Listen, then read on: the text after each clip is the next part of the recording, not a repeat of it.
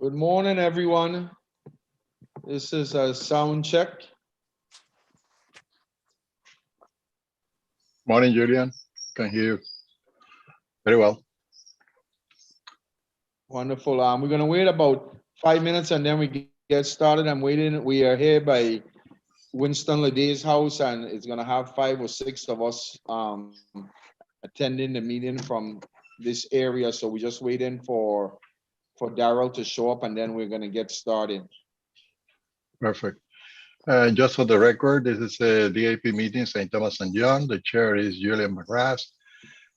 Council members can participate as observers, and it will be live streaming also. So please direct all your questions and comment through the chair, Mr. Julian McGrath, when we start the meeting officially. Thank you. Thanks, Miguel.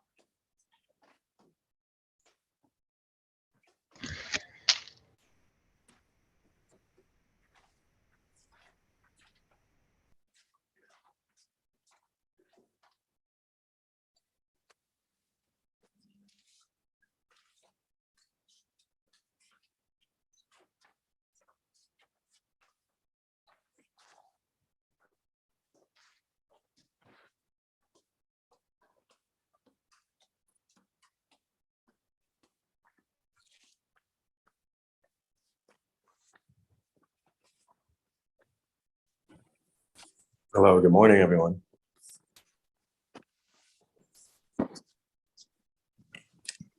Good morning.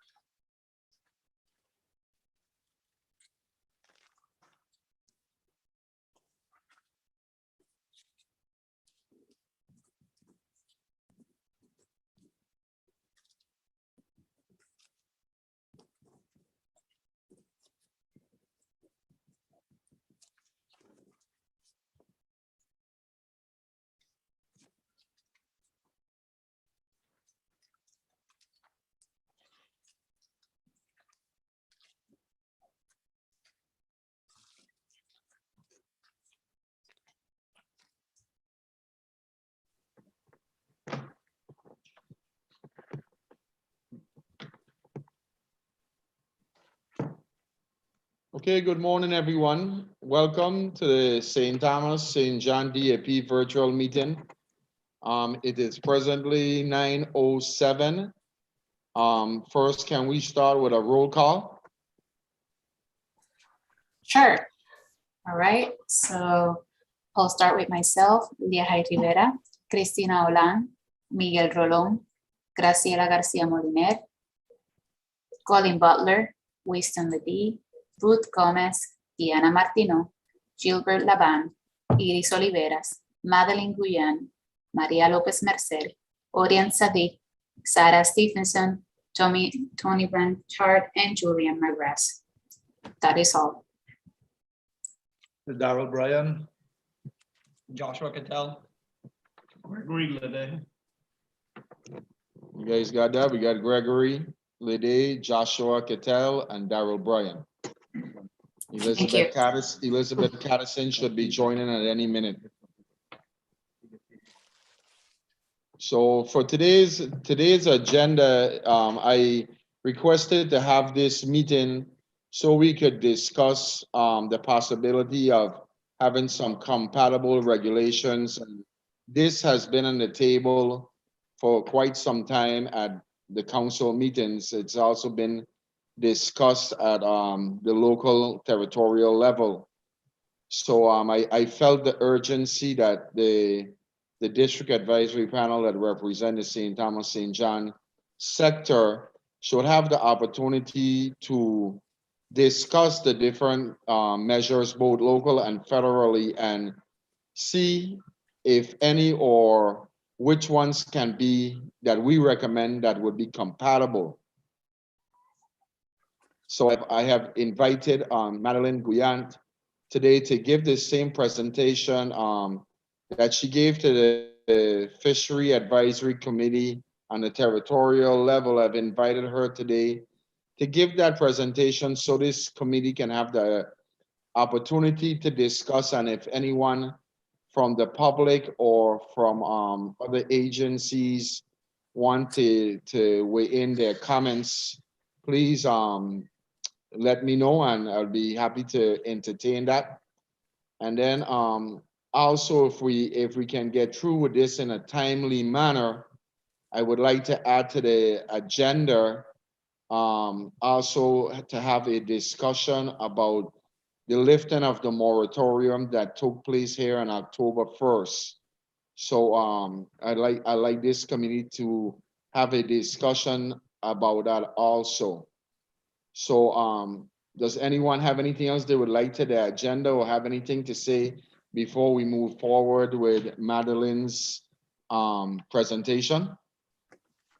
Julian, we also have the presentation by Graciela comparing the different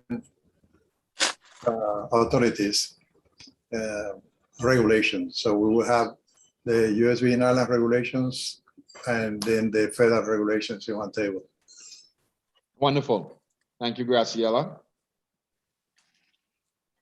Anyone else have any comments before we get started? Mr. Chair, Tony Blanchard.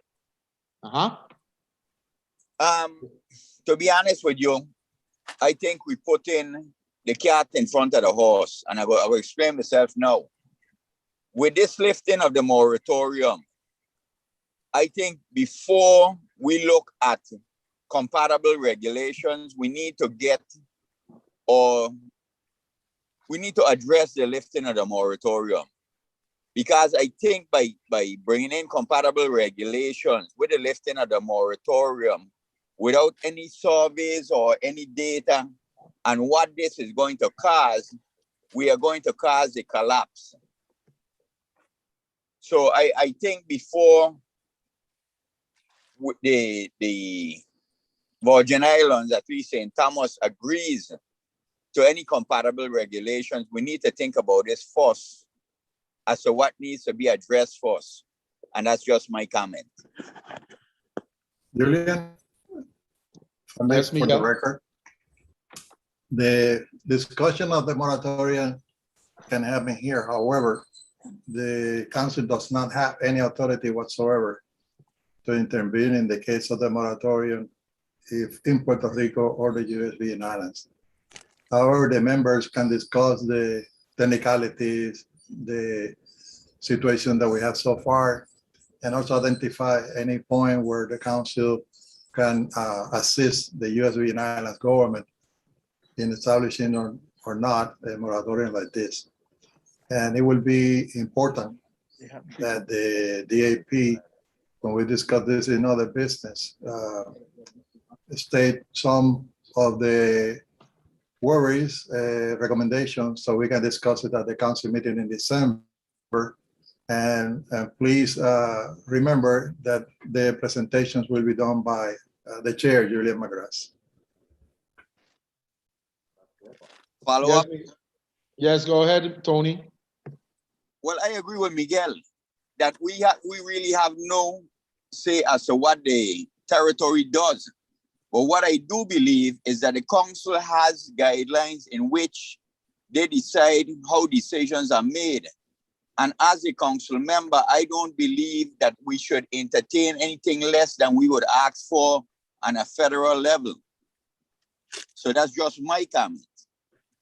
And to say that one does not affect the other, one is affected by the other, in my opinion. Okay, Tony, we will address that. We're still gonna go ahead and have the discussion about the compatible regulations because the moratorium came in after the request for the compatible regulations discussion was requested. We're gonna have that, and then we will have discussions about the moratorium. I take all your concerns. They are my same concerns, and I would like to save that for later on this morning or whenever we get to it on the agenda today. But definitely, it will be addressed, and in my report to the council at the December council meeting, I will bring all the comments and requests from this committee and the people who weighed in with their thoughts or questions. I'll bring that forward. A follow up, Mr. Chair. Go ahead. I just wanted to put that on record because I don't know if I'm going to be on the whole meeting. I'm tied up doing something else, but I just wanted to put that on record so that I stated my point of view. All right. Thank you, Mr. Blanchard. It's well taken, and I will see to it that it's in the report. Anyone else have any comments they would like to make before we move forward with the first presentation?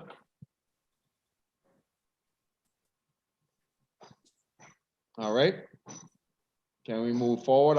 Who's gonna go first? Are we gonna do Madeline or are we gonna do Graciela? Yeah, we have Graciela first and then we have Madeline. Okay, Graciela, it's all yours. Thank you. Hey, thank you, Mr. Chair. Good morning, everyone. Let's see if I can share my screen here a second. It might be a bit repetitious, I think, but let's start at the beginning. Okay, so we are here to look at the compatible regulations or the possibility of compatible regulations between the federal waters and the territorial waters of St. Thomas, St. John district. So most of the information have been offered to the public using the Commercial and Recreational Fisheries Information Handbook that the USVI has, and it includes both the local and the federal regulations. We are in the midst of changing from the Reef Fish Spiny Lobster FMP that regulated all of the US Caribbean EEZ into island-based fishery management. The document, it's available at the website that you can see on the screen. And one thing that we need to consider and remember is that what I'm pointing out, I'm hoping everyone can see my pointer. So that's the EEZ of St. Thomas, St. John district. And then on the cover of the island-based FMP, you have the 3 nautical mile delineation of the territorial waters. So that's something to remember in terms of the regulations that you have in place in the territory and what applies to the EEZ. Okay, Mr. Chair, if anyone has a question as I go along, please make sure that they have the opportunity to ask. Thank you. So the first thing that we need to remember is that although the island-based FMPs have been approved, they have not been implemented yet. But one of the things that it's one of the regulations that it's in place and will be in place in the EEZ is the use of annual catch limits. This means that there is a limited amount of pounds per each of the species or species groups that you have that we have in the island-based FNP for St. Thomas, St. John, that it's different from what we had before.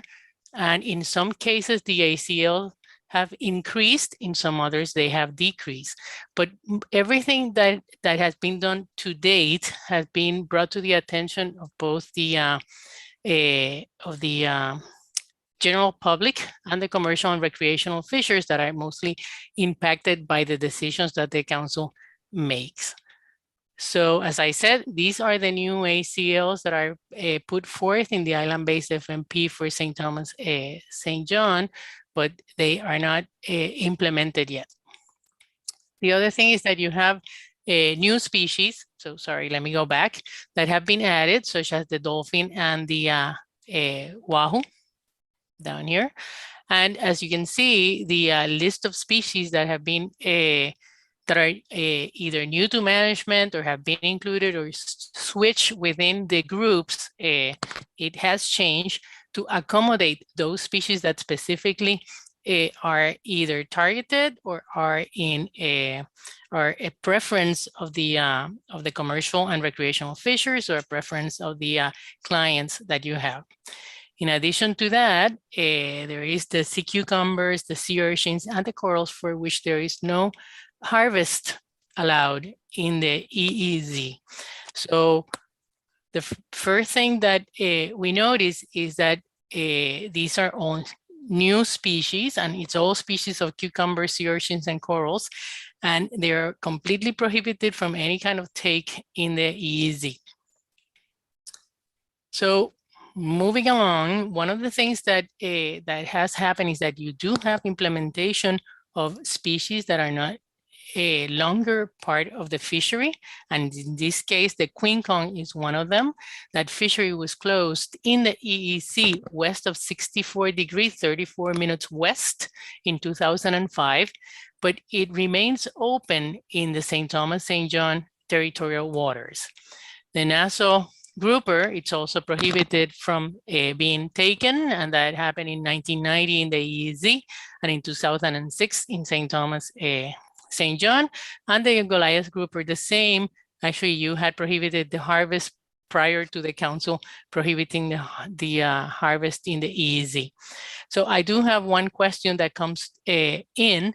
We've been reviewing not only the handbook, but also the actual legislation that it's in place. So maybe Madeline will have this information for us, but corals were prohibited in the EEZ back in 1994.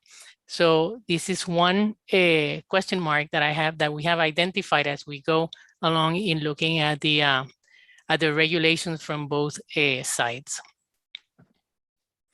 Okay, so we've accommodated this to look at the species that we have under management. So we're going to be looking specifically at spiny lobster now, and you'll see EEZ is the exclusive economic zone. STT, STJ, the St. Thomas, St. John district. We have the list of regulations that directly apply to the spiny lobster. And then one thing that we've included here is the year when actually the regulations came into place.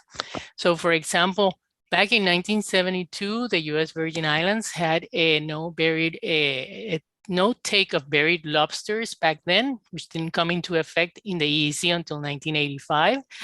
We do have to review the carapace length, because it's been a 3.5 minimum size for lobster, measuring the head in the EEZ since 1985, and in the territory, I believe it changed in 1974.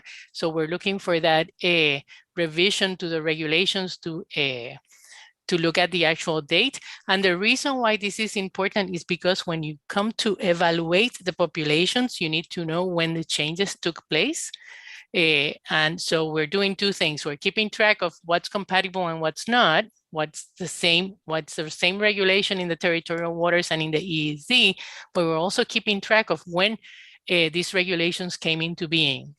So the regulations state that spiny lobster has to be landed whole. And again, look at the dates. We have implemented a no imports less than 3.5 inches in carapace length. There is also a number of ounces that you can import, but nothing less than that. And that happened in 2009.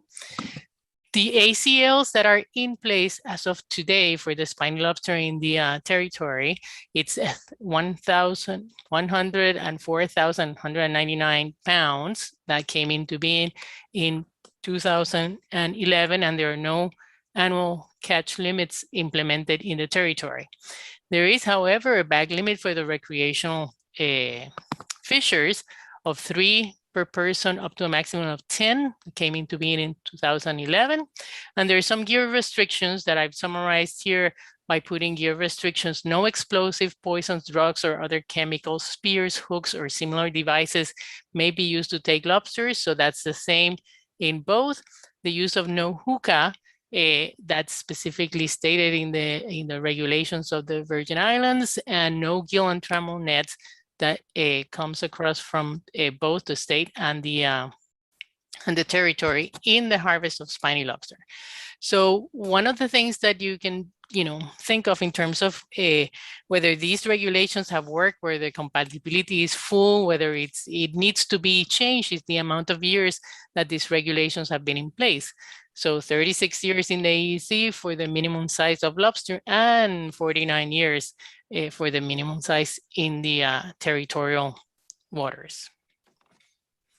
Okay. Question, Graciela, can we go back? Certainly, yes, please do. Okay, so the guys, they have a question, they're here looking, and they're trying to understand the annual catch limit of 104,000 pounds in 2011 in the EEZ, but there's no reporting in the St. Thomas, St. John territorial.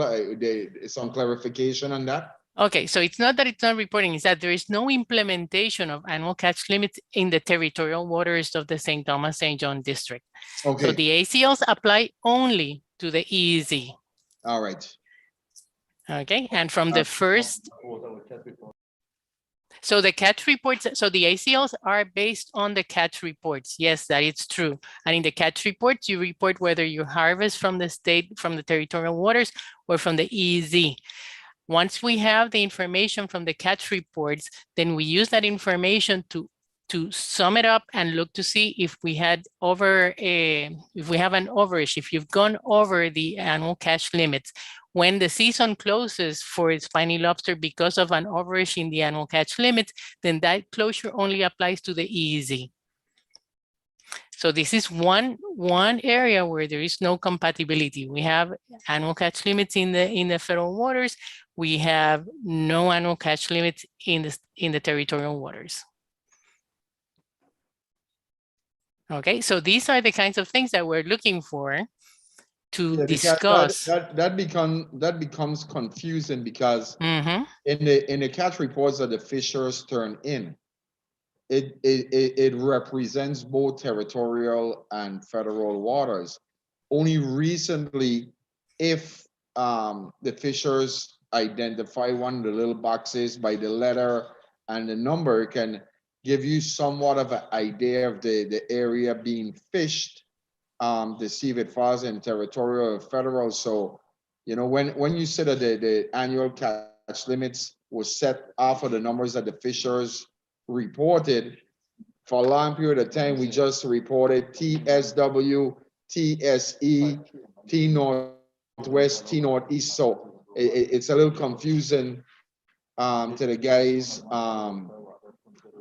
when it pertains to just the number shown in federal waters. So that I just wanted to put that out there. Okay, so you did have changes, and this is something that the Southeast Fisheries Science Center is looking into. You have changes in the catch report forms along the way.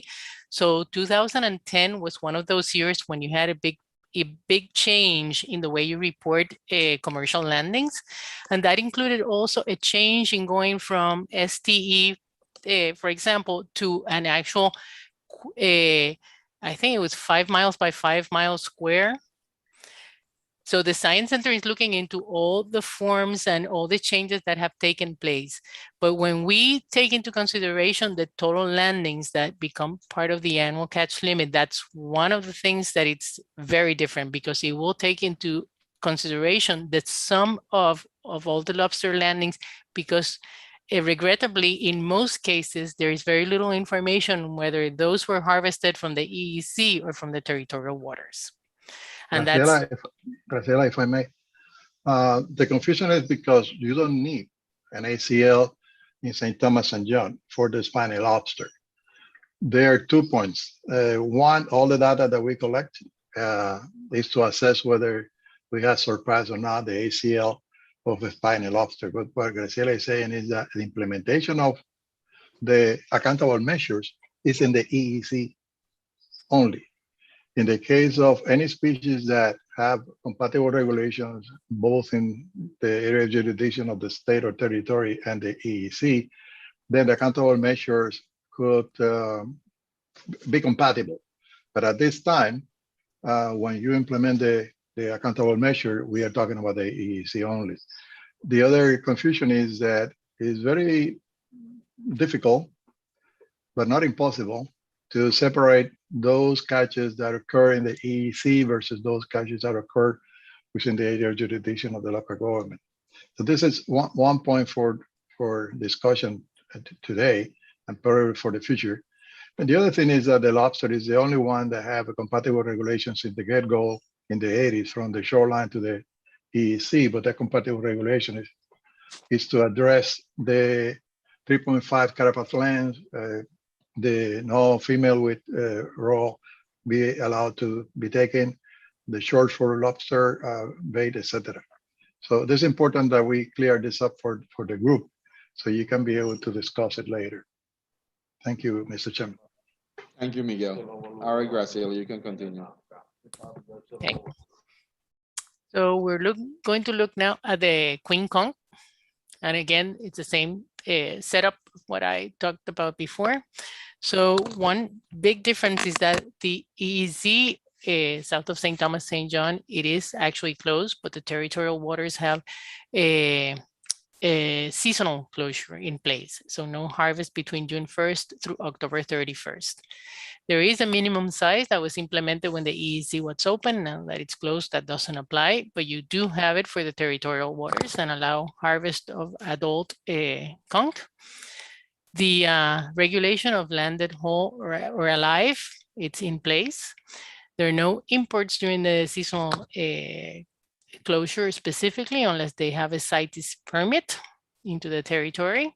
The ACL, de facto, then it's 0 pounds for the EEZ because it's closed, and 50,000 pounds is the quota for the territory. Once that quota is reached, then the season ends and a seasonal closure begins due to the overage in the quota. So you do have two different types of seasonal closures, and you do have a limit on the number of conch that can be taken commercially per day.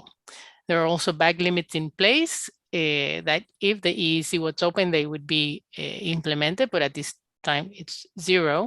And you do have a different set of bag limits for the Queen Conch of 6 conch per day per recreational fisher, not to exceed 24 per boat per day. So again, if the EEZ was open, this would be a difference in the regulations that are in place.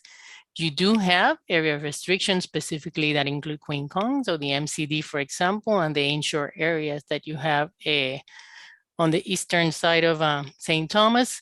And there are gear restrictions for the Queen Conch. Hookah is restricted for the take of Queen Conch, and so is any continuous air supply from the surface prohibited for the take of Queen Conch. Are there any questions regarding Queen Conch? Hearing none, I will continue. I can't see the hands, so if there are hands up, you have to let me know, please. Okay, so we'll do a kind of the same thing for the size limits that are in place in the EEZ and the territory. We do have the yellowtail snapper that has been in place since 1985 with a change in 1989. So it went from 8 inches total length to 12 inches total length, but there are no restrictions or no minimum size for yellowtail in territory. There are a size limits for the red hind and the mutton snapper because they were taken at one point for aquarium trade and things like that, you know, not being able to harvest fish that are less than 5 inches in total length. And you have none in the territories. I do have to check the sign on this. So the year implemented for the King Kong when there was a size limit, it was 1997, but again, the territory had it in place before that in 1994. And then in 2009, it became a no-take in the EEZ, but it remains in place in the territory. And the same thing for the King Kong being landed intact. You'll see a little bit of repetitions because we are trying to keep, you know, the same regulations together. So this is what we have for size limits at this stage. Okay. So moving along, we do have recreational bag limits that only apply to the EEZ, and in this case, it groups the species that were considered to be overfished and undergoing overfishing back in 2010 of snappers, groupers, and parrotfish with maximum per fisher. And here the limiting factor were the parrotfish that were only allowed to take 2 as part of the 5 and 6 total out of the 15 maximum per boat for that group. And the same thing for a mixed bag of angelfish, grunt, jacks, porgy, triggerfish, wrasses, and surgeonfish. So you'll see that this had become a much smaller list of species than was before the island-based FMP, which included things like squirrelfish and goatfish, etc. So here, although they have not been implemented yet, they have been approved, and these are the maximum number of fish that you can have per person, per boat, for the species that are allowed to be harvested. We've put in here the spiny lobster also, and this is the one for the EEZ. So a comment on this one here. This is one of the things that we would like to see compatible. So it's I know it's for the EEZ, but I'm just throwing it out there. This is one of the things that we would like to see when we get the recreational license in place in the territorial waters. This is one of the measures we would like to see also become a compatible regulation. Okay, thank you very much. I'm taking notes of that. See, and we'll see, I put a slide in regarding the recreational fishing regulations, just a very brief one, because it just says that you might want to apply for a recreational fishing license in the Virgin Islands. So it's at that stage still, or at least as far as we could find. So so the other thing, Julian, if I may address this a second. So, you know, this would include a look at the species that are then occurring more frequently in the territorial waters to see if you want to include any other species, or you can have complete compatibility the way it is now. So these are things that we have to be thinking about as we move along. Okay.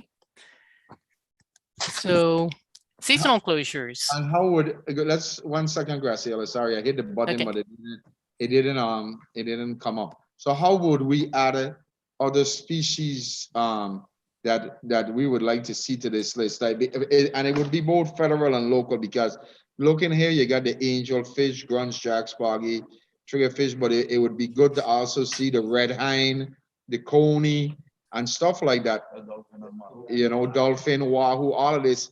all of this should be added into a bag limit for recreational, both federal and territorial waters. So these are the Julia, things. Yes, Graciela. Okay. Yeah, and that's precisely the importance of these tables that Graciela is presented. I would suggest that everybody take note of this. Then we wait for Madeline's presentation, and then we go one by one, so the chair can direct the discussion. Each one of those management measures that you would like to see compatible. Remember that there are many instances in which the territory or state regulations are better or more stringent than the EEC. The law says that for the species that are 50% or more in the EEC, those management measures that are implemented in the territory could be equal or more restrictive than the federal, but not less. So those points can be addressed one by one. So I suggest that once we have Graciela's presentation and Madeline's presentation, we can go back one by one. So you will have around the discussion. And please, members of the DAP, help the chair put together a good report by participating in the discussion. Thank you. Okay, so the reason why I started with the island-based FMP and a document that it's easily available through our website or the regional office website, it's because there is a set of criteria that were discussed with the DAP, with the SSC, with the council regarding the groups of species that should be managed in the EEZ, and that's where the other ones kind of fell off. For very specific species, you can see here at the bottom that 3 of the parrotfish, there is no take in the EEZ, as there is no take for Nassau and Goliath. So, you know, these lists can be as inclusive or as exclusive as it needs to be. And that's what Miguel was just saying, that you really need to write down what species you're thinking about. Dolphin fish, for example, being one that it's a part of the recreational catch, and see, you know, how would that work out in both the EEZ and the territorial waters. So moving along for the seasonal closures that are in place. So as you can see, the EEZ and the territorial waters look at the species that we're talking about and look at the compatibility of the seasonal closures that are in place. There are a couple of gaps in the species that were not included because there were switches in the group unit, etc., that did not include at that time a seasonal closure. These seasonal closures really respond to being able to protect the population during the time that they are most vulnerable, when they are aggregating for spawning, specifically for these larger groupers. But the same thing goes for the silk snapper and the vermilion and the blackfin, and they do have a seasonal closure in place that is compatible for the territory and the EEZ, again, to protect the reproductive months of the species. The snapper unit 3, which constitutes the mutton and the lane snapper, also have in place this seasonal closure. And I have to repeat myself, it is in place to protect the period of highest spawning or reproductive activity. Okay. So moving along, and this is just a very small summary in terms of the nets. You have had a gill net and trammel net prohibition in the territory, I believe since 2006, but Madeline probably has that information, and you do have mesh size restrictions. In the EEZ, we have the prohibition of gill nets and trammel nets not to be used for the reef fish and the spiny lobster. And I mean, there is a lot of text or additional text that goes along with these regulations. This is just a summary so that you know that in this case, there is a bit of compatibility among the two. And I think that we are all fairly clear on the use of nets. and the traps. So this is where there is a little bit more work that needs to be done. So there is that information on the regulations of traps. In the EEZ, they can be 1.5 inch hexagonal in the smallest dimension, or 2 inch in the square. So there are issues with the escape panels that I think might need some look at. But then again, you in the territory have that 2 inch minimum size for the fish traps. But in addition to that, you have quite a very developed and already implemented reduction plan for traps, which does not exist in the EEZ. So that's something else that we need to look at. So again, we're keeping track of the changes in these regulations, and I forgot to put here 2021, we should all be, we are not really compatible because the EEC has that 1.5 inch hex that I believe you have taken out of the regulations in the Virgin Islands. So I'm counting on Madeline to correct me on that. And finally, I'll make a comment to that, Graciela. okay, please. In the St. Thomas, St. John district, we strictly use the 2 inch mesh, but in St. Croix, they are allowed to use the 1.5 inch. So, but here in St. Thomas, St. John, we strictly use 2 inch across the board. And we would like to see that same thing for the federal waters EEZ. Get rid of that 1.5. All right, thanks. Okay, so let me just take a note of that. Okay. So, I'm just giving you a very brief summary of what's in the regulations now. We would have to look in depth to see what other changes need to take place.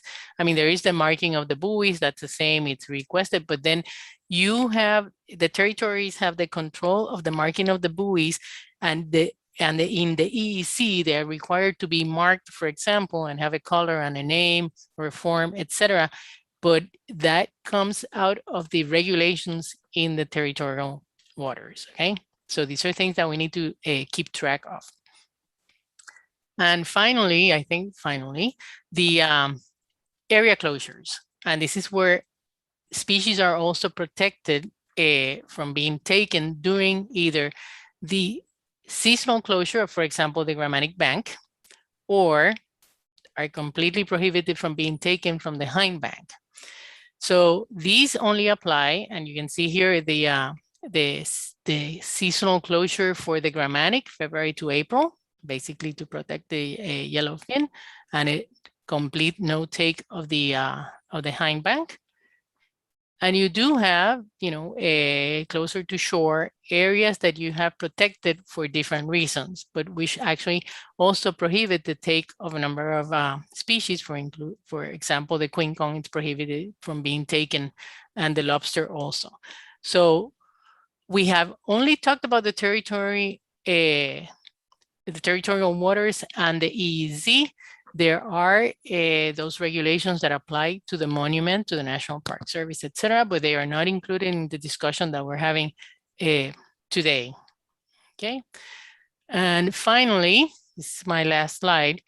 This is something that we also need to consider. So we looked at the licenses, the commercial fishing license. There is no commercial fishing license per se implemented in the EEZ. We endorse those licenses of the state, and the implementation when you first began having a commercial fishing license was back in 1972 that we could track down. There were changes in 2008, but there was also a moratorium that came into place from 88 to 92.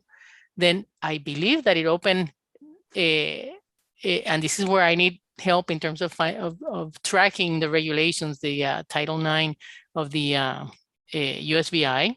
Then 2002, and then it opens in 2021. Okay, so for recreational fishers, there is no requirement, except that if you go to Count My Fish and the Marine Recreational Information Program, there is a little star here that says, if you will be fishing on a private boat in Hawaii, Puerto Rico, or the US Virgin Islands, you will probably need to register with us. And I need information to see if this recreational fishing license that you can actually very easily get from the website, it's actually implemented by regulation or not. So this is where you go to register for the license, and there I think it's expressed as you might want to get a fishing license for the Virgin Islands. So these are the details that we look at when we determine whether there is a recreational fishing license in place, yes or no. So there are no special. To answer that question, there's no recreational fishing license in the US Virgin Islands. There Okay. is none. Okay, so that's correct then what I have there. Then we don't have any special permits for queen conch. You don't either, or spiny lobster, or any of the other species for which there is some permitting in one of the jurisdictions. And I think, Mr. Chair, that with that, I conclude my presentation. We've gone through, I believe, if most of the regulations that have that we need to look at in terms of having compatibility or not. And I look forward to hearing Madeleine's presentation, because I know they've been working in the same path. Thank you very much, Graciela. That was an excellent presentation. Does anyone have any questions for Graciela, or we can hold off until after Madeleine Guyant is finished with her presentation?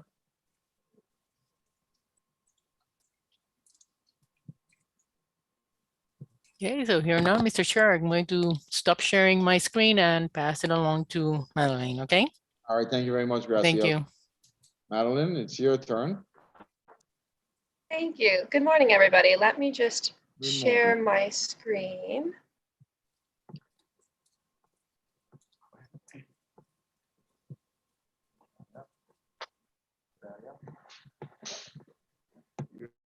Are you all able to see the presentation full screen? Yes. Yes. Okay, Yes, Madeline, wonderful. for the record, before you start, can you introduce yourself, your title and affiliation? Yes. So my name is Madeleine Guyant. I am an environmental specialist working for DPNR's Division of Fish and Wildlife at the St. Croix office. Thank you. So I think this was a good flow agenda-wise, because this presentation, as some of the FAC members that are also present here know, is a little bit more discussion-based and focuses in on the species-specific compatible regulations. So there's that larger comparison of gear and of management areas. And in order to make the presentations a little shorter and facilitate discussion, we've focused on some topics more specifically. So the objectives of this initiative and why it was brought to the FACs and to the DAP is to help identify where stakeholders are interested in seeing the policy changes and compatibility happen. So we're looking for this engagement to help identify the recommended changes on the territorial policy side in order to prioritize the policy work done by DPNR. Just a little bit of an overview of what's been done already. So there was a meeting between DPNR and NOAA back in 2020 where this larger compatibility spreadsheet was discussed. And we've been working on some documents expanding on that knowledge and information this past year. And it was brought to the fishery advisory committees in both districts. So those meetings were in September. And then for St. Croix, they had one meeting earlier this month. So from that, St. Croix chose to table a couple of topics for additional discussion. And those members at each district were presented with the same content that's going to be on this presentation here, as well as same information in an Excel spreadsheet that had columns for them to provide feedback, ranking their priorities and the impact that that would have. And so right now we are waiting for some of that feedback still, They were really good discussions. So what we're presenting today is a summary of the species-specific Excel sheet that had been used and discussed with NOAA from last year, and it does not include a discussion of any discrepancies in regulated catch per pound. So the ACLs that were covered on Graciela's presentation are not in this PowerPoint. So there'll be 21 different species or species groups that come up. All of the slides are going to look similar to this. And as it was asked, yes, go ahead. I got one question for you. Can we go back to the first slide, please? This or above? Yes, this one right here.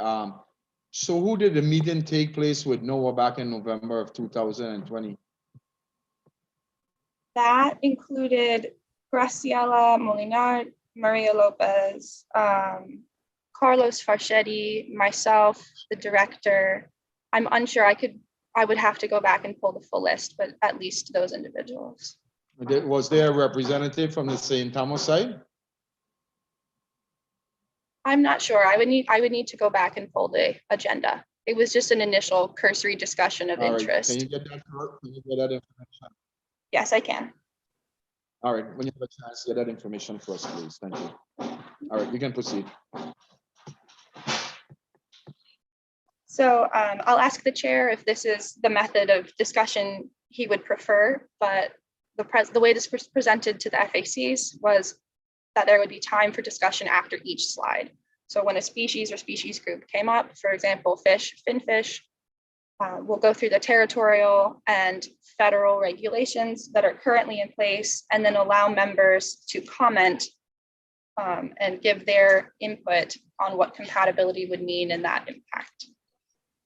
Is that the Julia, format? No, if I may, it's better to allow Madeline to finish her presentation, and then we can go back one by one, because some of the regulations that she addresses are the same that Graciela addressed. Some are a little bit different. The other point is that, remember, we have now island-based FMP, so the compatible regulations in the St. Thomas and John area not necessarily have to be identical to those on St. Croix or Puerto Rico. It's important that the group concentrated on those compatible regulations that you would like to see addressed by the council in the St. Thomas and John area. And that's just a suggestion. So we can see the whole spectrum of what Madeline is going to present to us, and then we can go back one by one. The other way that we can do it is then go back to Graciela and check it. But I believe that Madeline presentation is probably the best way to address it, because you have the territorial language and the federal language, and then Graciela can add to anything that might be missing. That would be one suggestion. So you will be able then to not miss any of the compatible regulation area that you would like to address. All right, that's fine. That will work. I'll let Madeline finish and then we'll go back. We'll write down, anyone has any questions or comments, just take a note and we're gonna come back to them here shortly.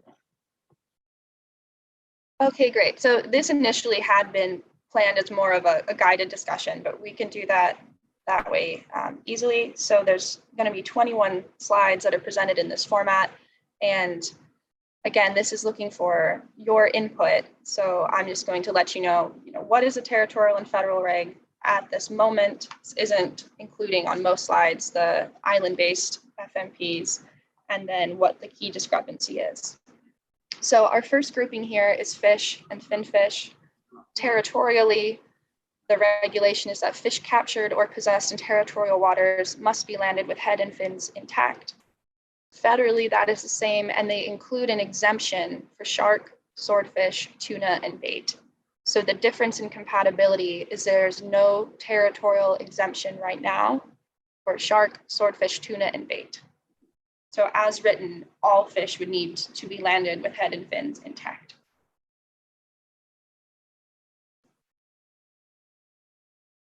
The next species is Nassau grouper, where territorially and federally there is no harvest or possession year-round. However, the federal language also includes wording that such fish caught in the Caribbean EEZ must be released with a minimum of harm. So for both Nassau and Goliath, which is the next one here, the discrepancy is that there is no USVI wording that accidental catch can be released with a minimum of harm.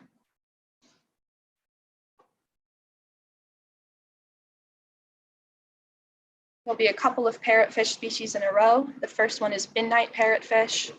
This 12 VIC 105 on the left is our baseline protection territorially for all indigenous species. So when this comes up on the territorial side, it indicates that there is no specific territorial protections for that species. So right now for midnight parrotfish, there is no possession within the Caribbean EEZ, and such fish caught must be released with a minimum of harm, and there is no matching language territorially. The same is true for blue parrotfish, as well as for rainbow parrotfish. So these three species have no take in federal waters and territorially are not protected. Spiny lobster was something that we discussed a little more fully with Graciela, but I've got those wordings up here side by side. So again, there's the minimum of 3.5-inch carapace length that matches. And I can comment that I believe the last amendment to that length was 1973, but for some of those year questions that came up in the previous presentation, I can send a follow-up later with more information. So the key discrepancy right now is the recreational bag limit, and that territorially, they may be retained in a trap until eggs are released if it's seen that it is an egg-bearing lobster, and there's no federal wording to allow that retention.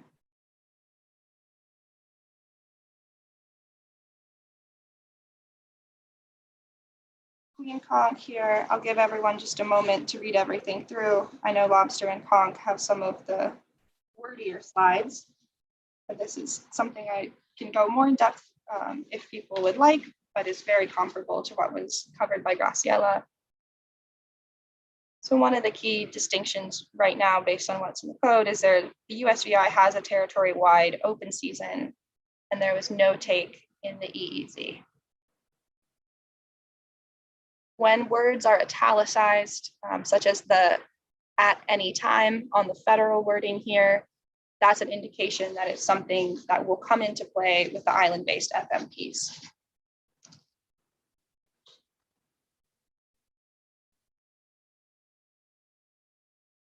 Coral, this is another one where under the island-based FMPs, there would be no take. And territorially, we do not have protections across corals right now. Additional federal wording includes that power tools may not be used in the Caribbean EEZ to take coral reef resources, and there's no take or possession of protected corals. Of course, our threatened and endangered corals territorially have those protections under the ESA, but right now, that compatibility would mean that you would need to include language in reference to power tools as well as to take.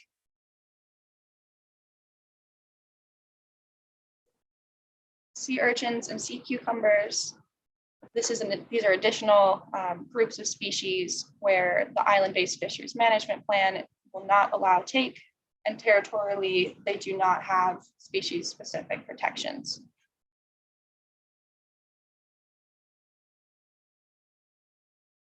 Yellowtail snapper. Caribbean EEZ has a size limit of 12 inches total length, and there is no size limit or any other regulation on the territorial side.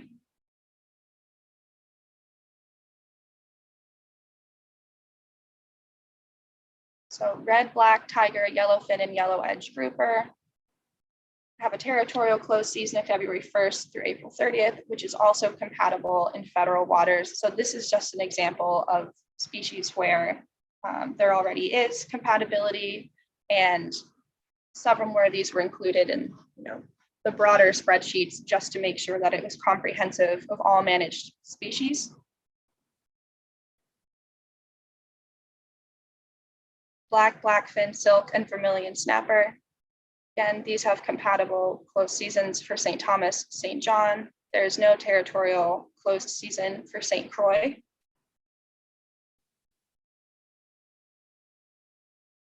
The sea turtle regulations are compatible. For mutton snapper, there's a territorial and federal closed season of April 1st to June 30th. Spawning aggregation closure extension from March 1st to June 30th. So these species that are compatible already were included just to facilitate discussion across all managed species. Lane snapper, again, has a compatible closed season of April 1st to June 30th.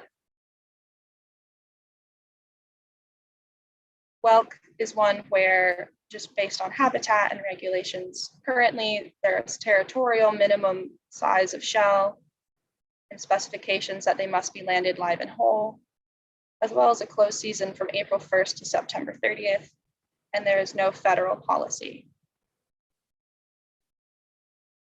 Aquarium trade species territorially require a permit for aquarium collecting, and those fall into 3 categories. So there's personal, which has a weight limit, commercial for any size, and a trade, export, and sale.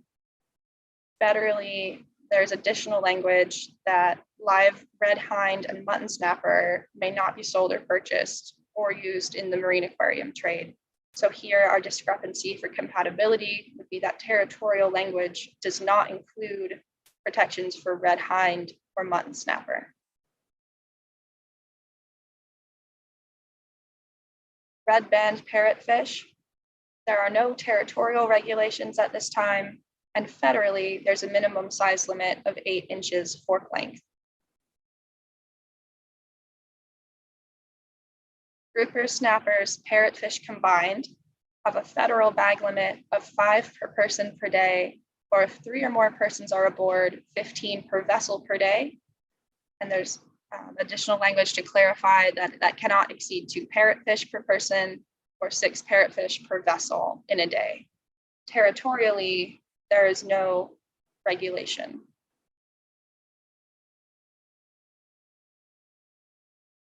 For reef fish, very similar. There's a recreational bag limit of 5 per person per day federally, or if 3 or more persons are aboard, 15 per vessel per day.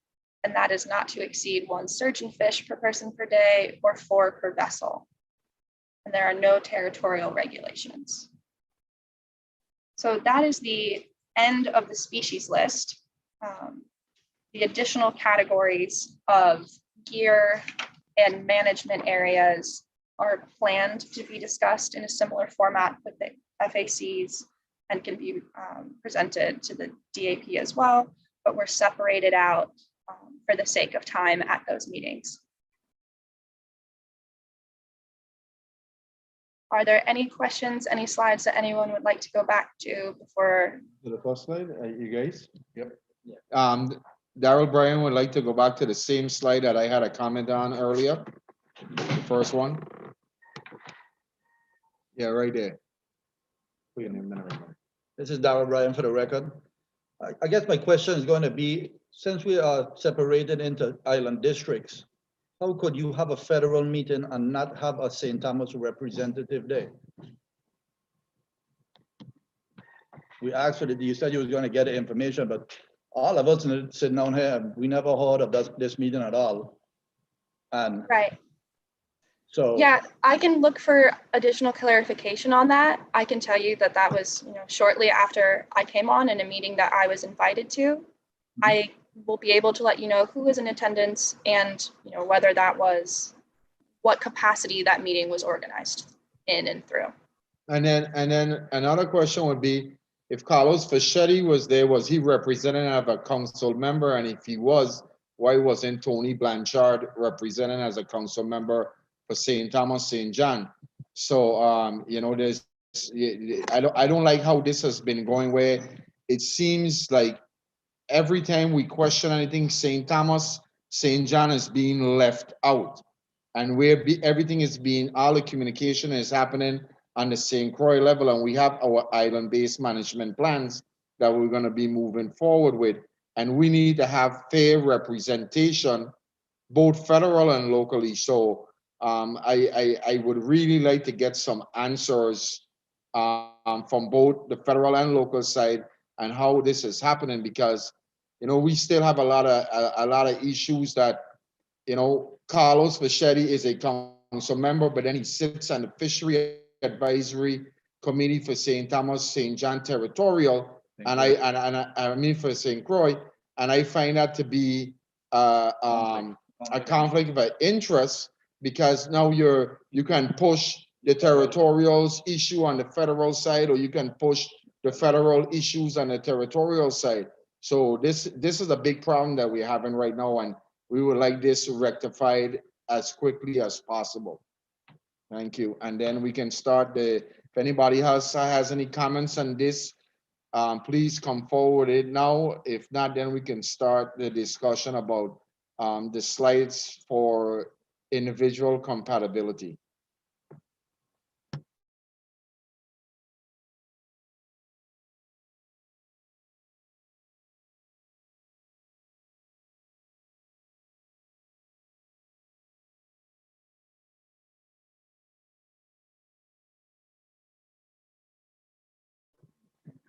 Yes, Maria Lopez has her hand up. Okay, good morning, everybody. This is Maria Lopez with NOAA Fisheries. I can clarify a little bit about that meeting. I don't know if you all remember when we were in several council meetings, there were discussions about compatibility of regulations. And I believe this was a discussion specifically that was being led by St. Croix, excuse me, by Carlos, where he was requesting help from our staff and council staff to put together a list, the same thing that was presented by Graciela and by Ms. Guyan, a list of regulations. And I don't know if you recall from several different meetings that we were offering our help in terms of putting together this list. So I remember also, saying the same thing for Puerto Rico and St. Thomas, that if they needed help from our staff to put together a list, because sometimes finding the regulations is not easy, right, where everything is. And we were also having, like Graciela said, that needed some help finding out where some of the regulations for the U.S. Virgin Islands were, to be able to address this request to deal with compatibility of regulations. So I believe this was just an introductory meeting. I believe this is when Ms. Guyan started working for the DPNR. We met her and we just, Carlos talked about what he was doing and putting together the list. And we also talk about where our regulations were. And I believe Ms. Guyan said that she was looking into, regulations and putting together this presentation, etc. So I hope that clarifies that meeting. And again, we are more than available to provide the same level of help in terms of putting this action together, if that is the interest of the St. Thomas. Now that we have island-based FMPs, St. Thomas can also do their, particular regulations that are different, that are not the same in St. Croix, if they are interested. And this is what we're doing in this meeting. Thank you. Thank you, Maria, for that update. But we just want to ensure, that any meetings that are taking place like this one, if that meeting was strictly for St. Croix's island-based management plan, we don't have a problem with that. We just want to ensure that if something is going to be discussed for the St. Thomas, St. John district, that it's going to have the involvement of the representatives from the St. Thomas, St. John district. And, I wish someone from DPNR, Fish and Wildlife would answer. I think Sinai Haptis is on. It would be nice to get a response back from the division on what's going on and how do we move forward, because we have two totally different shelves, and we have two totally different ways that we look at the way we fish and the way we do management. So we just want to ensure that it's being done fairly and it's being done correct, so we don't run into a big back and forth and a big battle here in the very near future. So thank you for the clarification, Maria, and definitely if we need some help clarifying any of the rules, we will reach out to you. Yes, absolutely. We're here. Thank you.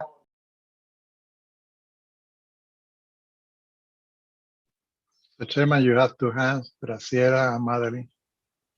All right, I don't know who was first because I'm not seeing the hands. So we can go with Graciela first, whichever one. Okay, so Mr. Chair, I think that one thing that will come out of this meeting is that there are differences in the regulations that you have in the territorial waters of St. Croix and St. Thomas. And so we began with St. Croix because they were ahead in the requesting information on the compatibility of the regulations. So now that we are meeting with the DAP of St. Thomas, the same information that we've provided and we've discussed, we'll be more than happy to discuss with anyone from the DAP or the DPNR as they need our input into the federal regulations, etc. So thank you very much for this opportunity. Thank you, Graciela. Madeline? Thank you. Yes, I just wanted to say that I appreciated Maria and Graciela's elaboration on that, and to just clarify a little bit that was a resource gathering meeting. I had been newly introduced to the USVI regulations, and that it was basically to line up the scope of what would need to be done in order to have these discussions now. And there was no intent to exclude anyone. And I hope that going forward, we can have all the conversations and the involvement on the St. Thomas side that you would like to have. Julian? Great, thank you for that clarification. Yes, Miguel, go ahead. Julian, if I may, it is important that in your report also we address this. When we have everything, everybody understand what are the rules of the game. It is important that message gets across. So I believe that the take-home note here is that the federal government technical people, Southeast Regional Office, Southeast Fisheries Center, and Graciela will be able to meet with any group from St. Croix, any group from St. Thomas, and any group from Puerto Rico as needed to provide the information for developing the compatible regulations. The other thing that I was going to mention to you is that compatible regulations is a long process in terms of technicalities and everything. So the sooner we get this information meetings with St. Thomas and John and Puerto Rico, the better. For those meetings, you have two components. You have the FAC in St. Thomas, you have the DAP of St. Thomas and John, and then you have the technical people from the Department of Natural Resources, Planning and Natural Resources, and the ones that we just mentioned. So it is important that we convey that message very, very clear to the council. In addition, you can have observers from Puerto Rico or St. Thomas in any of these meetings, so we will be able to understand the background of the material that are presented. That's not to say that one is going to influence the other, because the beauty of the island-based FMPs is that we focus on each one of those areas. And then once we put this together and this report, we convey that message to the council. Then the council can help in the logistics for this type of meeting.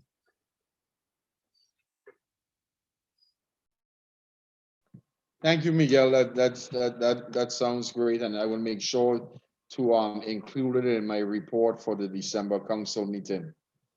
So I think at this time, what you recommended, that we go through each one of the items one by one, and we can make our statements from there. Is that correct? Yes, and the way that Madeline organized it, we can use that as a guideline for discussion. So each one of those topics can be discussed, and then Graciela can add from her presentation anything that we need to add. So my suggestion is we go with a Madeline presentation. And remember that the compatible regulation work both ways. Sometimes the territorial state have better regulations than the federal government. And then once you agree on this type of regulations, there are two things that have to happen. Number one, the local government has to then look at the laws and regulations they have in place, change it, modify whatever they want to do. And then they have to present officially to the council or to the National Fishery Service through the council, those regulations that you would like to see implemented in the EEC to make it compatible with the local government jurisdiction. The same goes for the EEC. And of course, there are some regulations that you don't need to have them compatible because the regulations mostly for those species that occur, let's say a great percentage of the population occurs within the area of jurisdiction of the local government, you don't need compatible regulations. However, looking at what the other councils are doing and the jurisdiction in other areas, when we talk about ecosystem management, and please don't get into the discussion of the ecosystem management now, but when you have ecosystem management, you would like to have across the range a regulation that address, for example, forage fish. So my recommendation at this time, Mr. Chairman, this is not the last meeting. I believe that we have started a good process. So this first meeting, we go through the regulations that need to be addressed following Madeline's Guyane presentation, and then and then please concentrate on one at a time. But you can also go back if you at the end of the discussion you think about something else, please tell us so we can put it on the record. Thank you, Mr. Chairman. Thank you, Miguel. So we're gonna start the process back over. Madeline, thank you for all that you're doing, and we can start the discussion on each one of the topics. I think this should go pretty quickly because some of the individuals here have done it before, but it's open up to everyone for comment.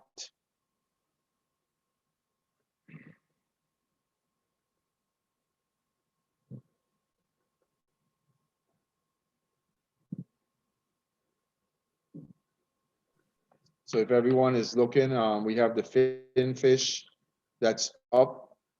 We have the federal guideline, we have the territorial guideline.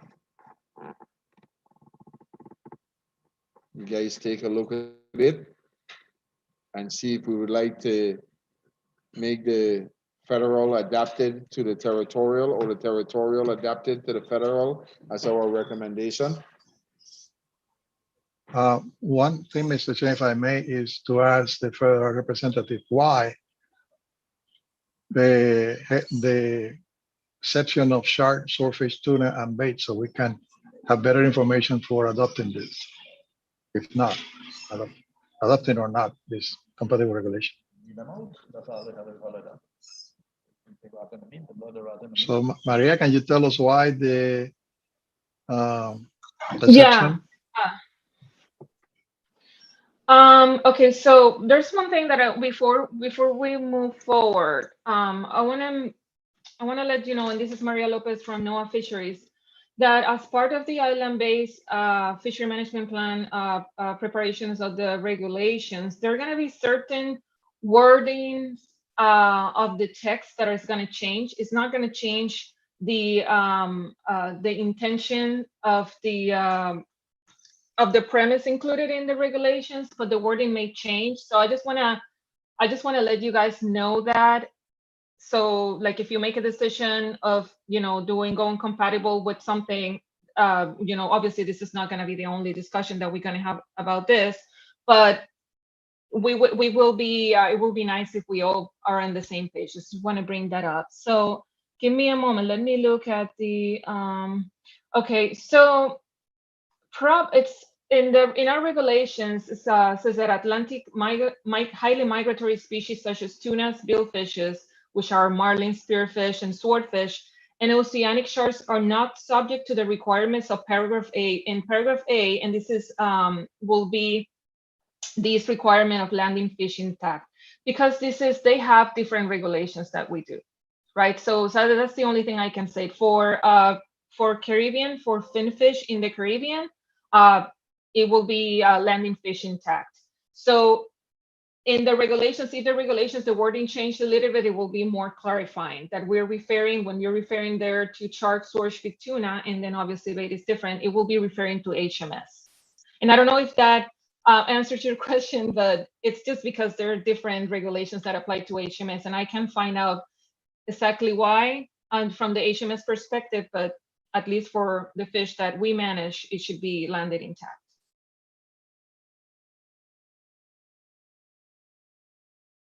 Thank you for the clarification. From what I'm hearing from the guys here with me is they would like to see the federal regulation finfish in or from the Caribbean EEZ must be maintained with the head and fins intact with the exception of shark, swordfish, tuna, and bait.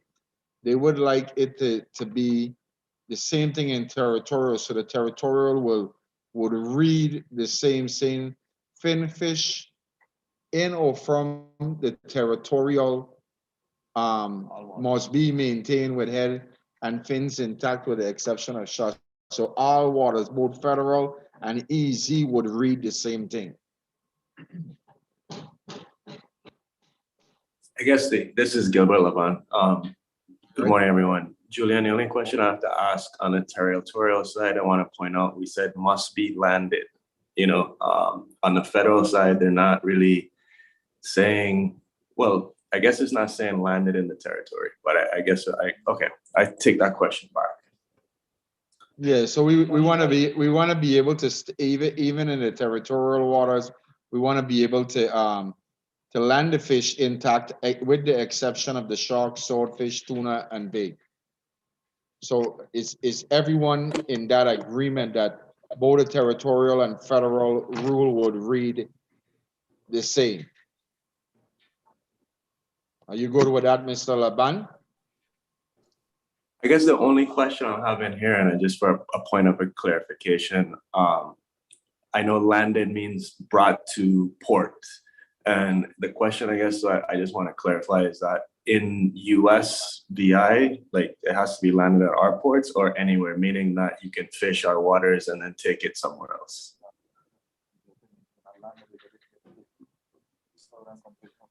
Mr. Chairman, if I may. Yes, Miguel. Okay, some of the discussion are really technical from the legal point of view. I believe that we should discuss the essence.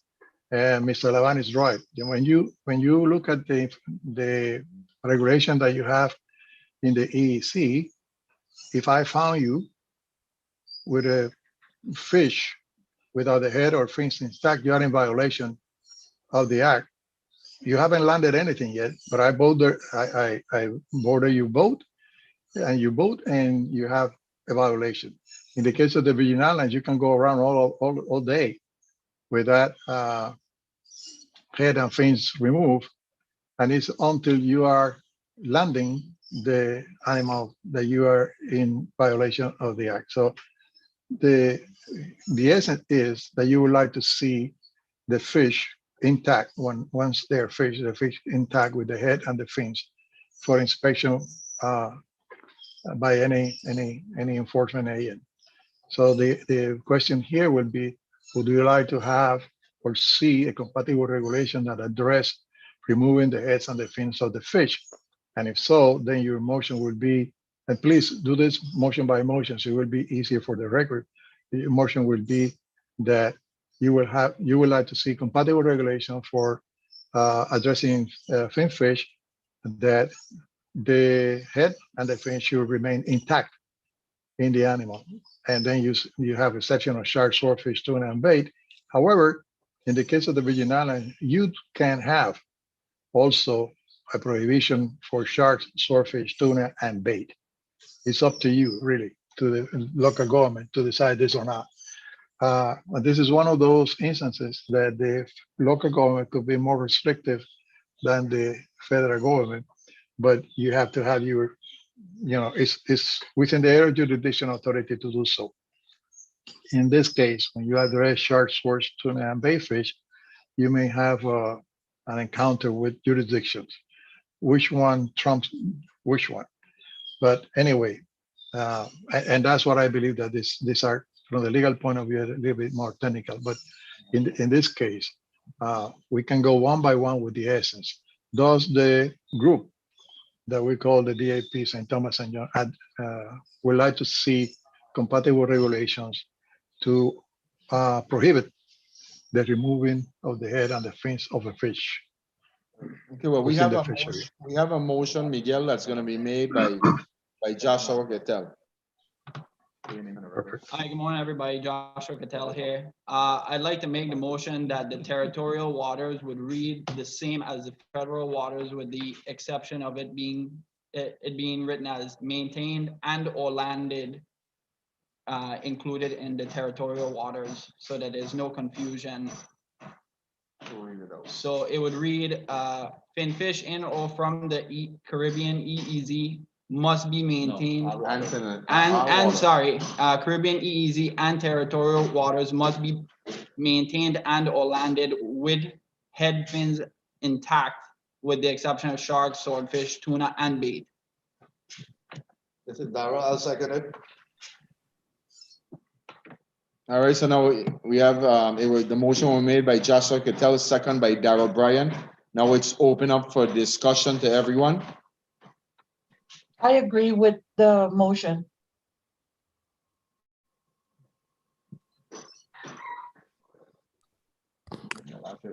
Mr. Chair, you're discussing this. Maria is asking for a turn to speak. Okay, yes, I didn't see, yes, Maria? Hi, Maria Lopez from North Fisheries. So at this point, I am going to make a suggestion, and is that it's very probable that once we in certain aspects of the regulations, the specific wording is going to change, and that is what is being reviewed right now for the proposed rule for the island-based FNPs. So one of the changes that we are considering right now is specifically the wording of this, the requirement for landing fish intact, to clarify the HMS, because obviously, that shark and swordfish and tuna, those are species that are Atlantic highly migratory species.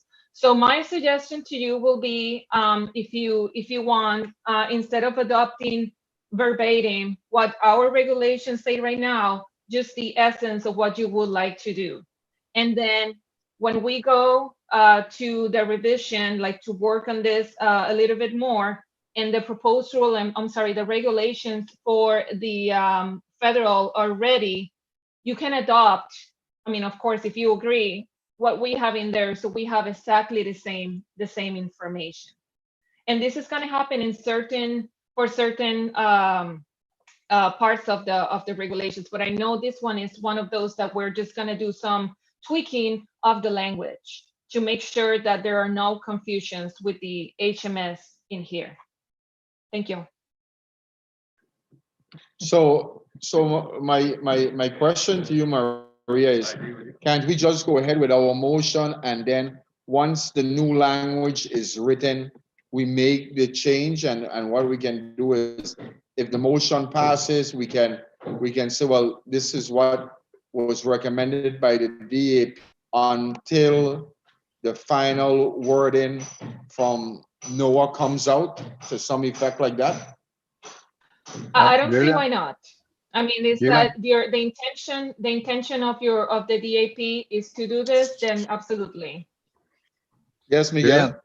Yeah, that's what I suggested, to stick to the essence. I believe that the motion could be simpler. The group moved to adopt compatible regulations for the landing, for the maintaining of the head and the fin intact in the species that are in the U.S. Virgin Islands, St. Thomas and John fishery.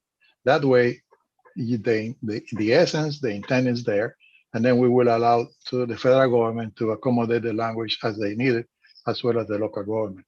But I believe that your intention is very clear. You would like to see compatible regulation address the removal of the head and the fin of a fish that is in the fishery of the St. Thomas and John area. I go with that. Anybody else has any discussion?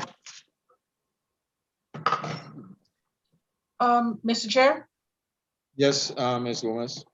I really don't feel comfortable with the way Maria and Miguel want to do this. I more rather the way you just suggested. It has to be noted someplace as a DAP, as a unit, what we would like to see in the language, because then I don't understand why we're sitting here. I was under the impression that we would be able to take a look at the language that exists for both the territorial and the federal waters and edit, change, whatever you want to call it, to what we felt would be, more pertinent to our waters. So if we were to adapt the federal or we had to insert language, I thought that's what we were going to do today. For me, Ruth Gomez personally, I feel that it needs to be put on the record somewhere, and I think this is the venue to do so, exactly the language we want to see, not the essence of or allude to, and then the federal government will come up with what they think we're trying to accomplish and see if the language fits. I'm not comfortable with that. So I just want to put that on the record. Okay, and for the record too, Thank you. the DAP doesn't have any authority to actually write the language of, but neither the council. The language of the regulations are written by that. So I believe that if you, in the record, you have stated two things. You would like to see 100% compatible regulations. You would like to see the word landed in the federal government regulations. You may want to discuss whether you would like to address shark, swordfish, tuna, and bait within the area of jurisdiction of the Virgin Islands. And that's why it is important that both the motion includes your intent, and then the discussion following the motion includes exactly the language that we like to see, and then leave the lawyers and whoever write this language, because this language is a public document. It have to come back to us.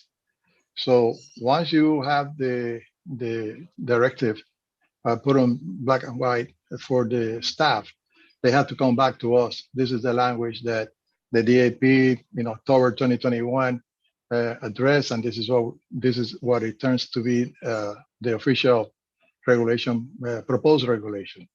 And this is the system that have been addressed many times by the MSA. In the case of the shark, swordfish, tuna, and bait, personally, I will leave it out for the time being, but also you should express your concern, wishes, whatever, your recommendations regarding these 4 species or 4 groups of species, because it's important for them to know. And then, for example, I can say, Puerto Rico, I don't want any shark fish in my waters. And the federal government would say, well, that species is predominantly in the EEZ, therefore you cannot prohibit the taking of the shark, the same way that happened with the billfish. So in this case, it is very clear for the record. I mean, you have to have the motion and you have to discuss it and have it very clear for the record, which is what we're doing now, the discussion, that the recommendation of the DAP includes, number 1, have compatible regulation. Number 2, to include the word landed in the language that Maria del Mar just addressed today.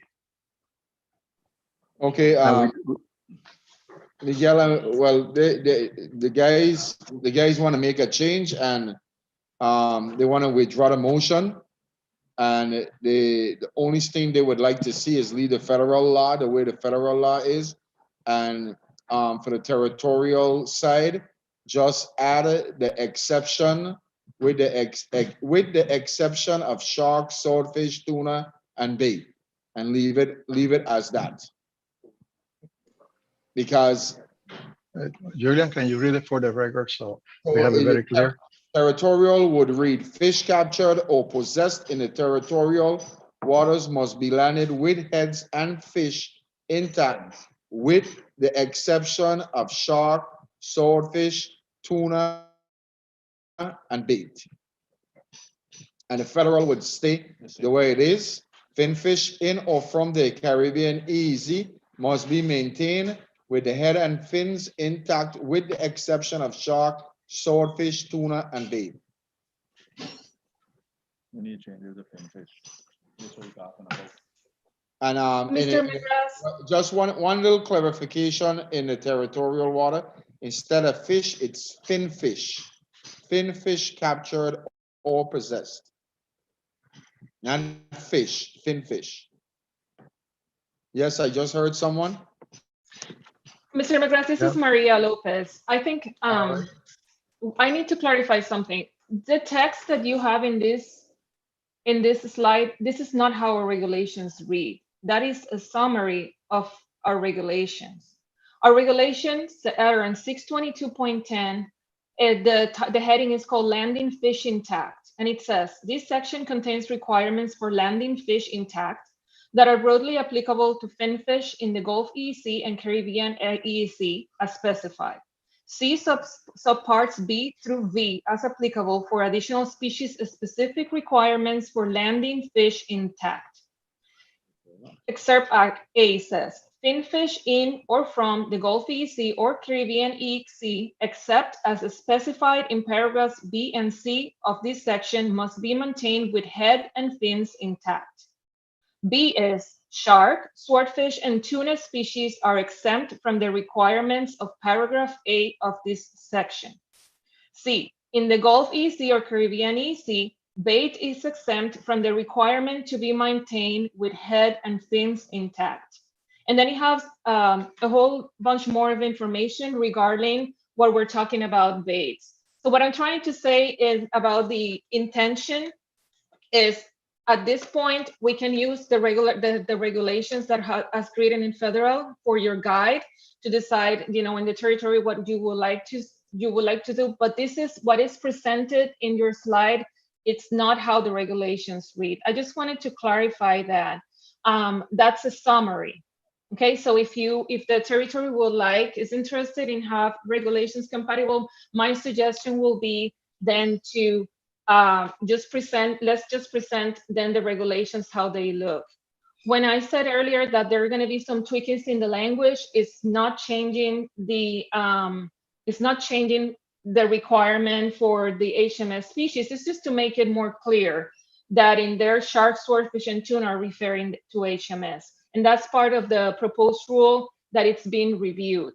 But right now, if you would like to, adopt some sort of compatibility, or bring it to your committees and decide, from the territory perspective, you would like to do something similar to the federal, I would suggest then just to look at the, once you decide, which topic you want to do, we can present the regulations and you can look at it to avoid any confusions. I hope this clarifies a little bit. Yeah, Mr. Chairman, that's the point. That's what I've been saying, that you have to stick to the essence of it. The DAP, not the council, write the regulation. The regulations are written by lawyers in the federal government. And just stay very clear what your intentions are. And then at a future meeting, you will see each one of the regulations, the one in the territorial sea, the one in the federal government, how they have been modified. Because as we speak, we are working on the implementation of the island-based FMPs that had not been implemented yet. They will be implemented in 2022. And that way you will be able to address, because there are 21 of these measures. You won't be able to finish them if you look at every word, every comma. The way that the MSA put this together is that the advisory bodies, which are the councils, not in this case, even the DAPs, put together the language, the essence of what they want. And then the process that is followed, they take the management plan that are approved by the management plan that are going to submit to the secretary for approval. They also include draft regulations. They also include ancillary laws that have to be included in the discussion. So again, I believe that your motion is very clear. You would like to have compatible regulations for this species.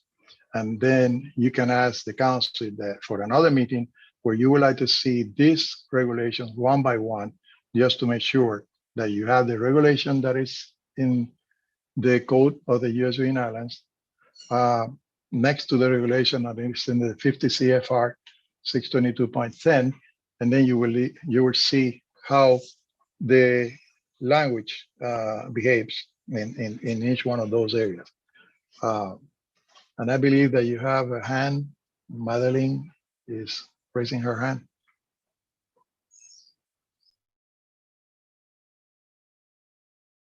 Okay, thank you.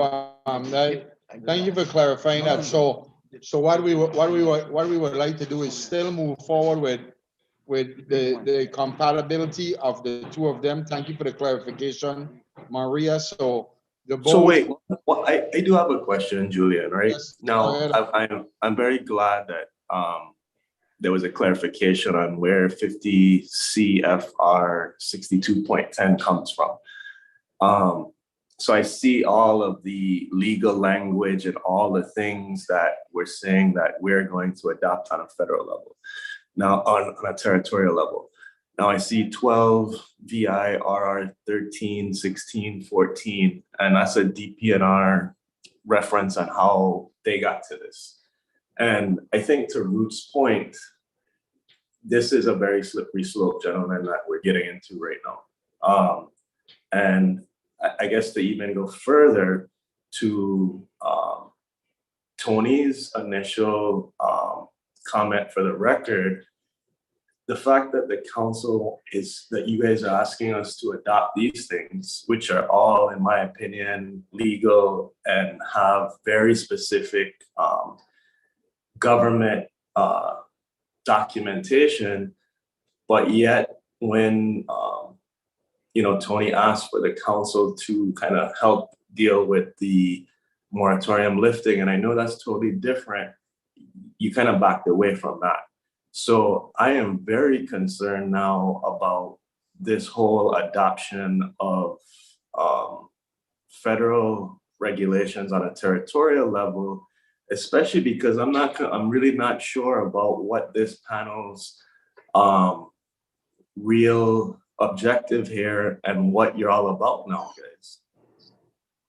Okay, So let me clarify. Let me give it. That's a very good point. Let me clarify with the record. The council is not pushing for any compatible regulations. It's the other way around. This meeting was called by the chair because Julian is interested in see which regulations within the area of jurisdiction of the U.S. Virgin Islands can be compatible with the federal government. And it is important to keep that in mind. The council doesn't have any authority whatsoever within the area of jurisdiction of the local government. So this is the other way around. What we are looking at is that what possible management measure can be addressed and submit to the council, or to submit to the secretary via the council, that the U.S. Virgin Islands government would like to see compatible with the federal government. And which of those federal government regulations you would like to see compatible with the area jurisdiction of the U.S. Virgin Islands. So we are all talking the same thing. It's just that you address a very good point. It's very difficult to address any of this besides the essence of what you want to do. If you don't have a lawyer with you, the whole set of regulations, the way they are written in the code of the U.S. Virgin Islands, and the whole set of regulations that are written in the 50 CFR. Maria de la Mar hit it on the nail, because when she reads the part of this regulation that is summarized very in layman terms, summarized here, you can see that it's long and complex. Each one of those regulations have been the product of lengthy discussions for years between the local three councils, Gulf, South Atlantic, and Caribbean, and the federal government, especially those species that are considered shared by the three jurisdictions.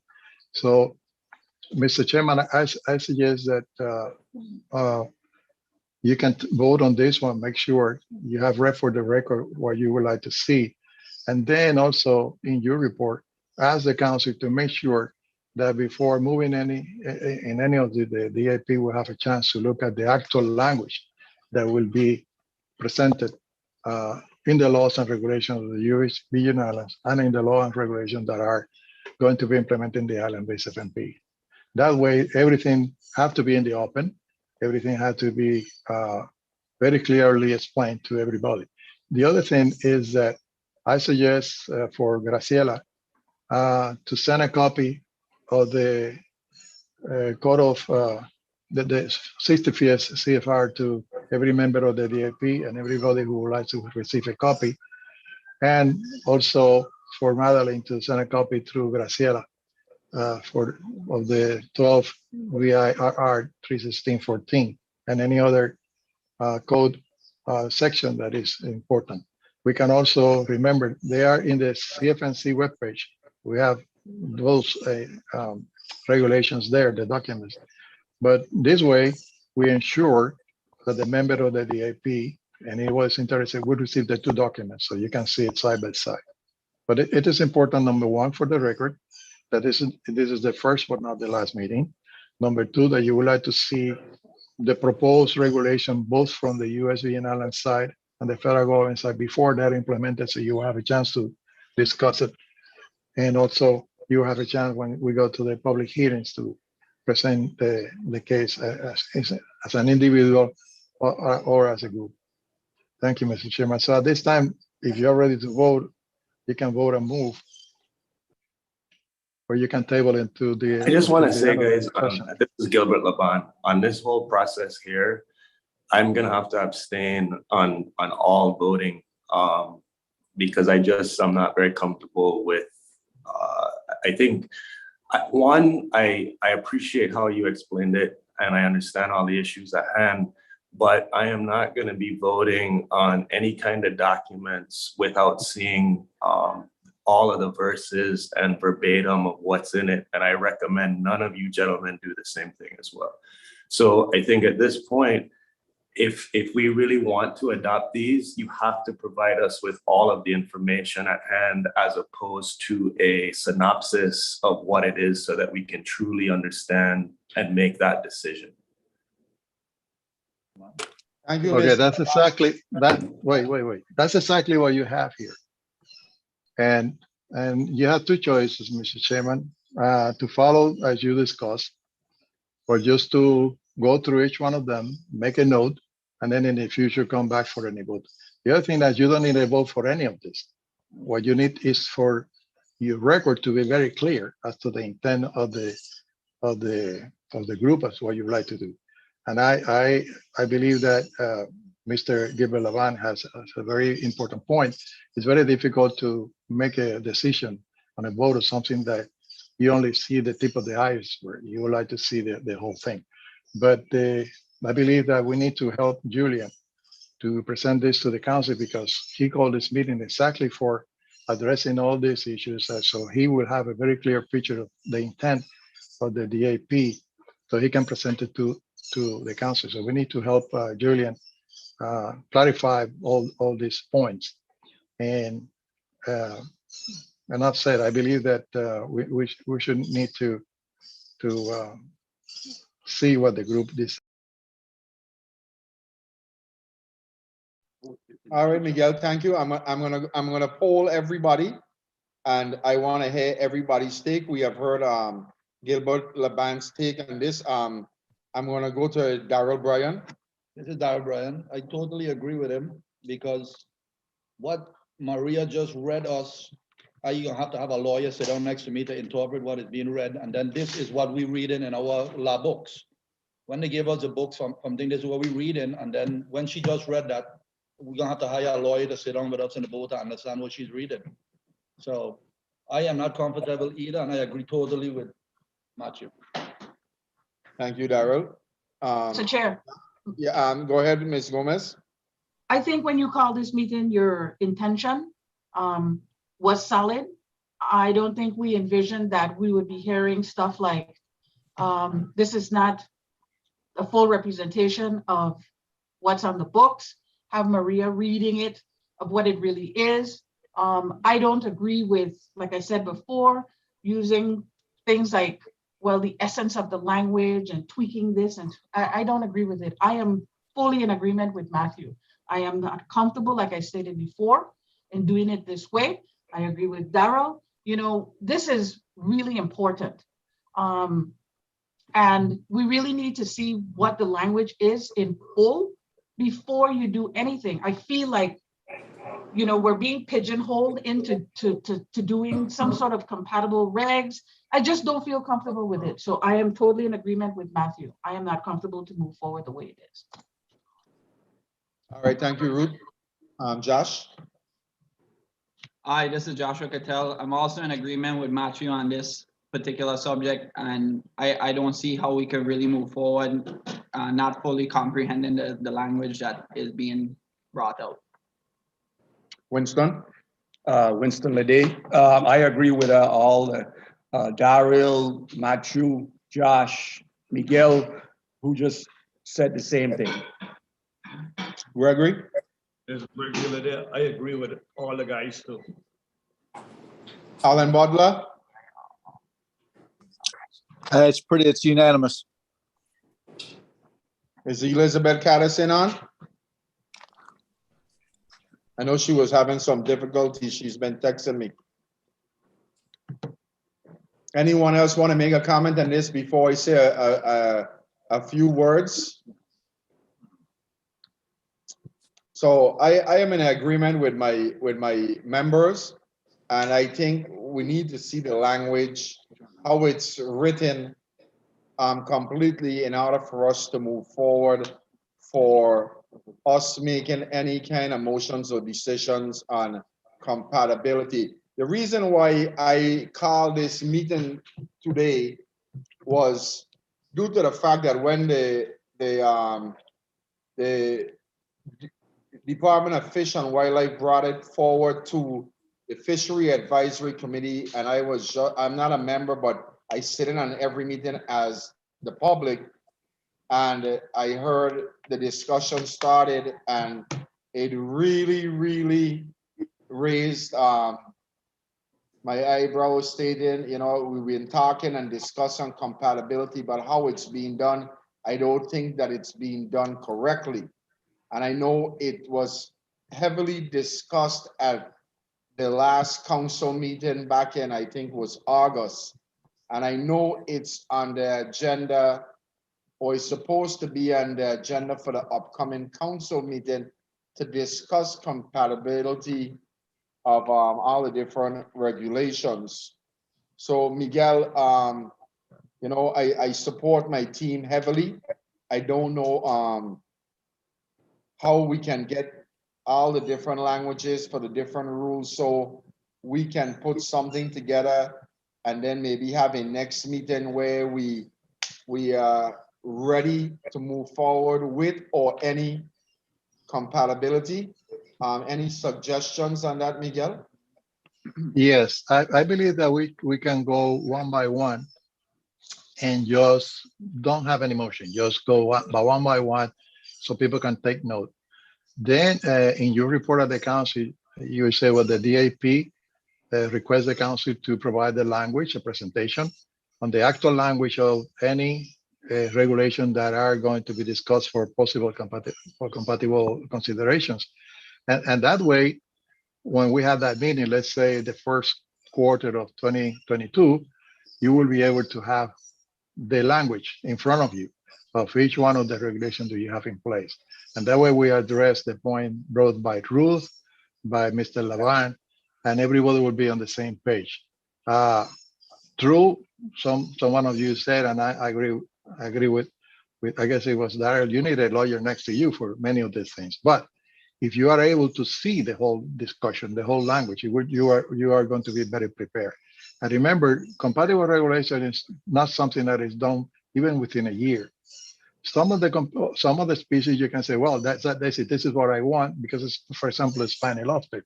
But some of the others are more difficult, let's say more challenging to do that. So I would say my suggestion, Mr. Chairman, is that in order to give you the talk points for your presentation, number one, you can say, well, the group discussed this as we are discussing it now, but we would like to see the actual regulation in front of us before we proceed with the further discussion. And for the next meeting, you would like the council to provide to you, all the members, presentations with the actual language of the regulation. That's something that Ruth mentioned before. We are going to send the regulation beforehand to you, because the other point is each member will have the responsibility of reading that and take note as much as you can. We don't pretend for each one of you to analyze it legally, but at least to make notes. So for the next meeting that we discuss this, Julian will be able to receive the input of each one of the members the best possible way with the language in front of them. It is important that in the case of the DAPs, we do not have people trying to influence what the DAP is going to say. One of you said that. So I believe that this way, with you asking the council for follow-up meetings, maybe 1, 2, 3 meetings to address this. Because the other thing is, you can split this. You can have, let's say, I will have this meeting to address finfish only. I will have this meeting to address the invertebrates, spiny lobster and the queen comb. And even in the finfish, you can break that by those that are pelagics, coastal pelagics, and demersal, the ones that are reef fish mostly. So you have all those ways of doing it. But I believe that a very important discussion have taken place today, and we have some take notes. Number one, the group would like to see the actual language of the regulations, both the local government regulations and the federal government regulation, before moving forward with any actual recommendations to both and by the way, the DAP only recommends to the council. Then the council recommends the local government at the discussion. But this is very important, that the way we do it is that by having a meeting of the council discussing all this, and probably even have a full one-day meeting to discuss compatible regulations. So we have everybody present there. And I if you agree with that, Mr. Chairman, we can go and we have an hour. We can go through the presentations, and then we can hear from the group. And again, without the motion, you don't need to vote on any of them. But at least for the record, we will be able to tell Julian, this is what the group would like to see. And this is the way that we would like to see this addressed. Not necessarily the final vote, but the way that we would like to see addressed. Okay, that's great. Thank you very much, Miguel. We have made our point loud and clear. And so what we're gonna do now, we're just gonna go through the regulations that are there. We're gonna make comments, but there will be no motions until we have received all the documentations, and we will schedule a meeting for the near future, beginning the first quarter of 2022. So we can continue now, Madeline.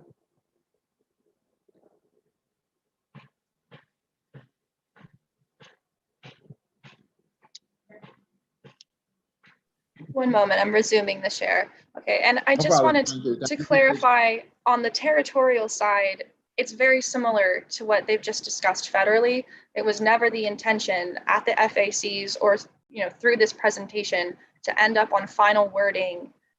And it was to gauge interest and prioritization, and just to hear from all of the stakeholders where they are interested in seeing potential compatibility. And then we would come back with draft wording and the full language in order to facilitate next steps. So if there's any other pathway or route that you would like to see happen, I'm happy to facilitate that and provide any additional language. Okay. Is there any additional discussion for fish or finfish? No, I don't think there is. Is there anybody else want to say anything on this topic? We made some comments. There will, like I said, there will be no motions.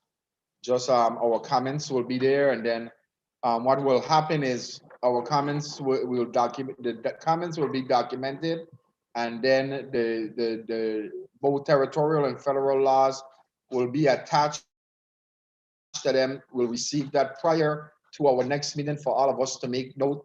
The notes that we wanted when we come to the meeting in March, I'm looking at, that way we will all be prepared, that we don't waste time, that we could all put our comments in and make our recommendations to the council off of us having the actual law in front of us. I'm correct, right, Miguel?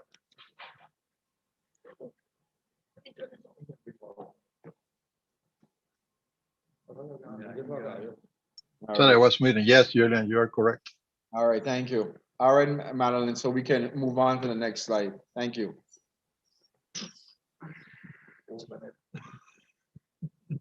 So of course, I don't think any of this is gonna change.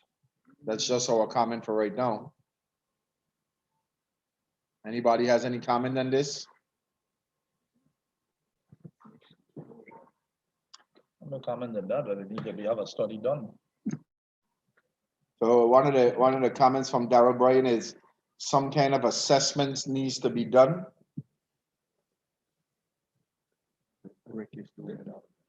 Or if we can get a report from Rick Nimick with all the studies that he's doing to see where the population is. Darrell, go ahead. Well, this is a fish that normally when it under pressure like that is closed for a generation and a half, and this has been closed for 3 generations now. So we would like some kind of assessment done to figure out what's going on. Are they making the comeback, or are you going to open it back up? Because it didn't make sense to protect it for 35 years to keep it closed if it's able to be fished. Thank you. Anybody else has any comments on Nassau Grouper?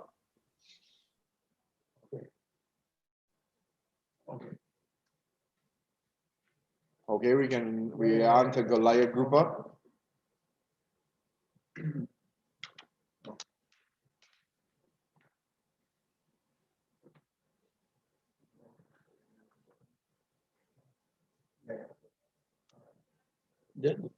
I fish them my whole life, and I've only seen 1 or 2 of them in my entire life. So Okay, so they seem leave the law as is for this one.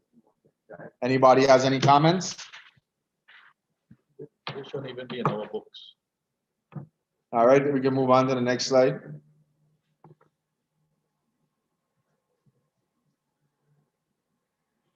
Why is that one so long? Take care, progress, injure, harass, kill, attempt to take, catch, progress, injure. What the? But is it the same thing over 4 times? And I think this is the one that we said we wanted at 0. Catch, possess, injure, harass, kill. I can provide a little clarification about 12 VIC 105. So this is the specific wording of the territorial regulation here on the left, and it is the baseline protection for all indigenous species. So really what it's saying in summary is that all indigenous species of the Virgin Islands require some sort of license or permit in order to take, catch, possess, etc. So there are no species-specific protections for midnight parrotfish. When 12 VIC 105 shows up, it's essentially saying there is nothing on the territorial side for this species. So the question, Mr. Chairman, will be whether the group recommends or not. And again, for your report, whether midnight parrotfish should be addressed by name and single out as a species the same way that they do in the federal government. That will be the question for the group. Okay, now I get Mr. Chair, permission. literally, guys, literally, this 12 VI 1C 105 is getting cited from VI code. So, like I said before, I mean, I get the essence of what we're doing here, but this is a whole different. I mean, same thing, guys. All right, I'm gonna withdraw it. All right. No, man, Chief, you got something to say, we accept your point. That's what the meeting is all about. So we're talking about, do we want to single out the midnight? Because I think the issue with there's 2 or 3 of the large parrotfish that are protected in federal waters, and we can get away from this whole long territorial thing that's upward and that's up here. And so, well, we would like to see the blue, the midnight, and the rainbow parrotfish to be protected the same way as they are in the federal no take, and and get away from all of this endangerous other species and all of that. We can single them out as a suggestion for right now until we can see the complete law. So Okay, and I guess with that said, I understand the intent, and I guess when you do read the VI code under this section, it actually refers back to federal law anyways. So this is one that probably may fall under an adoption potentially. Okay, well, glad to hear that. So I think Mr. Blanchard had a comment that he wanted to make. Go ahead, Tony. Yes, good morning. I'd like Madeline to repeat the VI code that she just spoke there, that she just recited there. Would you like me to read it in full or what I had said about the intent of the coverage? I like you read it in full. You don't want to do that. No, watch, Tony, right? This section of 105, I'm looking at it right now. It's got from A to I. We'd be reading for a while, but I think the specific section that you would want to hear out of it, and I'll just read it, is 2009 USVI Code Title 12 Conservation, Chapter 2 Protection of Indigenous, Endangered, Threatened Fish, Wildlife, and Plants. 105 Prohibited Activities. And the one that I think is specific to the midnight parrot is item B.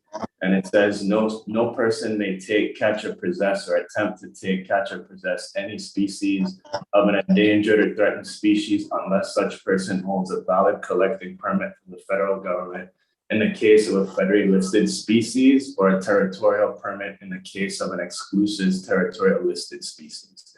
So that's the specific item in the VI code that I think would be related to the midnight parrot. And then I'd have to go back, like I said, look at 50C, that's 6222 to see how it works. But it looks, me not being a lawyer, that this one may potentially be able to adopt the federal law, but I'd have to look at it, the 50 CFR 622. Okay, so what I'm hearing here is, by the sound of it, you need a permit or a license to take these species, correct? That's correct, according to the VI code currently. Okay, good. So if you are a recreational guy, you would be in violation because you possess no license or permit to do so, because there is no recreational licensing system. That's the point I'm trying to get across to the committee. So one contradicts the other one. They're telling you need a permit or a license when there is nothing set up to do so.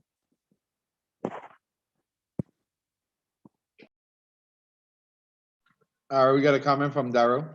So this VI code is kind of like a blanket thing for all endangered species. So what my recommendation would be is to pull out these 3 parrotfish that we recommended for closure and identify them on their own.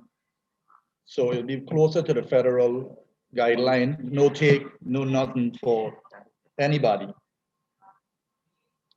So in other words, what they're saying is the midnight, the blue and the rainbow parrotfish should also read, no person may fish or possess in or from the territorial and the Caribbean easy. Such fish caught in the Caribbean easy and territorial waters must be released with a minimum of harm. We just taking out easy and we put territorial going to do their own thing. So we're taking out easy and put in. So in other words, so they wanted to read territorially, you will take out the Caribbean easy and put in territorial water. So you would have the same rule in territorial as the same rule in federal, but just for those 3 parrotfish: midnight, blue, and rainbow. Does everybody agree with that? It's not final. We're gonna come back to it, but do you all think it should stand alone by itself?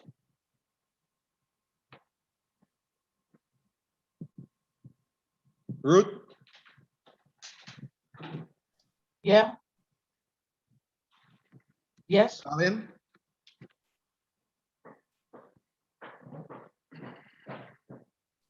Yes. Gilbert. Yes. All right, so Daryl, Josh, Yes. Winston. Yes. I just making sure that, Miguel, I know we still not voting or anything, but I'm just making sure that nobody else has any comments or objections right now. And when you're on such topics, the best thing for me to do is just to poll everyone to make sure that I have everyone's participation. That's perfectly all right. That's exactly what we need to hear. Okay, we can move on to the next slide. And of course, we already done covered this one. And we covered this one also. All right, we're into the lobsters now.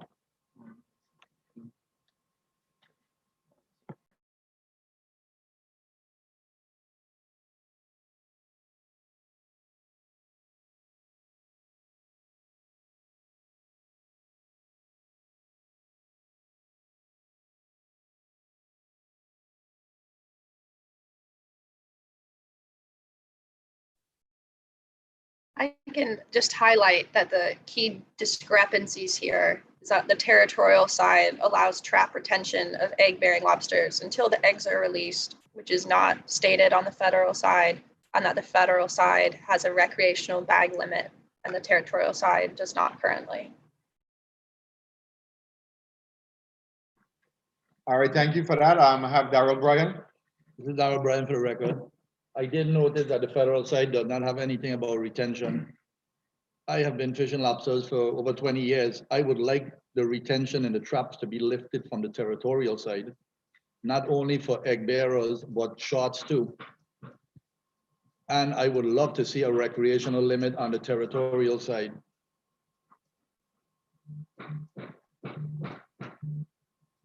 Anyone else has some suggestions on this?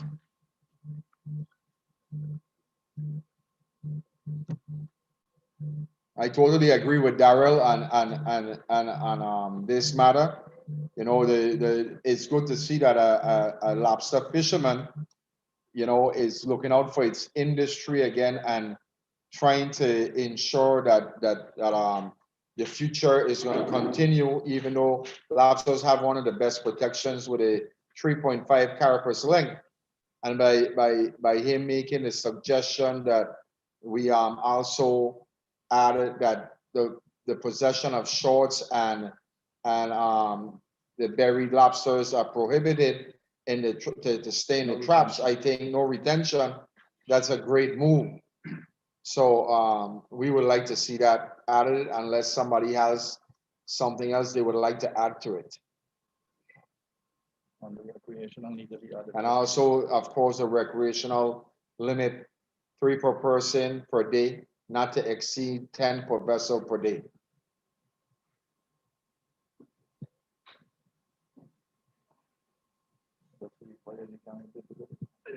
All right, we're not hearing anybody else. We can move on to the next slide.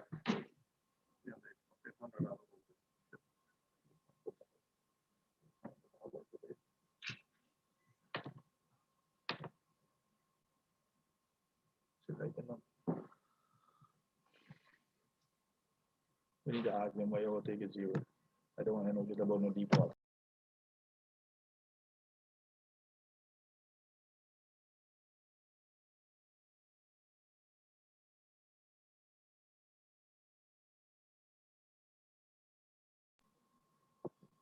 A question for you, Maria Lopez, is Daryl would like a clarification because it's been a while.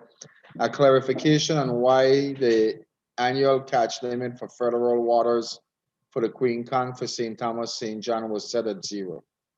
If you can help us with that. Yes, this is Maria Lopez from NOAA Fisheries. The ACL for federal waters for St. Thomas, St. John, and for as well as Puerto Rico were set at 0 because there's currently no harvest allowed for Queen Kong other in that area of Land Bank in St. Croix. As you recall, the Queen Kong, was in a rebuilding plan, and this was also part of the measures that that were put together. I believe 2005, and if I'm incorrect, I will get the correct date, because the Queen Kong was overfished. So there is no harvest of Queen Kong in federal waters other than that area of St. Croix. And the ACL for St. Croix is set exactly the same as the quota in St. Croix waters. So when those waters close, like if that quota in territorial waters for St. Croix is reached, we close as well. So that's why it's set at 0, no harvest. And it was because, as a measure to protect the Queen Kong. So I got Daryl Bryan here. I guess my question remains, was the Queen Kong overfished in St. Thomas, St. John district for you to, or Puerto Rico to set it at 0?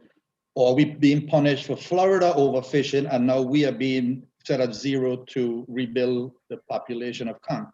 Because you see, whenever you guys make these laws, you don't allow any kind of leeway. Look, for example, with the annual catch limits. We did all the catch limit based on a couple of guys who was commercially fishing, and now they're raising this moratorium, and your catch limits can't handle what's going to be coming into the fishery. So normally if we don't fish in here, I don't see why you would set it at 0. There's no place to work around. So, Julian, if I may. Yes, Miguel, of course. Okay, in the case of the Queen Kong, is a long history, and actually, Puerto Rico was closed because Puerto Rico couldn't present data on how much they were catching. The other thing was that they didn't want to have the animal brought intact to the shoreline, landed, and then there was the legal advisors told the council, well, in this case, the secretary will close the EC surrounding Puerto Rico. In the case of St. Thomas and John, most fishers at that time, and we have people from the Dr. David Olson and others working, they recommend the closure until further notice of the EEC surrounding St. Thomas, St. John. In the case of St. Croix, after the discussion that they had, they decided to have a quota, a limit, 50,000 for both US Virgin Islands territory and the EEC. And that remained open only in east, in the land bank area. So any of these measures can be reassessed, review, let's say revisit at any time. And if you, as a group, as the DAP, would like to revisit the Queen Kong in St. Thomas and John, you may, as a group, you can ask the chair to present that to the council. It doesn't mean that they're going to change it, but at least they should address it, so you will be able to have a better understanding of the why, etc. And I believe it was Daryl that had this worry. The idea is not to condemn anybody for ever doing something that is not supported by law.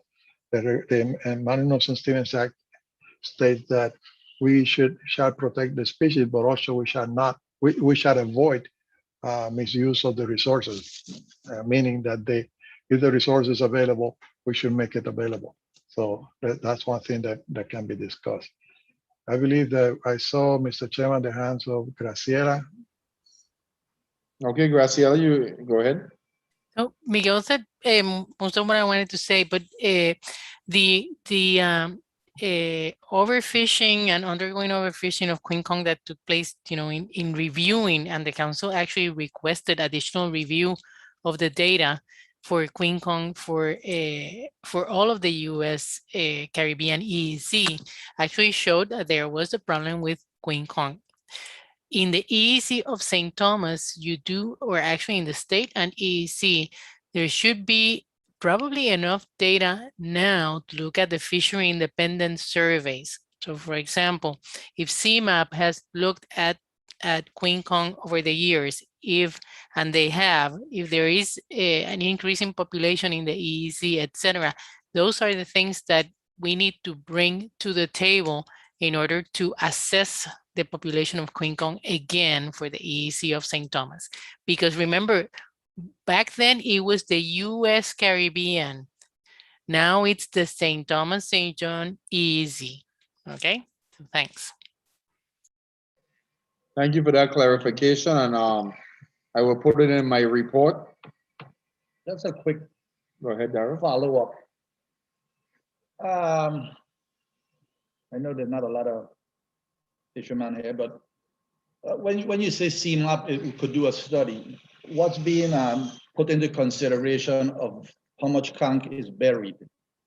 Because I guess you have a guy named Appleton, or he came to me and he talked to me and he said he studied conch his whole life. He's known as a conch man, and he could never in his life even tell you what's under the sand. So if CMAP is just judging what's on top, how do they know what's underneath? If they go at the wrong months, we dive conch. If you go when the season opens November 4th, you don't find any conch. It's a certain time of the year they come out. So if CMAP is doing this study in November and see nothing, of course, they're going to say, well, there's nothing. If you go back in April, it's different. So before we ask for that, maybe we should time them when they're really doing the study. Okay, so that's one of the things that happens. You know, the DPNR staff will be at the CMAP meetings, and we have been reviewing the protocol for Queen Kong specifically. And one of the things that we can add to that is the use of different technology that can actually, you know, look at the deeper Queen Kong, which might serve as part of the population that can replenish the one in shallower water.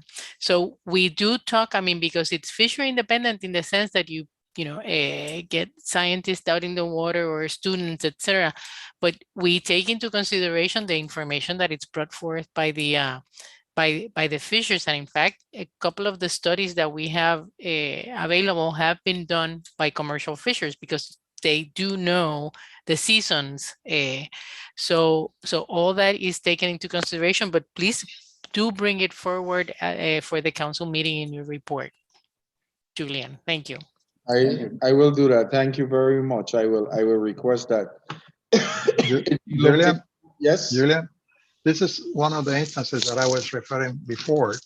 You can split the question, let's say, and have a meeting to address only the Queen Kong, because you already have elements of judgment here. So in your report, you can also say that, because that way you will be able to focus on one species. And Queen Kong, you can address, for example, to have a meeting of, if virtual, hopefully it will be in person, but if virtual, you can have a meeting that discuss the Queen Kong in the morning, the Spiny lobster in the afternoon.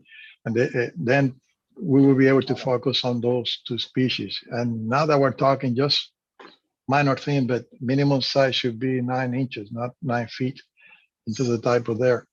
And that's what is important when we go back to discuss this. We will have the actual regulations from federal and local government. Thank you, Julian. Thank you, Miguel. Will do. I'll make some recommendations in my report. Anyone else have any comments on Queen Kong? Hi, this is Jocelyn. Can you all hear me? Yes, Jocelyn, go right ahead. Thank you. I just want to point out there's just a minor error on the federal law, the way that it's written on the screen that I'm seeing, just about where the open and closed areas are. So as I'm sure you're all familiar, there's an open area off St. Croix in the area east of that line, but the area west is closed. And then the area east that includes Lang Bank has just a limited season. So the first 3 lines aren't quite correct.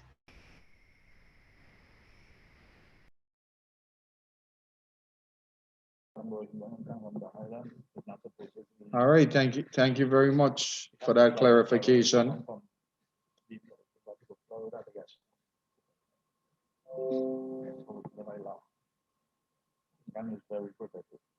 Anyone else have any comments? All right, we can go to the next slide.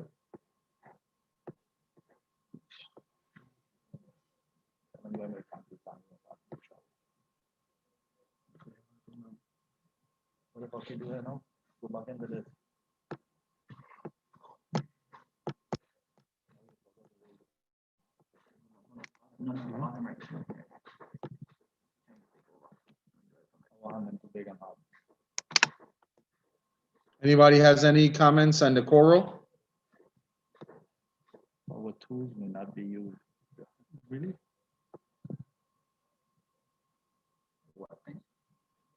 Our tools may not be used to take out coral. Yes, Maria, you can go ahead. Yes, this is Maria Lopez. So this may be one of those areas where the regulations are going to be tweaked some. Remember that as part of the island-based FMPs, we are moving, we're moving towards the prohibition of the harvest of all corals, right? So although it doesn't really change that much in terms of, because obviously there's no harvest of corals in the Caribbean Sea, but there will be, the text is going to change some to make sure that, to clarify that it's going to be all corals. So I just want to bring that up to use for so for the near future.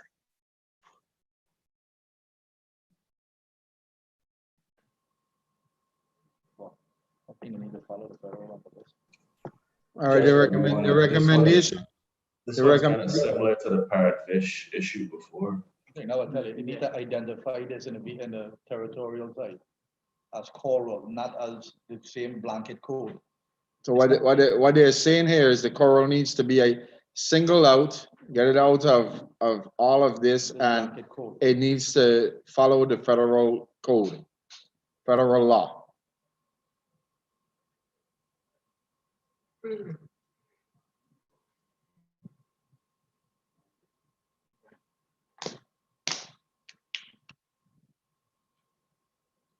Any other comments on coral?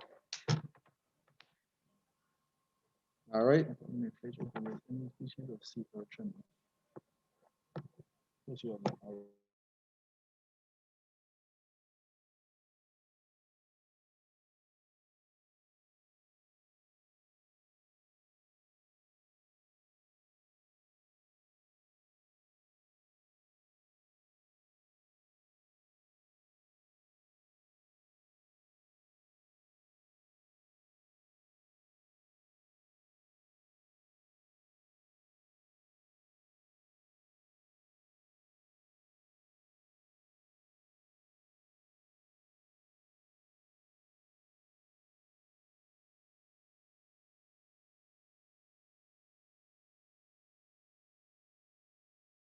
Well, this is something never harvested. here, so why Tony, they said that- Tony, you have a comment?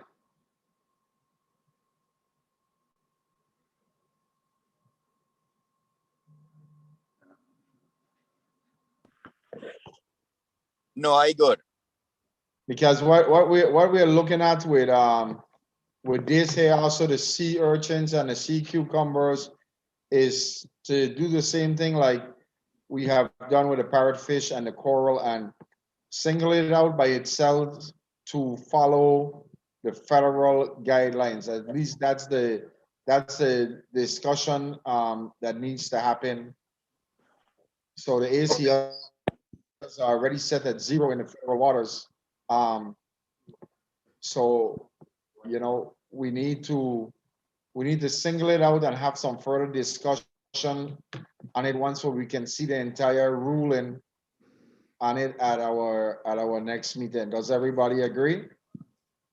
Okay, I got a statement to make. What I'm looking at here is, with all the regulations that are going to come down with this coral, let's just say we have a coral that is deemed endangered and it's sitting on our pier where the tourist boat comes in. The regulations that the federal government comes down with, if we go compatible, will also affect the regulations with that coral sitting on the pier. So to the end of the day, what I'm trying to tell you is you need to be very careful as to what you're agreeing with before you agree to it.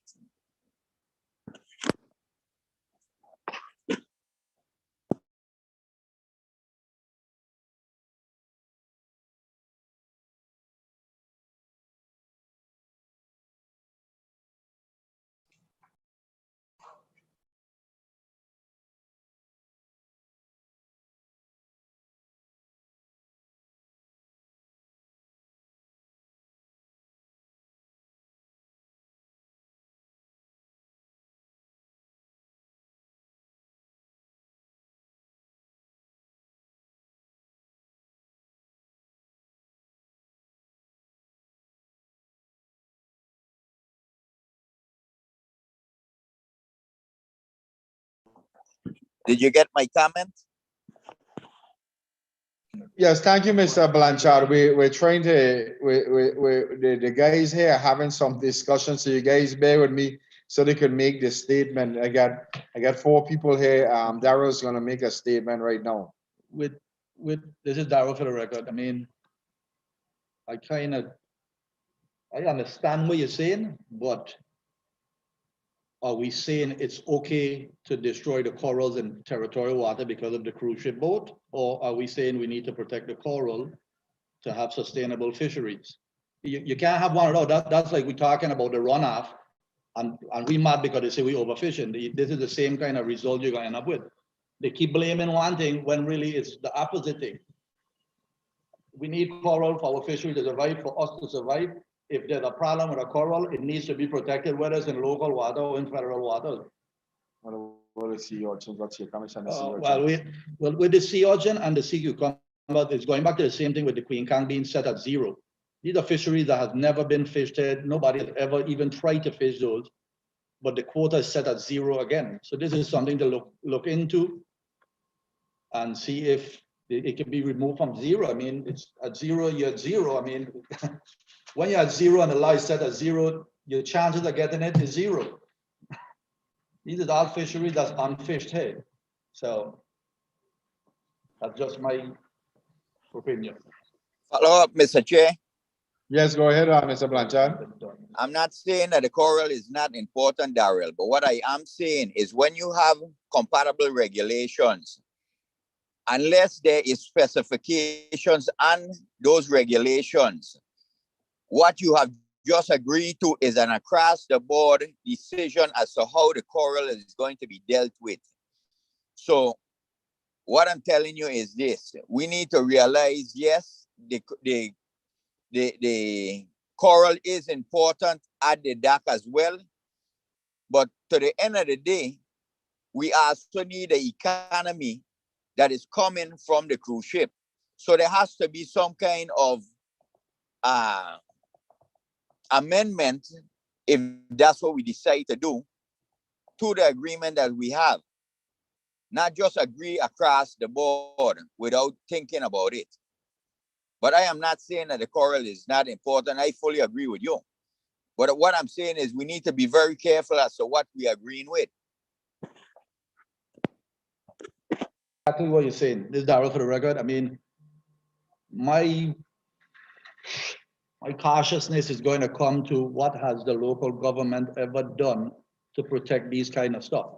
I understand you're saying, well, we could leave it up to the local government to decide what's best for that, but we complaining now for 40 years about runoff and pollution. What you see being done? I mean, it gets kind of it's either you're on one side or the next. There's no place to stand in the middle. So Darrell, this is Gilbert. I understand the economy and stuff like that, but I mean, I guess let me just jump in on this one, guys. All right, Gilbert, go ahead. This is Gilbert. I truly understand where the two of you guys are coming from, and I think what you guys are talking about specifically, we're dealing with an issue where, as you know, outside of being a fisherman, I'm also an architect. So from the land-based portion of it, there are a lot of rules and regs similar to this that have local regulations, and then there's federal recommendations or requirements that supersede those. Now, a lot of the time, specifically when it comes to runoff, I'll say this, Darrell, is there are rules on the books to deal with it, right? But it's not either the mechanisms aren't in place or the enforcement isn't in place to find individuals during the development or look at the development that it may be that it doesn't affect the natural environment. But that really now it falls back into, you know, the different regulatory agencies outside of just the fisheries that have to all work together. And that's the only way I could kind of, you know, bridge that gap for everyone.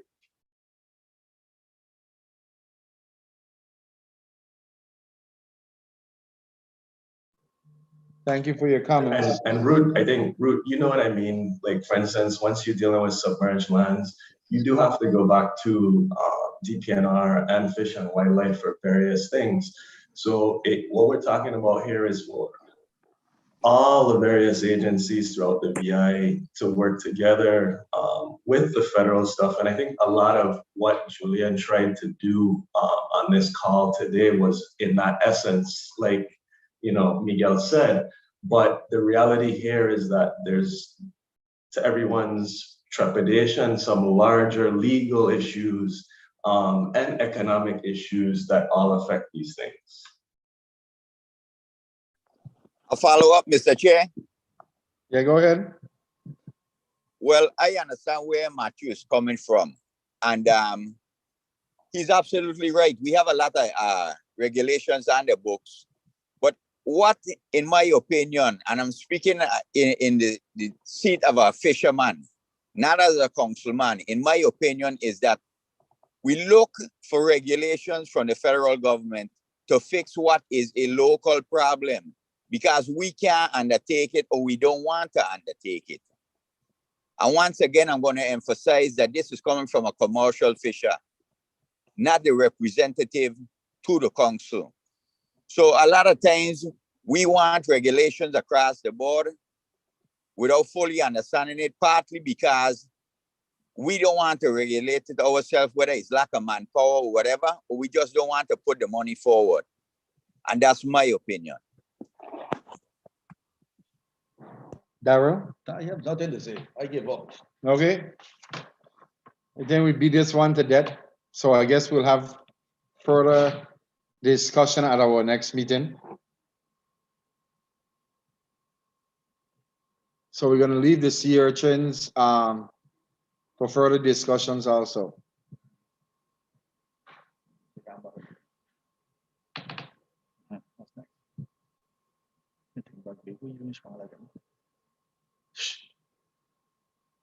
Yellowtail snapper. You see, there it is. It's under that same. Everything.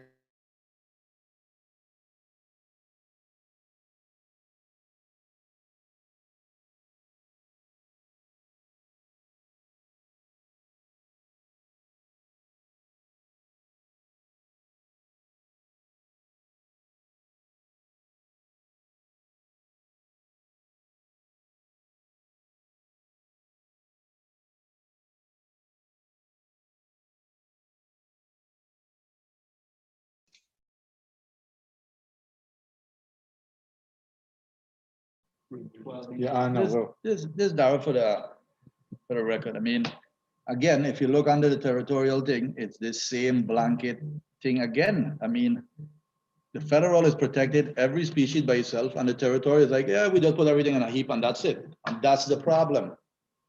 It gonna be a problem with all the other fish. It gonna be the problem with the coral. It'll be the same thing. With something.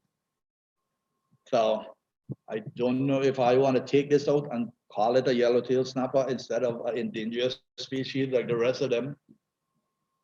But I think that 12-inch limit should go for both waters and not just federal waters. I agree with. So here it is one. Go ahead. This is Ruth for the record. I agree with Darrell. And I agree with Darrell also. Gilbert Laban, I agree with Darrell as well. Joshua Cattell, I agree with Darrell. Gregory Lydia, I agree. Winston Liddy, yes, I do agree. Colin? Yes, I agree. Okay, so we're gonna put it out by itself and have the territorial with the size limit as 12 inches total length. Julian? Yes, This Miguel? This is a good opportunity, especially for your report. Whether the group would like to see the species identified in the local government area jurisdiction, meaning their VI code, species by species, rather than having a blanket like this, because Darrell just said it correctly, you know, by having this paragraph here, you include everything, but the federal government is more specific. Yeah. So this is a special thing, that a special point that we should be in across. And remember, the council cannot tell neither the federal government, the local government what to do, but I believe it will be to all, everybody's benefit to enhance the local government rules and regulations, so they will be more specific for the fisheries. Thank you. Correct.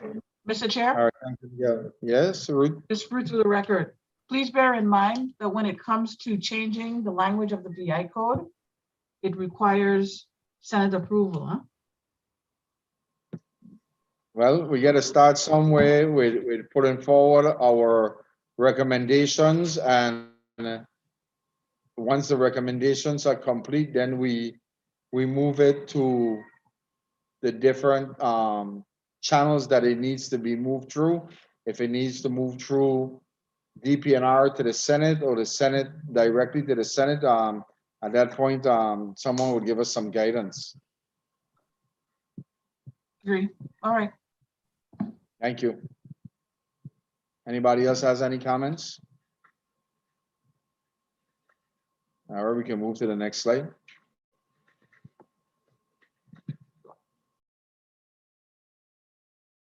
I have one very, very minute thing I want to see here. If you All go right. back to the previous slide, could we please make sure that we insert 12 VIR Chapter 2, 105, because Chapter 12 has several, Title 12 has several chapters. So let's make sure that we're very specific. Not everyone that's going to take a look understands how the VI code works. I'm sitting with the VI Chapter 12 in front of me. I know Matthew is doing the same as well. So we need to make sure that we have the chapter in there that it refers to. In the previous, yeah, right there. It's 12 VIC Chapter 2. Yes, I will go through and I'll add the chapters in, and I can send a couple of links to a fully accessible updated code as well. Ruth, you're correct. So it is Chapter 2, but 105 refers to a specific section in Chapter 2. So I agree with Ruth, is that we need to clarify the nomenclature on how we're referencing the documents on the territorial side.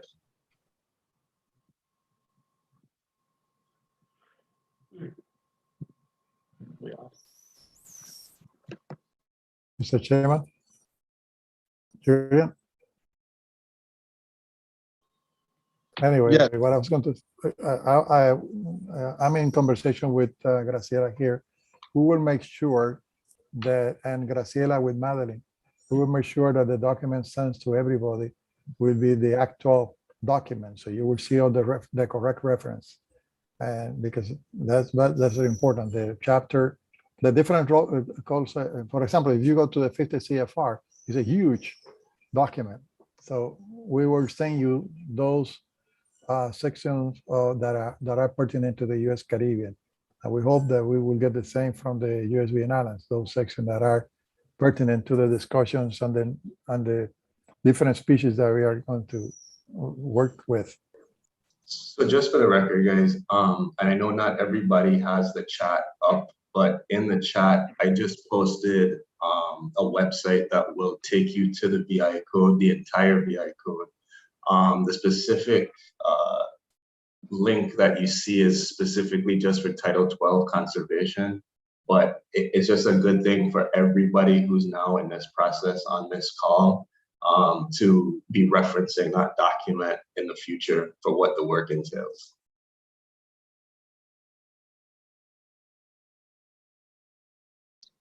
Thanks for that, Gilbert. Actually, we have Joshua is here with us, and he has it up on his phone. We've been looking at that also. So that's been great. Glad to see everyone is well engaged today. Thank you for that. We can move to the next slide.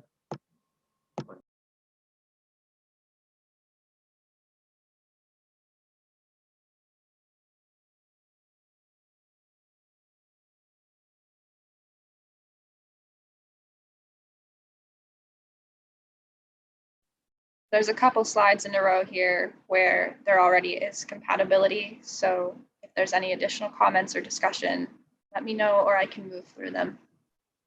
Well, I think the comment is we've been begging for assessments to be done to see how we can open up some of these fisheries back out of these closed seasons, because it's clearly stated under in the Sustainable Fisheries Act of 2005.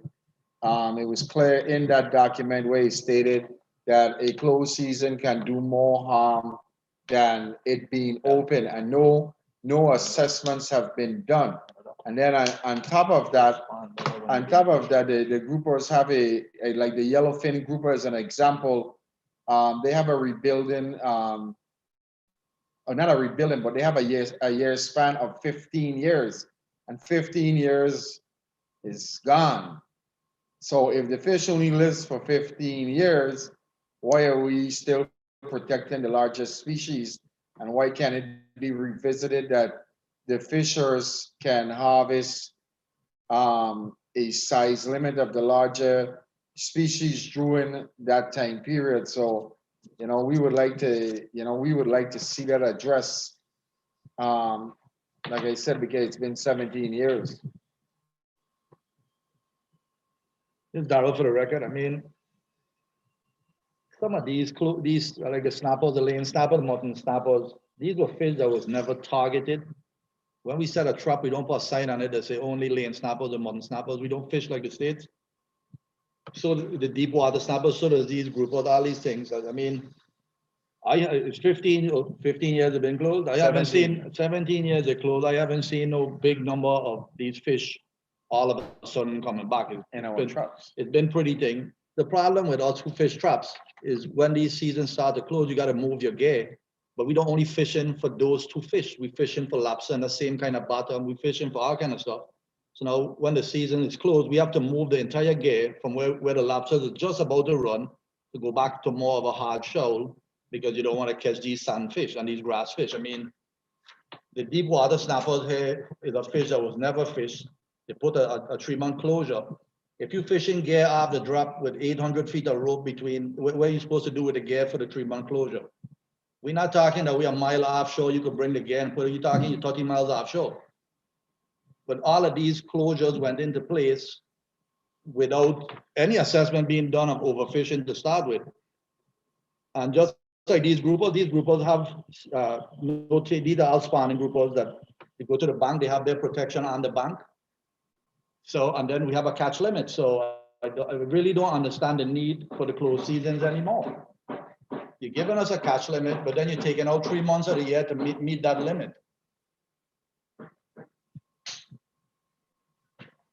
Anybody else have some comments on these? I guess I have one comment on this, and I guess now that you guys are opened up so I can see what 50 CFR and 62 is, right? And this is a question I think for more Maria and maybe Miguel. In reading that document, I see what it says, but they left no room for reassessment, and I'm curious why they didn't do that. And do you guys, can Maria or Miguel explain why? I can't see how the government could just close. I can start. In the case of any regulations in the federal government, all of them can be revisited except for those that are under can be revisited under the Madison-Stevens Act. In other words, let's say that we have information to the fact that April 1st, April 30 is not the appropriate time, then it could be revised. Also, we can revise whether we need or not any particular regulation. In this case, we're talking about the closed seasons. Yeah, and I think it seems to me like it does need to get revised. And I know this is way above our level, but they should have not, they wrote this thing with no way to reassess the stock is my problem with it. This is Maria Lopez. So this states that this is specifically that you are seeing in your screen. This is a seasonal closure for the aggregation, right? So this particular dates, February 1st to April 30, were set to protect this species during their period that they are spawning, right? So all of these regulations, as Miguel said, can be revised at any time. One of the things that the council have talked recently is for the need to do an evaluation of all of these regulations, like seasonal closures, area closures, etc. And the council is on, I believe, and Miguel, correct me if I'm wrong, but the council already has like a evaluation underway for several of these, what we call either MPAs or seasonal closures. So yes, there is, these species have had, and I'm not exactly sure which one of these have been assessed in the past with without success, but obviously there is a need to assess this species so we can evaluate, right, what these closures have done for the benefit of the species. So yeah, absolutely. I mean, this is one of the things that, you know, again, this is this one in particular is a closure that is for the spawning, protect the spawning individuals, right? To protect the species. But if you would like to have a revision of the days, for example, during the last council meeting, there was a request to revise the red hind dates, the seasonal closure dates, to make sure that the actual dates that when the species is aggregating is covered under the seasonal closure that we have, because there has been newer information collected through the year that may point that to a different date. So that is something that the council is going to be working with. So I just wanted to clarify that if there is, if you guys would like to request changes, evaluation, etc., absolutely. Nothing in here is set in stone, but this is the regulation that we have right now. Well, thank you for that, Maria. At every council meeting, I've been asking for assessments to be done for the last 7 years. And we still haven't gotten the assessments done. So, you know, we talked about when the lionfish moved into the fishery, how much damage they were going to do and everything. Well, guess what? These large groupers are doing the same thing. They're eating all the small fish. And then again, they only live 15 years. So right now they're out there dying and the sharks are eating them. When we could be catching them and supplying into our hotels and restaurants during that season. So I really hope, and I'm going to make it in my recommendation again to the council in December, that, you know, assessments need to be done. And, you know, they have lifted many regulations in Florida where you're allowed to catch the groupers, but there's a size limit and you can't catch certain sizes. I think we can do that here. It just needs to be done. Mr. Chair, if I may. Yes, Graciela. A couple of things. One, the Southeast Fisheries Science Center recently created what's called the Caribbean branch. So we'll have people directly looking at the information that we need for the US Caribbean in general.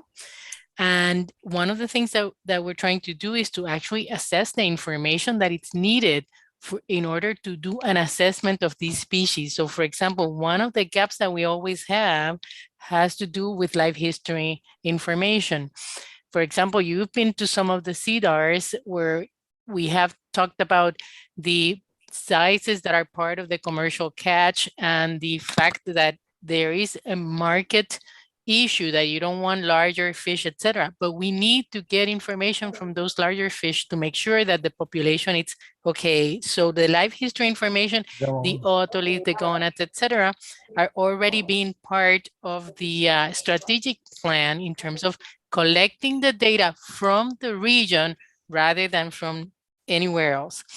Additionally, the efforts that are being made by NOAA in terms of looking at these fisheries as they are multi-species. You've mentioned already that you have to move your traps from one place to the other, that there are seasons for the different species, etc. So instead of doing a single species assessment, we are also looking into doing multiple species assessment so that we can evaluate these regulations in terms of the impacts of, one close season to the next, to the next, to the next. So these are things that are happening. It's taken longer than expected, but the MPA work, it's already being conducted. We're requesting the information from the Gramanic Bank and the MCD.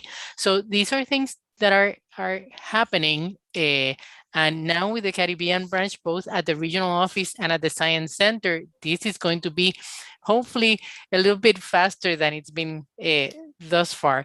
But we really also need to go on the continued collaboration of the fishers, who are, the ones who supply the most of the data anyhow.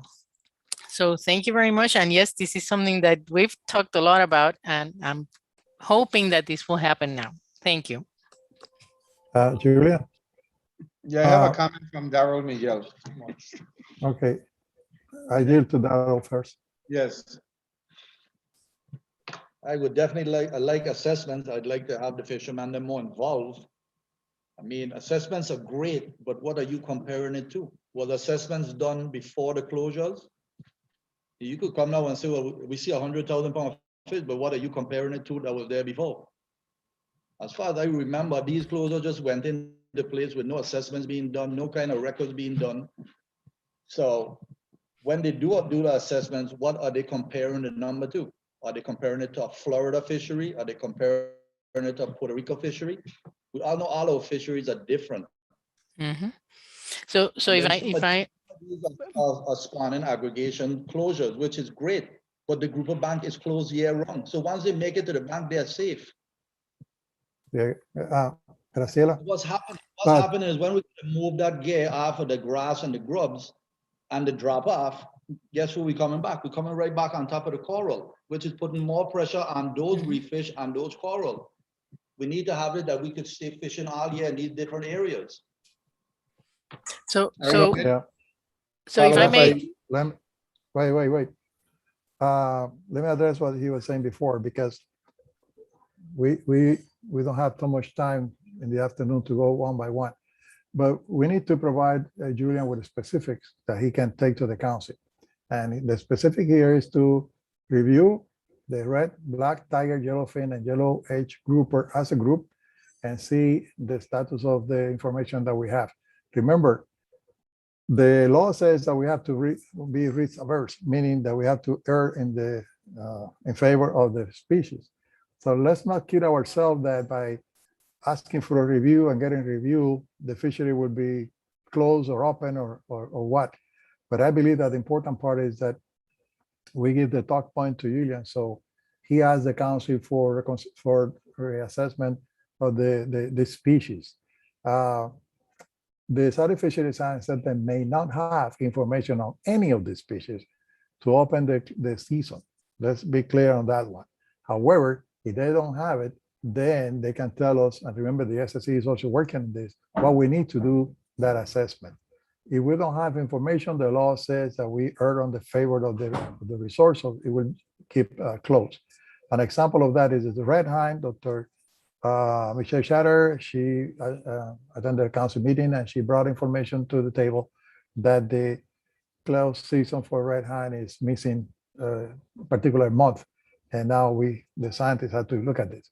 But the important thing is that to allow Julian then to bring this topic to the council. And basically it is to address this topic and then have a feedback in a future meeting in 2022. And by the way, now I'm talking, we will need to have more meetings of the DAP in 2022 to address all these concerns and species. So the red hind, the black, and the ones that we're talking now can be grouped in some of the other finfish species that you have concerns, and they have a dedicated, the same way that I was mentioning before with the quincon and the spiny lobster, we can have a dedicated meeting looking at particular species that you're interested in.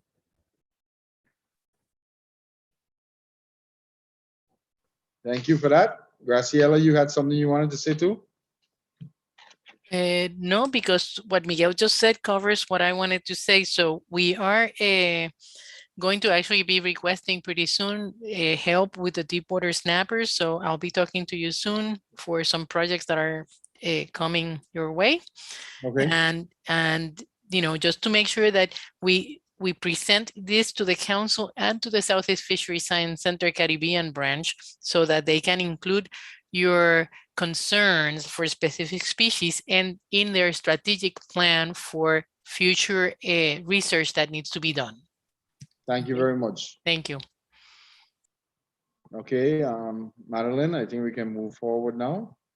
If there's no more comments. Mr. Chairman, it's 12 o'clock. You would like to break for lunch or continue some more time? What is your preference? It's up to the team. We can continue moving forward unless you guys need to take a lunch break. I know there's 5 of us here. We say move forward. I don't know about everyone else if we can continue going forward a little bit longer. Madeline, you're the presenter. I may suggest that we have a half an hour break, just not full hour, so people can get a coffee All right. and come back. That's fine. So it's 12:03 now. We will re-adjourn at 12:33. 30 minutes. Thank you. Thank you, everyone.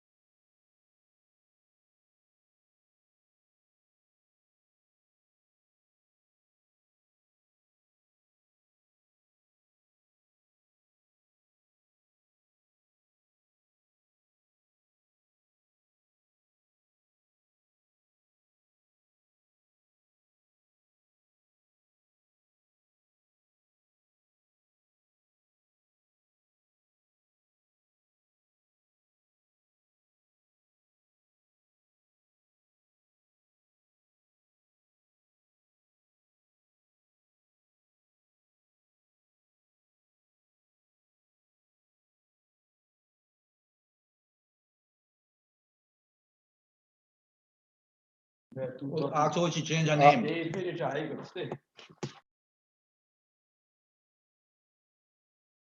But we want to know why she hiding. All right, good afternoon. We are back on. Are we ready to go? I'm here and ready. Yep. We're ready. All right, let's do this. Hope everybody, Yes, we are. hope everybody had a good lunch.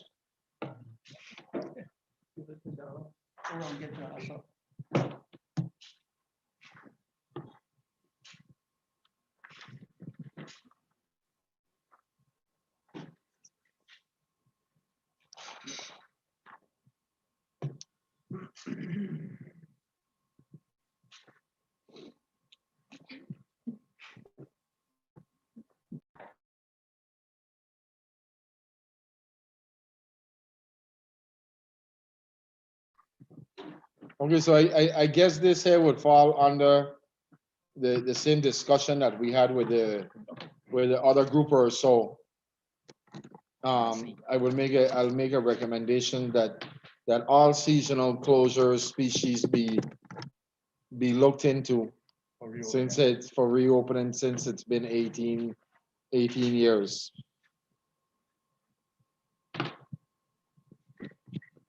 Anybody has anything they would like to comment on that?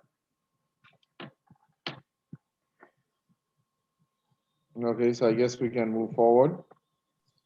Mr. Chair, I have a question for Maria. Okay, go ahead.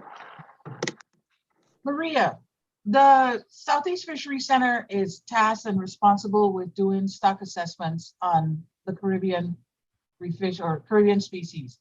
Is there a priority listing?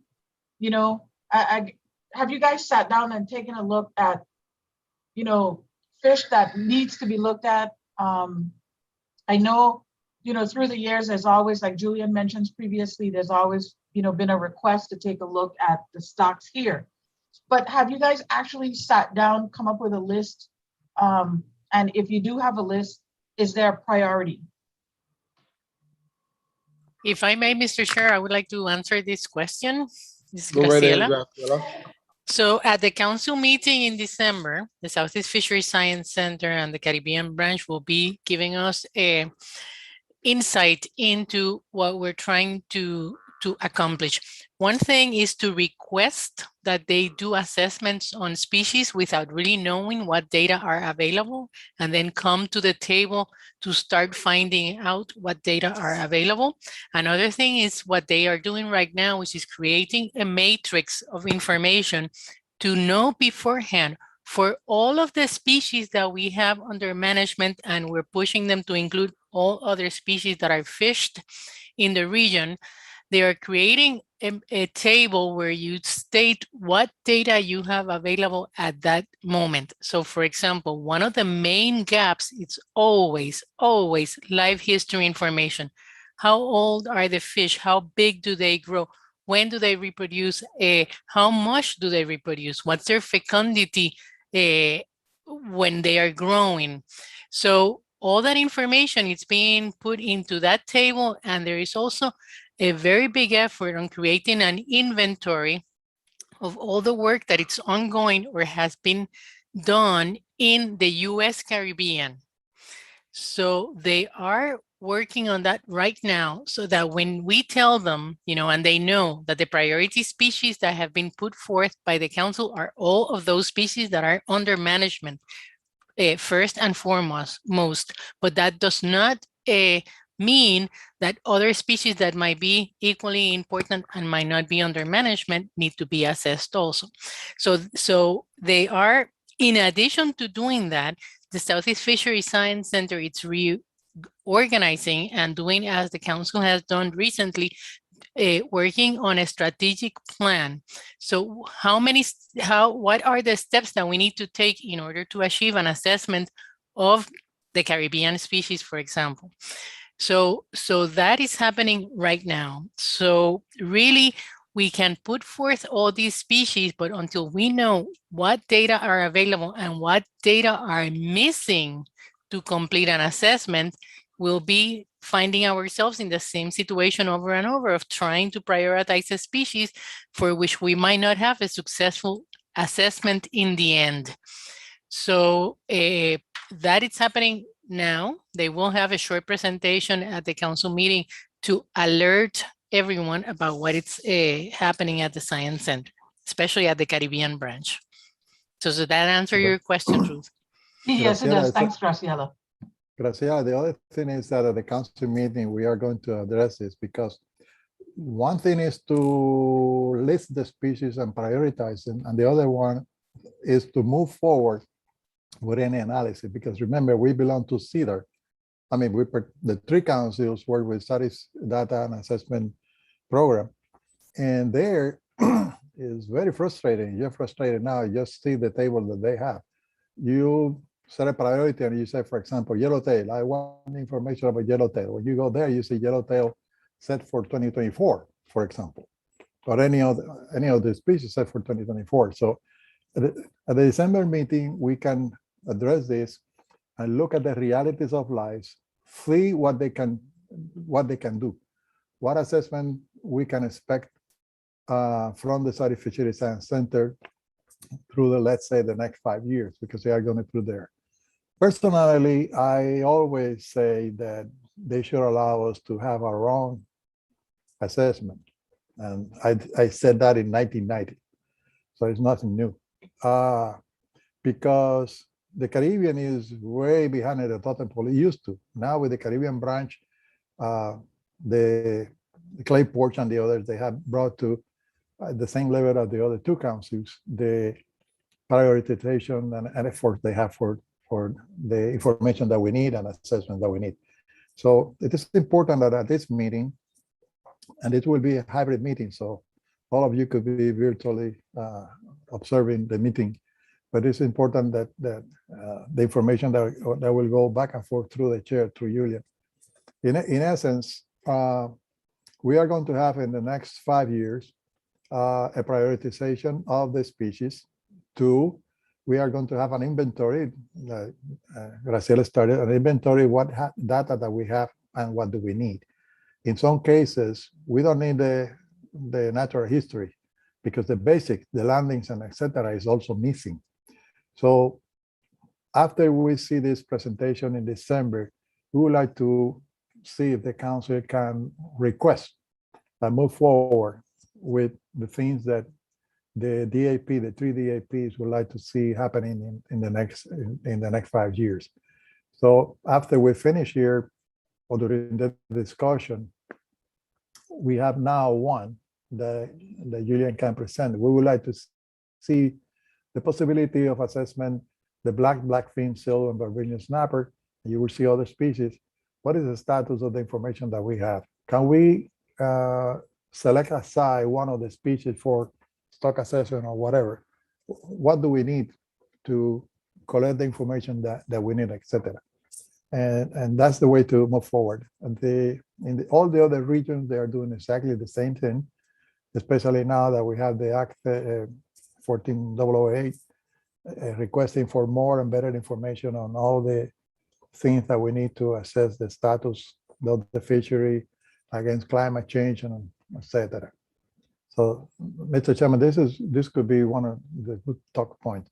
I would ask Graciela is making notes on everything, but we are going to provide the audio of this meeting to anybody who wants it, so you can revisit and clear your mind or remind yourself of the thing that have been said here.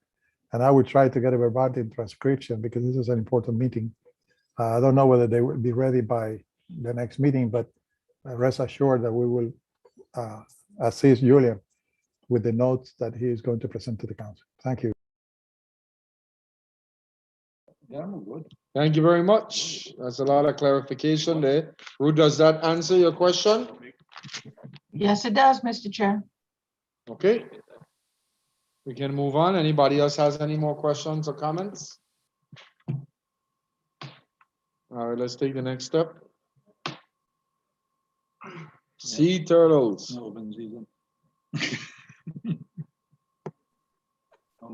I think we can leave that right where it's at.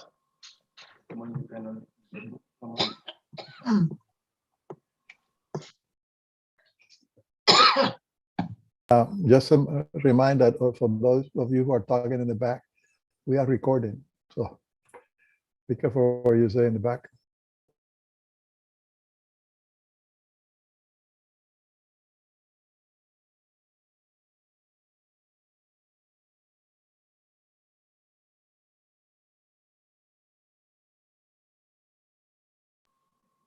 I think the same thing stands for, oh, this is St. Croix.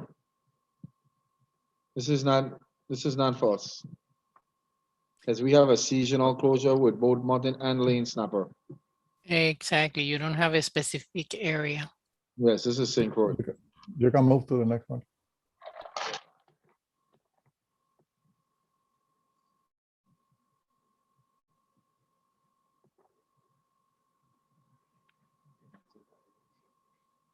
I think we already addressed the Lane Snapper in our before, because I think it's both Lane and Mutton Snapper in the seasonal closure.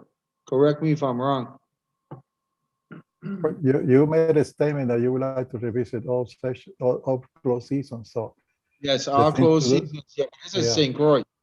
So I believe that you are very clear that for the St. Thomas and John, you would like to look at all the closed seasons and make a, that statement will be made at the council meeting. Correct. This is territorial, I'm Yeah. not federal on this.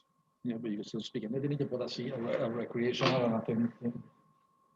Okay, this is one of the species that the federal government cannot touch because it doesn't occur in the EEC. So whatever you have here have to be discussed at the FAC level in St. Yes. Thomas and John.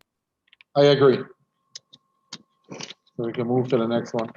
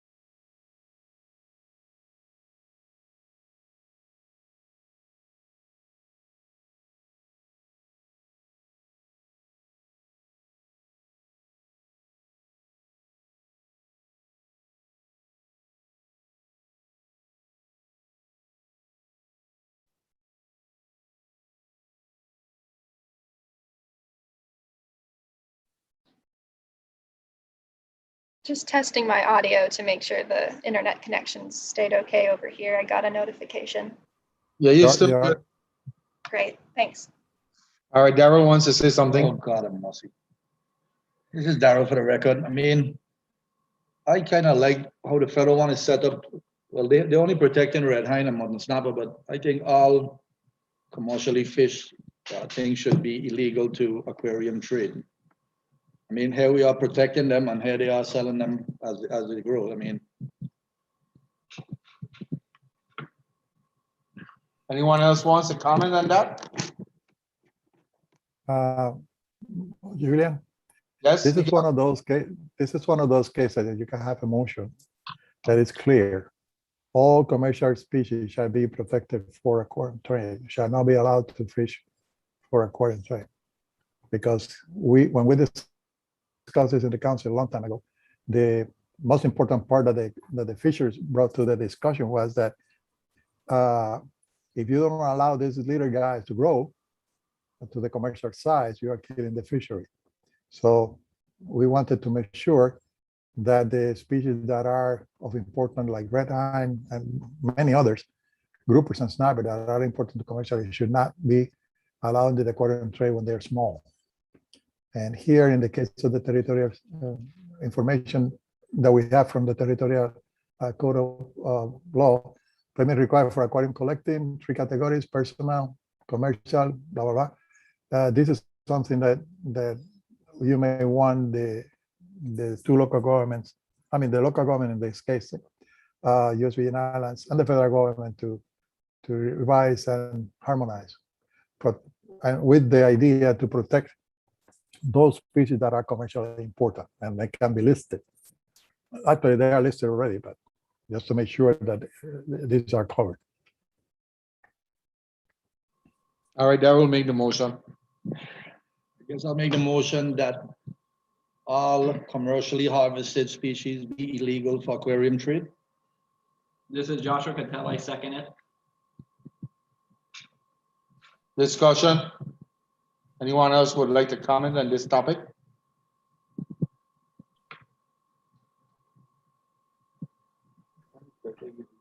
If not, let's have a vote. Or you can, Julian, you can ask if there is no opposition, the motion carries. Is there any Yes, opposition? Is there any opposition?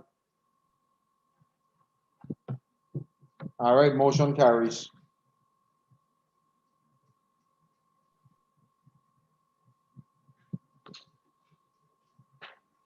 Next. I think this is a synchro issue. Let's see. We can move to the next one.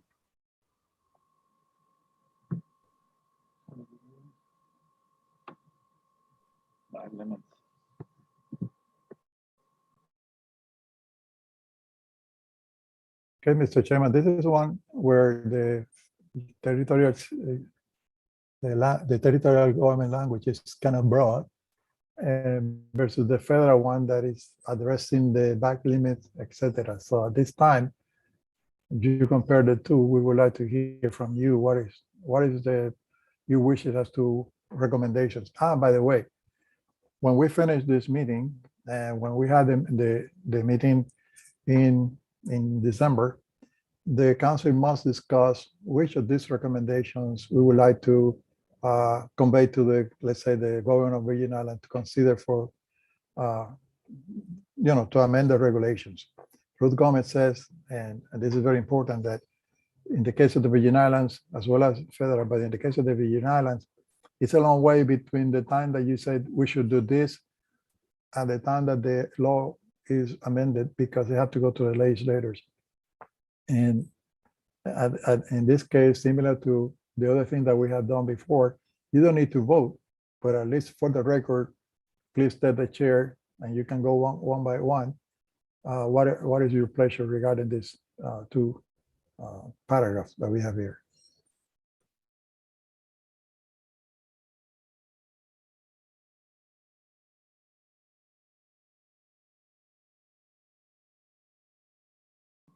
Well, I think the issue here is, number one, we don't have a recreational license in place, but that doesn't stop us from making a recommendation about a recreational bag limit.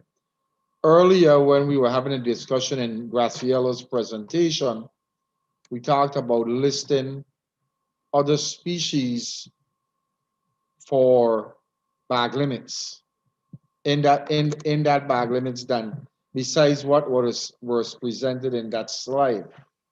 So I think the parrotfish would fall under that same group of species with the bag limits. Correct me if I'm wrong. Julian, I have Maria Lopez asking the turn to speak to this point. Yes, Maria, go right ahead. Can you guys hear me? Yes, we can. Yes. Okay, thank you. I didn't know I had to log out and log in again after the break. Okay, so with this point, yes, so the recreational bag limit in here, we're talking about snapper, grouper, and parrotfish species. And remember that it's a little more broad than in here. Obviously, this is more like a summary. This one is for the parrot. It says that do not exceed 2 parrotfish per day or 6 parrotfish per vessel. And then there's another one that is 5 fish per person per day, or if 3 more persons are on board, 15 fish from aggregate per vessel per day, but not to exceed 1 surgeon fish per person per day or 4 surgeons per vessel per day. And this is for reef fish.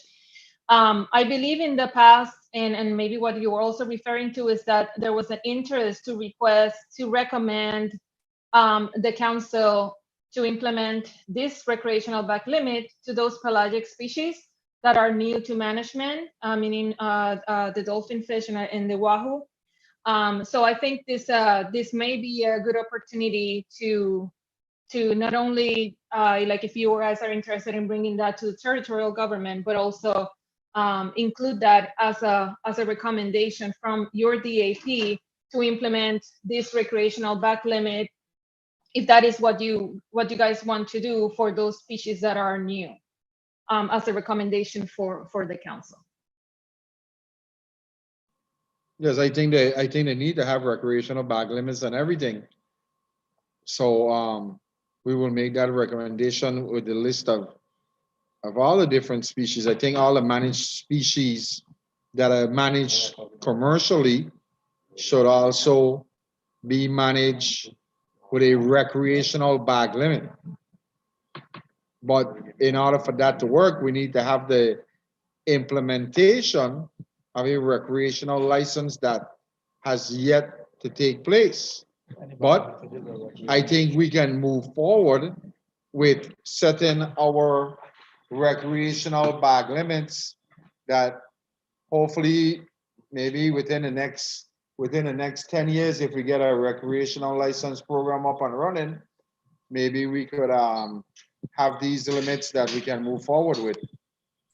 Mr. Chair, if I may, so Yes, this is Graciela. In the EEC, we do have the recreational bag limits without really having, I mean, as I read this morning, the MRIP or the recreational sector of NOAA says that if you are fishing in the EEC, you should go through count my fish to determine whether you need to get a recreational fishing license for the EEZ.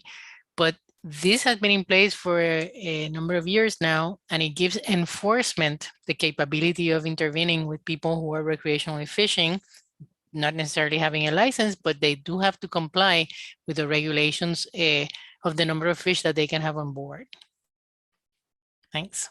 I totally understand that, Graciela. We know that the recreational bag limits has been in place in the EEZ, but guess what? Unless enforcement stops them inside the EEZ, there is no repercussion for what they're doing. So if they are caught inside the local waters, there's nothing. So unless the federal enforcement officers do their job and catch all these recreational fishers in the EEZ and enforce it there, nothing's gonna happen. And this has been the biggest argument. And you notice you've been in the last few council meetings where we've been trying to fix this situation. So I understand that it's in place in federal. We would like to see it in place with territorial. So we'll make the recommendation to the council, and then we'll let the council make the recommendation back to the territorial government. So, you know, that's all we can do. We've been trying. I think the fishers have been doing above and beyond their part. Mr. Chairman, Julie? Yes, Miguel. I believe that these recommendations are very important. And we need to have, like Maria del Mar said before, a one-on-one meeting with the authorities in the Virgin Islands to make sure, for example, Madeline, Nicole, and all the others, and the commissioner, to make sure that we outline the possible recommendation that you have to outline them for possible changes in the law of the US Virgin Islands, as well as the federal government. But in this case, we're talking about Virgin Islands. And then maybe put together a draft or something that we can look at the DAP meeting and FAC, etc., to keep moving. But the important thing is not let the authorities to forget about this, because right now this law that you see on the right is good on paper, but it does nothing. I mean, in order for me to be penalized, I had to be caught in the EEC with more than 5 fish. My best would be more than 15 fish. It's similar to the national grouper discussion that we have at the council meeting, that is good on paper, but it does nothing to protect the national grouper once you go to certain jurisdiction because you have to amend the ESA to include the Nassau grouper for some actions that you can do to that Nassau grouper. So here, I believe that Julian can present this to the council, making a recommendation that to look at the possible enhancement, let's say, or modification of the local laws to discuss back limits. And although we are talking mostly about parrotfish here, and this is directly to the US Virgin Islands, the parrotfish is not caught everywhere, but it is important for the US Virgin Islands to have this in their code of, the regulations that they have implemented in the Virgin Islands. Takes a long way, where we have to start soon. Totally agreed. I think we're gonna be moving somewhere. Just hoping we're having this meeting with the territorial government, that me as the DAP chair can be included in this meeting. That would be nice. That would be my suggestion, to have this meeting here, so we have check and balances all the time present in the discussions. Okay, we can move forward.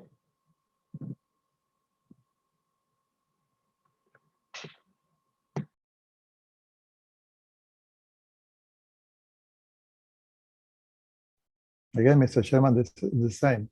Yeah, that's what I was gonna say. This goes right back to what we just discussed. Yeah. So we can go to the next slide.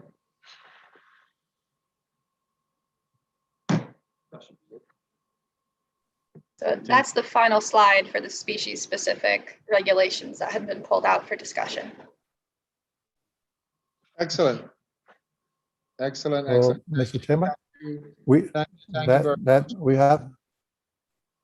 Mr. Chairman, if I may, Yes. I wanted to ask Graciela, is there any point that we have missed that should be addressed based on the presentation? But at the same time, I would like to thank Madeline for an excellent work on putting all this together and give the presentation to us. So Graciela, do you have anything that the group should look at from your presentation that haven't been not addressed at this time? I think that starting with the species specific, as you have done, it's really the right way to begin, because everything else, it's attached to some of these species. So anything that has to do with gear comes back to, spiny lobster or to reef fish. Everything that has to do with the area closures comes back to the specific species. So addressing them first, I think that that's pretty much in the right track. We have to make sure that the traps and nets are completely compatible throughout the state and the federal waters. So we need to look carefully at the actual language in both the VI code and the CFR. So we've been gathering, the information, because it's also important for the history of the fisheries to have that information from when things started and how things have changed. So we are tracking that, and I think that we're pretty much done. I'm trying to think of anything else. You've requested the assessment for many of the species that have other regulations in place. So I think that we're pretty much done. Okay. Let me take a quick look at the... Maria Lopez has a turn to speak. Yes, Ms. Lopez, go right ahead. Yeah, this is Maria Lopez. Yeah, and just as I agree with Graciela, what Graciela was saying in the beginning of the meeting. Julian, you mentioned that you would like to evaluate the size, the mesh size of the trap. If I don't recall, you were requesting compatibility from the federal side with your regulations. I don't know if that's something that you want to look at right now or maybe in the next meeting. But I also wanted to remind participants that during past council meetings, we have discussed several changes that we would like to do, in particular for the gears that are allowed in different fisheries. For example, now that the pelagic species, dolphin fish, is going to be managed through the island-based FMP, then there will be a need to do a prohibition on the use of the gill nets and the trammel nets, similar to what we have for the reef fish and for the spiny lobster. Because this is our new species, obviously we didn't have that need to have that before, but now that we have this species included, this will be the time to make those modifications, if that is the intention of the council, to the plans to make sure that gill nets and trammel nets are not used in this fishery. And that will be included as one of the actions in the GEAR amendment that the council is going to be developing soon. Another thing that was discussed in the past is the recreational use of traps. Traps are not allowed to be used in your territorial waters. However, it's not something that has been prohibited in federal waters, and there was an interest from council members to include this in an amendment to our regulation. So I just wanted to remind participants that we have had these discussions in the past, and it was the intention of the council to make these modifications and these revisions, which are, part of the issue with the compatibility in an upcoming amendment. Thank you. Julia, if I may, in the case of traps, that's a discussion by itself, because when we at the council discussed the trap, we were under pressure by many people in the Southwest region to prohibit traps totally. Dr. Roy Crabtree said he was not going to prohibit anything whenever he could manage it.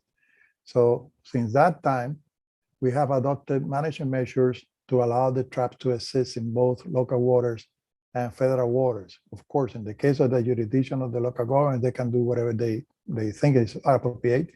So you may have a position, similar to the COINCOM in the case of Puerto Rico. Traps are allowed in the jurisdiction of Puerto Rico, but not in the EEC. That's one scenario. The other thing is you discuss the mesh size. The reason why you have an hexagonal mesh size in St. Croix, and this can be revisited, versus the square mesh that they use in the Virgin Islands, because cultural differences for St. Croix, St. Thomas, and Puerto Rico call for a different approach.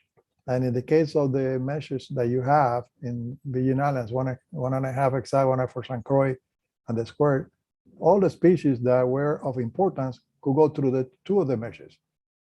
And that was a meeting that we had. And actually, Tom Daly brought 2 coolers full of different sized fishes, and they all went through the mesh, and they were all adult. So in the case of the island-based FMPs, you may have a St. Thomas and John regulation for traps, and another one for St. Croix, and another one for Puerto Rico. So at this time, do you think that in the case of St. Thomas and John, do we need to recommend the council to revisit what we have for traps?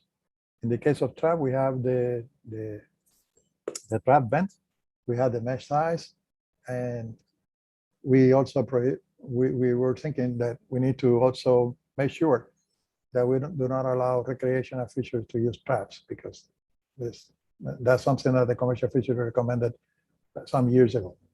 So that's the question that we have for you at this time. There are 2 other issues that you wanted to discuss today. The other one was the business, the moratorium, and we can discuss it, but again, it's something for the local government to do, but at least we can discuss it here. So the chair can allow to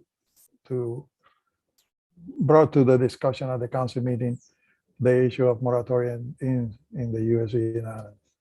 So the first one, Mr. Chairman, is what will be your pleasure regarding the traps? And we are talking about fish traps and lobster pots. They're different. Well, I'll start off with the fish traps. We had this discussion at a prior council meeting where we stated that we don't think we would like to see recreational fishers with any traps. And the same here for the territorial waters, and we would like that to be looked at by the federal government, adapting no traps, both fish traps and lobster traps for recreational fishermen. I think we I think we have fought hard enough to come up with a trap reduction program for the fish traps and implemented that plan. And a lot of the guys already done took everybody took the 30% reduction and efficient the reduction numbers. So, you know, I would like to keep that way.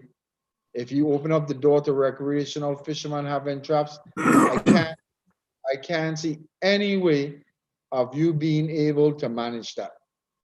And I think the quantity of recreational fishermen that compares to the quantity of commercial fishermen, a big difference, and you'll have more traps in the water by recreational guys than commercial guys. So that's an issue. Darrell has something you want to say. Julian, before that goes in, this is one occasion that you can have a motion, and the motion will be that the DAP recommends not to allow recreational fisher to use any trap, fish or pot, in the EEC or the local government jurisdiction, and that's perfectly clear for everybody. But that's what you want to do. Okay. This is Darrell. I'll make that motion that recreational guys should not be allowed fish or lobster traps in the EEZ and territorial water. I second the motion, Joshua Cattell. So let's open up for discussion. Anyone has some comments on that? No objection from me. Okay, anybody object to this motion? All right, motion carries. So I- the last thing that you have, Mr. Chairman, the last thing that you have for other business, and at this time you can add more if the group wants to discuss anything else. You have until 5 o'clock. Is in the case of the moratorium, lifting of the moratorium in the US Virgin Islands. In this case, remember, neither the secretary or the council to start with can interfere with the decisions made within the area jurisdiction of the local government. However, we can discuss and maybe offer some advice, let's say, for the lack of another word, on this moratorium things. For example, let's say that you have 1,000 people that are registered to fish at this time. You need to look at how many of those 1,000 people really fish, because you may end up looking at the information that you have, and out of 1,000 people, only 250 fish. You also see that there are 500 that have a license, they don't fish at all, or they fish once in a while, and some of them are recreational fishers. So you need to look at the status of your numbers and then decide what you're going to do. Let's say that you have 1,000 people registered to fish, 250 fish, and actually you have the numbers, they're commercial fishers. You have 500 that used to fish, don't fish anymore, but they have a license. Then you don't need to leave a moratorium. What you need to do is to look at the information that you have, look at who has been out of the fishery, who is not currently an active participant, and then you don't have to leave the moratorium.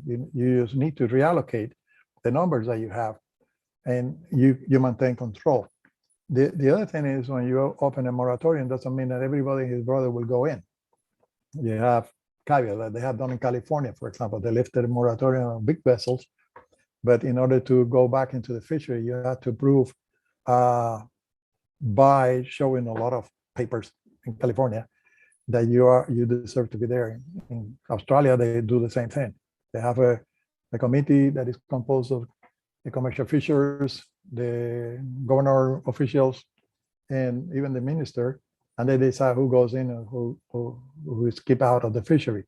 So those are the things that you could discuss to bring to the council, making a point that the council offered the table for discussion, not necessarily suggesting one way or the other what the local government should do or not do regarding moratorium.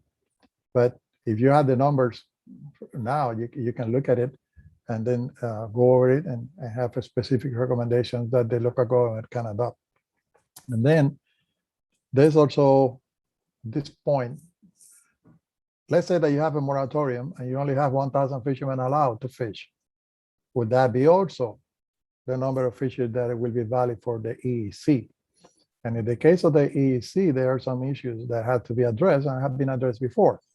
For example, can you adopt a system by which the local license issue in Puerto Rico can be adopted as the federal license? And the answer is no, because Puerto Rico requires a 1-year residency, and the federal government does not allow that. Because if a guy from Alaska wants to fish here, and he or she goes into a fishery that is not capped to the limit, that person should be allowed to fish.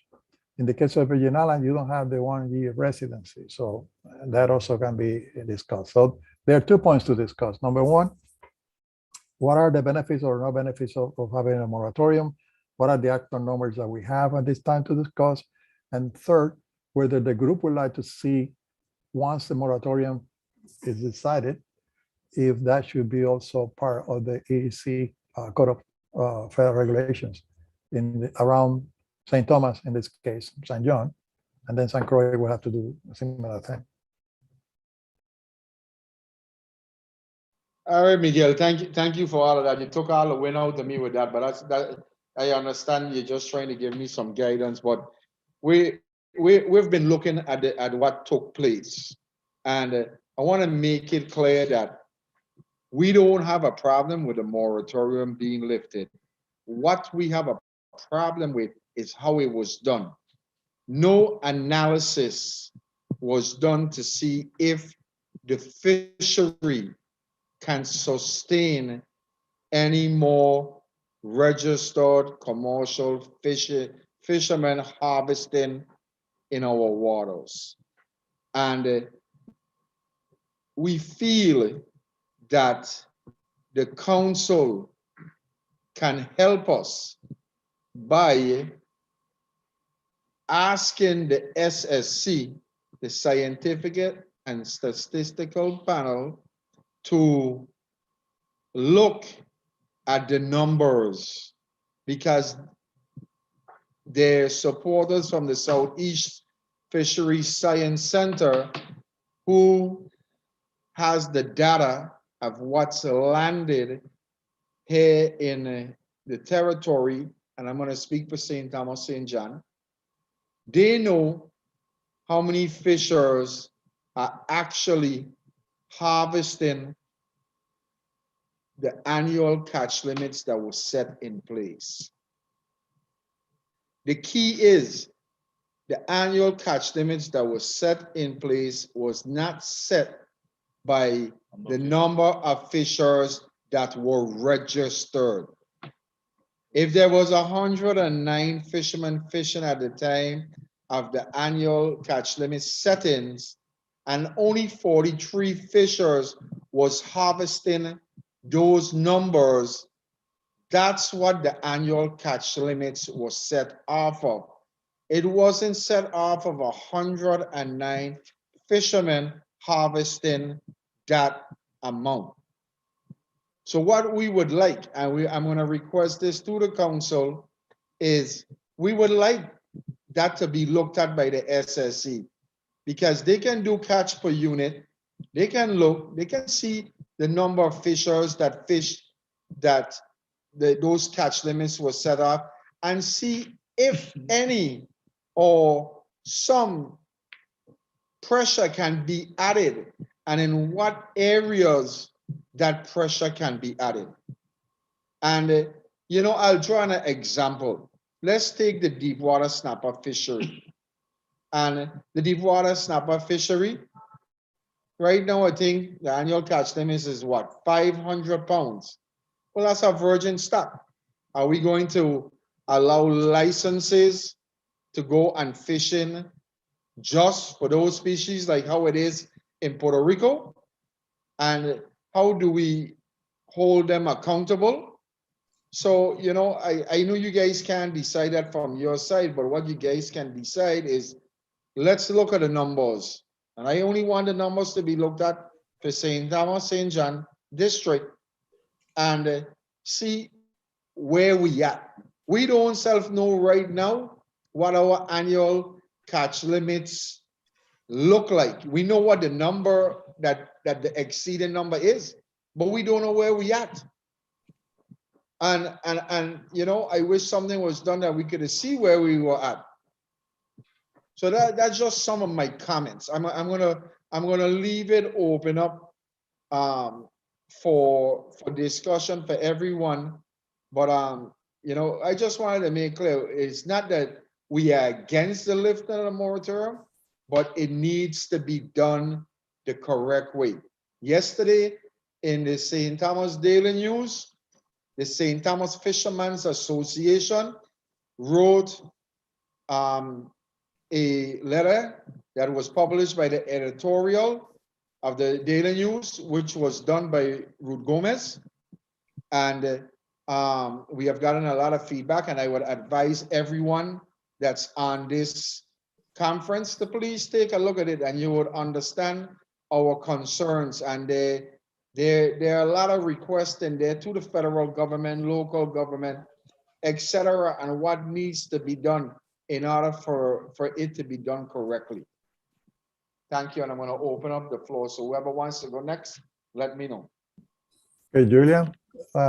Yes, Miguel. What you just said, what you just said is something that the council can take. What you are asking really, well, not really, but you're asking in terms of convert the language into what the council can do, is to ask the council to look at the current capacity of the species that you have. And that way you look at the ACL established for a particular species, look at the landings, and look at the number of fishers involved, and then see if you can have a catch per unit record. This is something similar to what Puerto Rico is doing, because in the case of Puerto Rico, they have an executive order that will open up the number of permits that they can give to the deepwater snapper group, and the fishers that fish for the deepwater snapper group are not very happy with it, because they say there's not enough for everybody. And then it would hurt socioeconomically the people who are in the fishery now. So it's not only that you may be able to go over the ACL, but also even if you don't go over the ACL, you may have less economic return to investment to the local fishers that are involved in the fishery. So in this case, in your report, you can ask the council specifically, and Graciela is taking note, to take a look at the information that we have for St. Thomas and John in terms of the species that are involved in the fishery, the statistics that we have so far in terms of the landing, and the number of fishers that are reporting. And that have to be, you know, in conjunction with the local government information. So let's say that you have X many species, and you identified for those species, number one, whether they have an ACL or not, number two, whether you have information. Then you have another tier of species that you don't know much of the species, but you need to have that information, and you can request that information.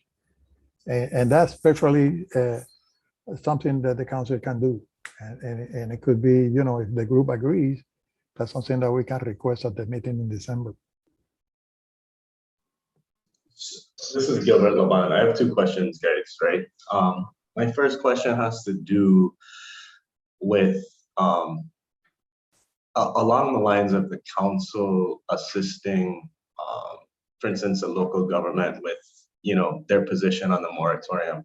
And specifically, I want to know, what is the council's interaction with both Commissioner JP Oriol and Dr. Angeli, because they are council members that I assume you guys talk to on a regular.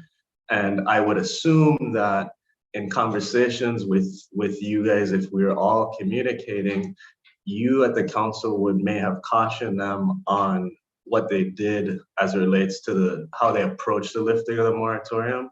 That's question number one. And question number two, as it relates to the deepwater snapper, The fact that and I think the catch limit on the earlier report I saw was 500 pounds, guys, that is a ridiculous number for two reasons. One, I get that that number was probably set on catch reports and landings, but that fishery is pretty much untouched in the USVI. And then on top of that, when I look at both the Gulf Management Council and the Southern Atlantic as far as Florida, they report both of those fisheries as unassessed, and their catch limits are in a whole different realm. So I just feel like we are getting kind of penalized on that because we have virgin fisheries. So I kind of open it up, one, to your response based on my first question as far as the interaction between the two sitting council members representing the USVI, and then second on the catch limit of the deep water snappers. Okay, the first question, if I may, the commissioner is, and actually the governor of the Virgin Islands is the one who sits at the council. He or she delegates on the official with the highest rank in managing the fishery. In this case, it's the commissioner of the Department of Planning and Other Resources. In the case of what we have now, the commissioner has the authority to have two delegates. So in essence, Dr. Angeli is the delegate to the council of the commissioner and the governor of the US Virgin Islands. They interact with us at every meeting, and they can, in between meetings, they can ask questions on everything. But they do not rely on the council for decisions that they can make within the area of jurisdiction of the US Virgin Islands.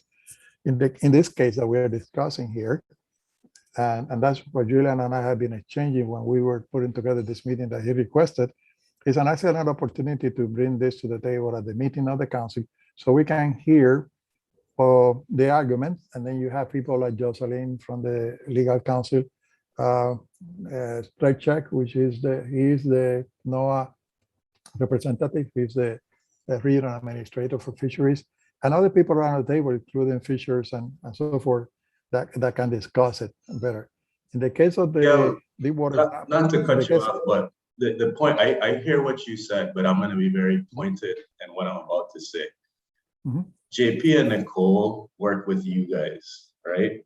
And in my opinion, they're making decisions that almost essentially go against what we're trying to do here. And for you to sit here and tell me that, I get that they have jurisdictions that they can make their own decisions, but it's clear now that we have two members representing the USVI Caribbean Fisheries Management Council that do not represent us at all. And I wanted to put that on the table today. Okay, let me put this back on the record. You have to read the law to make sure of what you're talking about. The councils are composed of local government representations and the industry. And in the case of the Caribbean Council, you have two government officials, the representative of the Department of Commerce, representative of the US Virgin Islands, representative of Puerto Rico. As far as the council goes, according to the law, they come to the table to discuss it and everything, but we cannot tell them what to do or not to do. Let's make that clear for the record. Second, regarding the other question that you have. The last time, for instance, that you spoke to them as a council. Yeah, in the case of the deep water snappers, you're right. That species, the deep water snappers of the US Virgin Islands, is considered by the council as underutilized species, because we have a program to promote underutilized species to assist the fishers with alternatives for their fisheries. So that's something that this group can look at and discuss it and bring to the table at the December meeting. In the case of the Virgin Islands, in the case of Puerto Rico, the fishers, the deep water snapper grouper have been fished for many years. The US Virgin Islands, on and off. We have a couple of fishermen, one that I know very well in St. Croix, used to fish for that. But fishermen have been telling us that there are costs involved that they are not willing to invest in to that particular fishery. But that doesn't mean that at this time, presently, we cannot discuss it and move it forward. This is something that the DAP can help identifying those species that can be, let's say, promoted, for the lack of another word, among the fisheries of the Virgin Islands. So they can be offered as another way of another fishery component that they can utilize. So it is important that you discuss it and provide Julian with the elements of discussion that you would like to see at the meeting.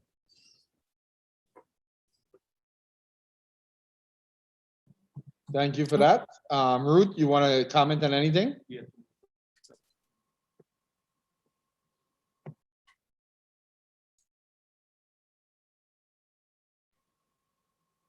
Colin, would you like to comment?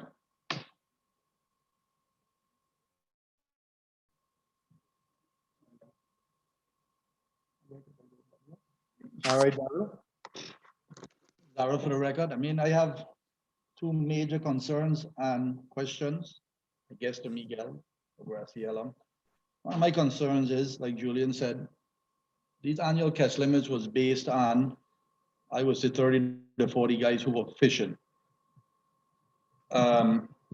It was not based on the number of fishing licenses that was given out. So the problem remains is that the 30, 40 guys are still fishing. And what is going to be, is there going to be any adjustment to the annual catch limits if these new licenses and new information data comes into play? Or is it just set at that and that's it final?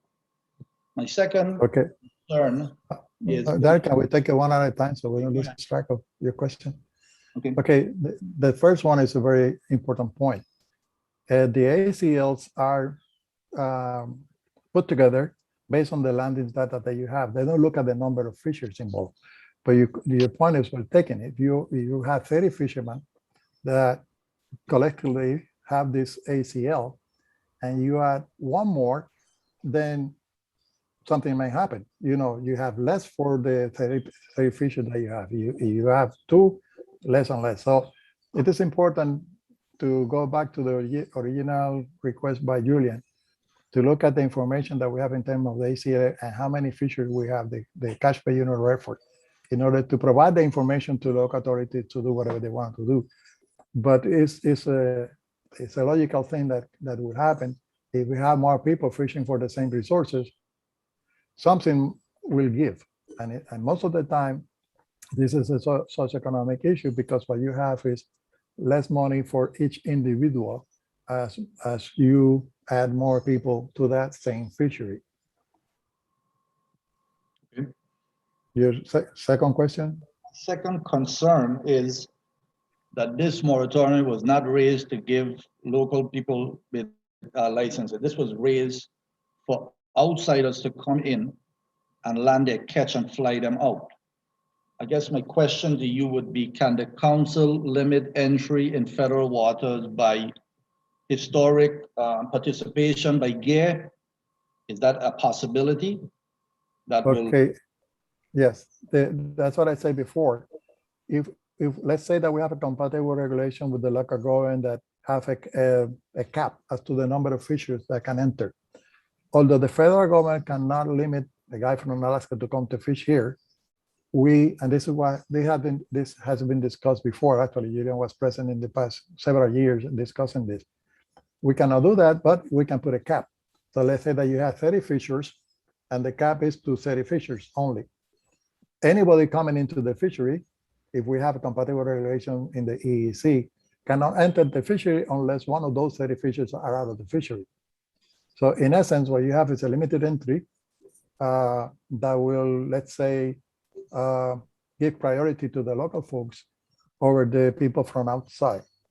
And by the way, these are the kind of things that we can discuss at the SSC. I know not the SSC, similar to the CFNC, because this is really, we're talking about realities of life. This is what we need to discuss. Exactly the point that Daryl is bringing. If you have X many people fishing for this amount of fish, what will happen if you increase that those fishers? This is exactly the issue that has been discussed in Puerto Rico as we speak.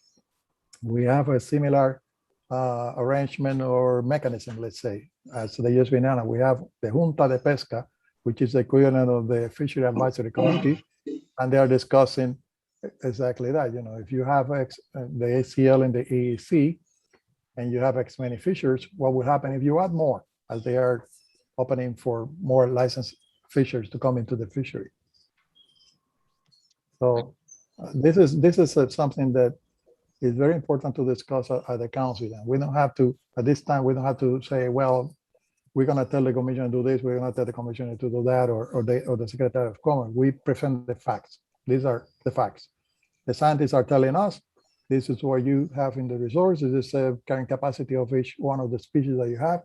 These are the many species and the many fishes that you are fishing. These are the best estimate for catch of your effort. If you increase it, this is what something is going to give. And also, we have to be mindful that the Magnuson-Stevens Act not only have to be consider the resource as such, but we also need to consider the socioeconomy. And sometimes people tend to forget that okay, we protect the fish because without the fish, there's no fishery, period. Everybody knows that.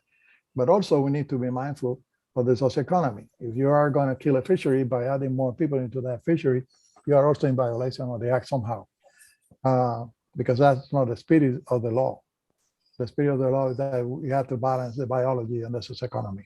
Sorry for the long answer, but it's important to remind us of where we are. Mr. Chair, you have Jocelyn asking for a turn. All right, Jocelyn, and after Jocelyn, I got Winston. Thank you. This is Jocelyn D'Ambrosio. I just wanted to circle back to some of the comments about how the annual catch limits were derived. And they did take account of landings, as you all know, and looked at landings from a particular time period that the SSC had chosen based on what they thought was a sustainable time period. But they recognized uncertainty in that data, either because of how landings were reported, other factors. I don't know whether or not they looked at number of fishers, but it's not just that the landings become the ACL. They applied scalars, which means they would increase those landings to account for additional capacity in the fishery where they thought that was scientifically valid, and then buffers that might further reduce that number if they thought they needed to be more conservative. We've talked about some species where we need to be conservative because of the risk of overfishing. So it was a more complicated process where the landings were scaled up in many cases and then brought down a little bit just to reflect different assumptions about capacity of the stock, as Miguel was saying. So I don't know how much we need to be concerned about the number of fishers that were there, but if we had additional information that suggests that there might be that the fishery could sustain additional landings, we could look at that. But right now, this is based on the best scientific information available, and it wasn't just a straight relationship between landings. There were scalars which increased that number and buffers as well as part of the ABC control rule. Mr. Chairman, you also have Maria Lopez, I can turn to speak. Yes, Darrell had a question first. You don't want to ask the question right now? This is his question, then we go to My question, like I asked Miguel, was if they do get through with issuing these new licenses and we are now over the quotas, are we going back in to look that there was more fish than we thought? Or are we just going to accountability measures for the next year? I guess that was my kind of question. I know I was in every one of those meetings. I know about the buffers, I know about all of that. My question still remains, 80% of that was based on the catch landings. And if the catch landings go up now that you're going to have 30, 40 new people that's turning in catch reports, what is the process to raise catch limit? If it's possible. In theory, there are 2 points. If you increase the number of fishers, okay, the first thing that is going to happen is that the ACL will be reached sooner. And you have to have a countable measure in the EEC for that particular species. And let's say that you have 1,000 pounds in the EEC for 20 fishers, or for 10 fishers, 10 fishers. You have 100 per each one of them. If you increase that to 20, you only have 50. The ACL remains the same, but you only have 50. So if the extra fissures fish at the same level of these fissures that are in here, you go over the ACL and accountable measures are put in place. However, to the other point, which is very important that you're bringing to the discussion here, let's say that you increase the number of fissures, and you find that the fissures are increased, the number are increased, but the resources doesn't have a decrease, and the sources sustain that number of extra fissures, then we have to revisit the ACL, because then we can say, oh, wait. Based on the information that we have, a large percentage from the landings, and the other information that we have from the science that we know from each particular species, we might need to revisit the ACL, we might need to revisit the percentage, etc., allocation to the commercial fissures and increase it. But in all honesty, usually when you have more fissures, the ACL either remain the same or they go lower, because the resources that we have in the US Caribbean, as well as any other part of the world, are really at the maximum level that they can sustain pressure. So the more pressure you put into a resource, the more careful you have to be in the management of that resource. So I believe that those 2 points that Daryl is bringing to the discussion are key points that we should discuss thoroughly at the council meeting. Because, and again, by discussing these points, we are not disrespecting the local government. We are not imposing anything to the local government, but at least we'll be able to have the rationale for any decision. We have better information. And also through the council, we will have the council constituents, the commercial fishers, involved in the discussion. So those 2 points, I believe, Mr. Chairman, should be brought to the attention of the council at the meeting. Okay, I had a question from Winston, and then we're gonna go to Maria Lopez. Winston Lede. Miguel, don't we have a rule where the HMS permits are limited to boats only up to 45 feet? What's the question again? Do we have a rule where you only can issue HMS permits to 45 feet boat and under? No, the HMS doesn't regulate the number of vessels. What you're talking about is there's a provision for small vessels that fish for the species under the authority of the HMS.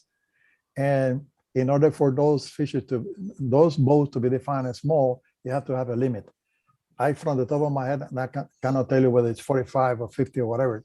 But what they have in the case of the US Caribbean, they allocated a certain amount of the highly migratory species that are commercially fished to the small scale fishery of the US Virgin Islands and Puerto Rico.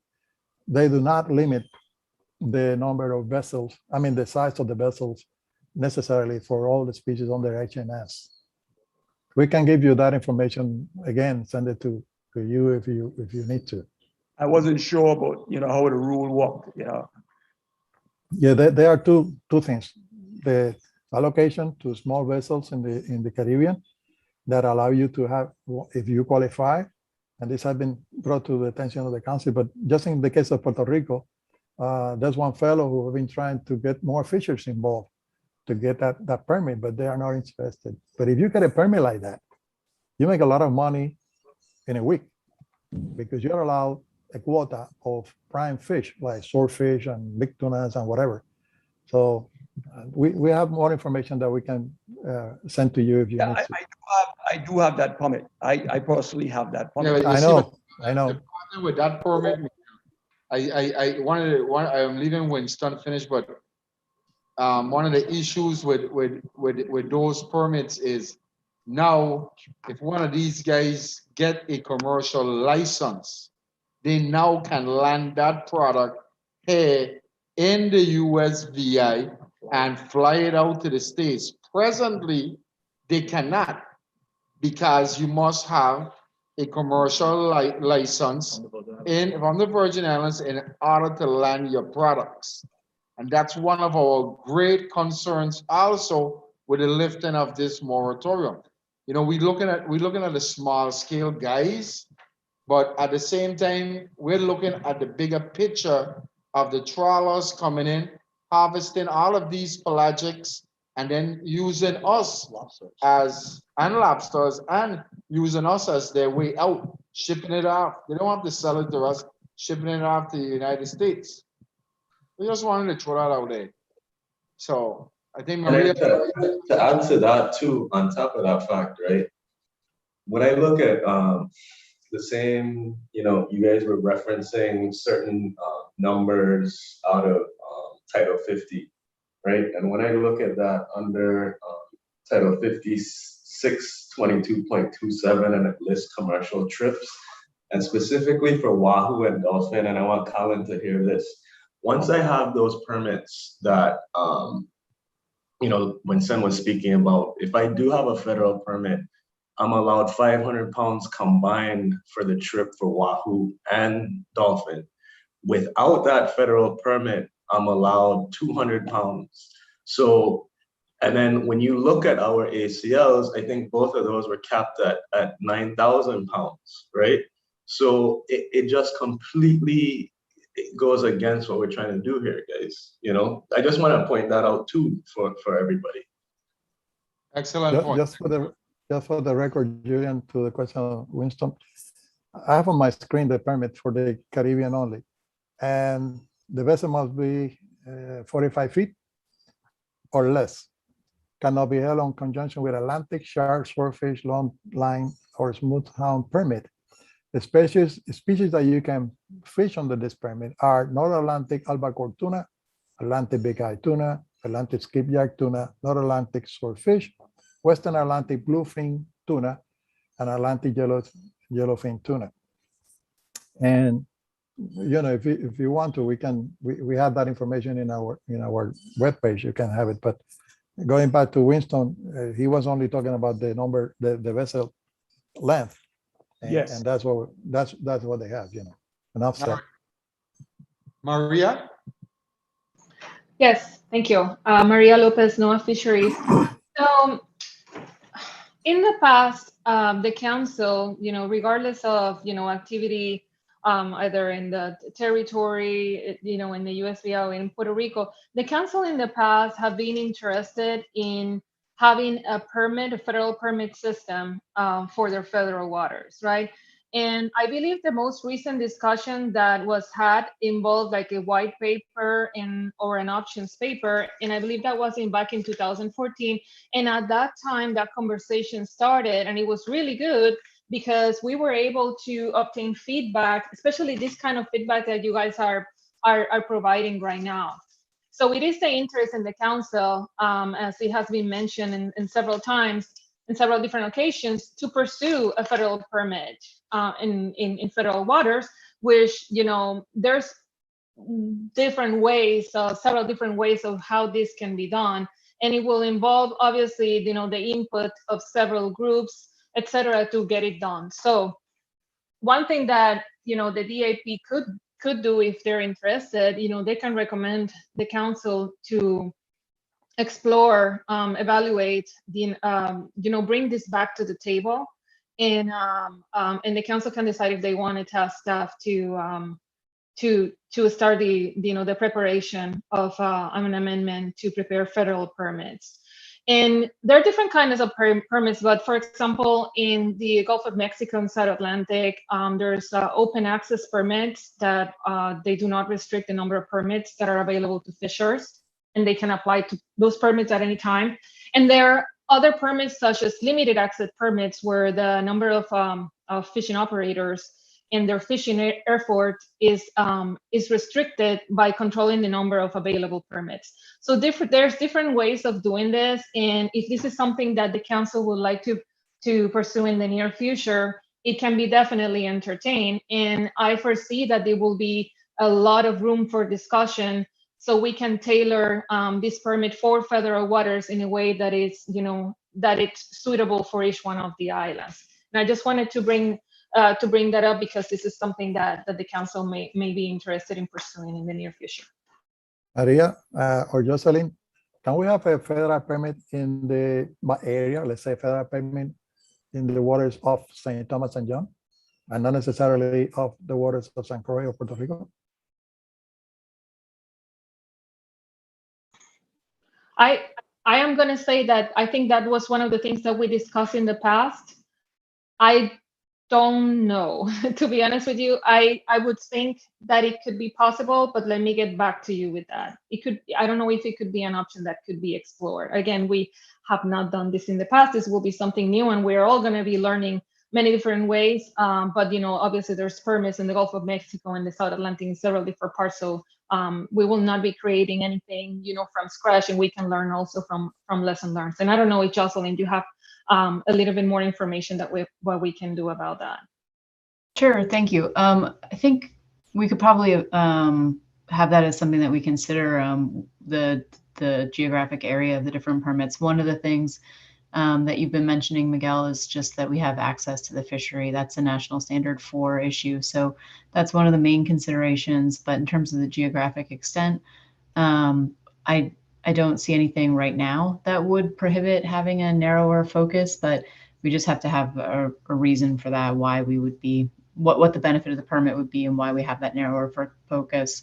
One other thing I'll note with the permits is that right now that's listed as one of the elements of the standardized bycatch reporting method as a way to get bycatch information. So there is an importance in trying to pursue the permit program so that we can have bycatch information coming from Puerto Rico and throughout the USVI. So not just one particular island or island group. Okay, Julian? Yes, thanks for that. So I will be putting that in one of our recommendations to the council in my report. Yes, and the other thing is that we should also make sure, in the case of the council, that we set some time in 2022 to discuss it. And for discussing this permit, we need information from Jocelyn's office, Maria del Mar, Graciela, myself, and you can also be part of the discussion. So we can present to the council, let's say by next meeting in May or whatever meeting in spring we have, some indication as to what can be done, what cannot be done. We don't necessarily have to go through the whole exercise of an option paper, but just to present the case on the meeting. In the past, I was told several times that no, you can have a different permit for the EC in areas, but at that time we didn't have the island-based FFPs. And also we need to distinguish between a permit and a license, because at the beginning when we were discussing it, we were talking about a license. So anyway, I believe that I'm making a note here to set some money for this type of meetings that we are going to have in 2022. If the council approves. Excellent. Yes, I think that's the way we need to move. I have Ruth Gomez that have. Oh, go ahead, Ruth. So this question is really for Maria. I know DFW, when they enter the landings, it goes directly to the Southeast Fisheries Science Center. My question is a two-part question. One, how often do you guys take a look at the reported landings versus the ACL? That's the first question. Can you hear me? Hi, Ruth, this is Maria Lopez. Yes, so we do the exercise of, like, the official exercise of doing the comparison of the landings versus the ACL to make the AM determinations annually.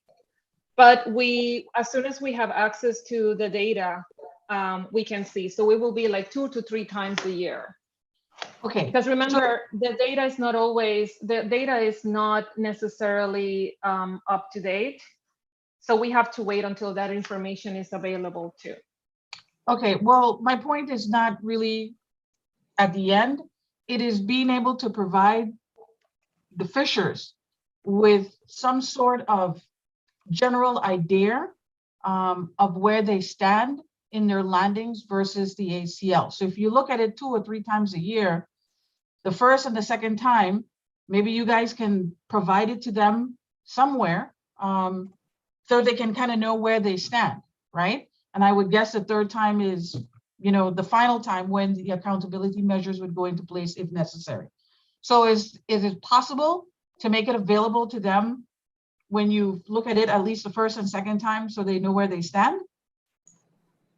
Yes, absolutely. We can do that. And there is a web page for monitoring ACLs that get updated. One of the things, and then we can absolutely do that. I'm taking note right here. One of the things is that, you know, different to many of the fisheries in the South Atlantic and the Gulf that are in season, right? That they receive landings, you know, during the same time. Ours is not like that. You know, our AIM monitoring right now is a 3-year look back, right? So the comparison of the landings that we are doing, it's not basically it's not up to date. But the good news is that now with the Caribbean branch in the Science Center, you know, being specifically allocated to work with Caribbean data and monitoring, there's going to be a lot of updates and a lot of progress that we are expecting to have data that is more you know, like more recent, like at the same time. Hopefully we will get there one of these days. But Sarah has provided. Sarah, did you have the website, the link? If she can put it in the chat, that would be great. She put it in the This is chat. Sarah. Can you hear me? I'll put it in the chat. And we don't have it yet for the Caribbean, but I can put the link to the South Atlantic and the Gulf so you could see what it would look like for us. Well, put that in to the be chat. honest, to be truthful, I'm only concerned about where I live. So if it would have, if the Virgin Islands could be included in there, that would be great. That's important to me. So it would be broken out by FMP. So St. Thomas, St. John would have their own table with, is that okay? Is that what you Yeah, mean? that's perfect. That's absolutely Okay. perfect. Yeah, I'll put it in the chat. So then the other question I have, Maria and Sarah, is there a table somewhere that you can share that has the reported landings from 2015 to maybe 2019? Because I don't know if 2020 is available yet, but if you had 2020, that would be great. To see what was reported versus the ACL. Is it a table somewhere? Hi, this is Sarah. It is not as of right now, in part because we're transitioning from the previous FMPs to the island-based FMPs. Some of those web pages in the past haven't been transitioned over with our new NOAA fisheries website transition. But if that's something that you would like to see now, that can be built, but know that it would probably be compared to the previous ACLs, which means the previous management, the stock complex organization. So for instance, if you dropped pudding wife and Spanish hogfish from the wrasses complex, you wouldn't necessarily see that. So I was waiting until the island-based FMPs were fully in place, and then going forward would show you, here's your stock complexes, here where you are against the current ACLs. So I could definitely show you the past, but I didn't know if what you're more interested in is the future. Well, what I'm really interested in is finding out how many fishers contributed to the reported landings from 2015 to 2020. Because I don't know if that's something that DPNR did, but I know that before they even had a conversation about lifting the moratorium, that was the most generic and basic piece of information that would be crucial to moving forward. So I'm going to ask for it because I really would like to know how many fishers contributed to the landings from 2015 to 2020. Ruth, if I may, that information is in the division since the get-go. It's in the division where? I don't know, when you were the head of the division, you and I used to talk a No, lot sir. about it. No, And I'm no, very sure that no, wasn't there, but- Miguel. No, Regardless no, of but that, that's the Miguel, point. No, can I? no, let me finish. Let me finish. You were talking exactly about the same thing, that we needed to have a table where we will have all this information.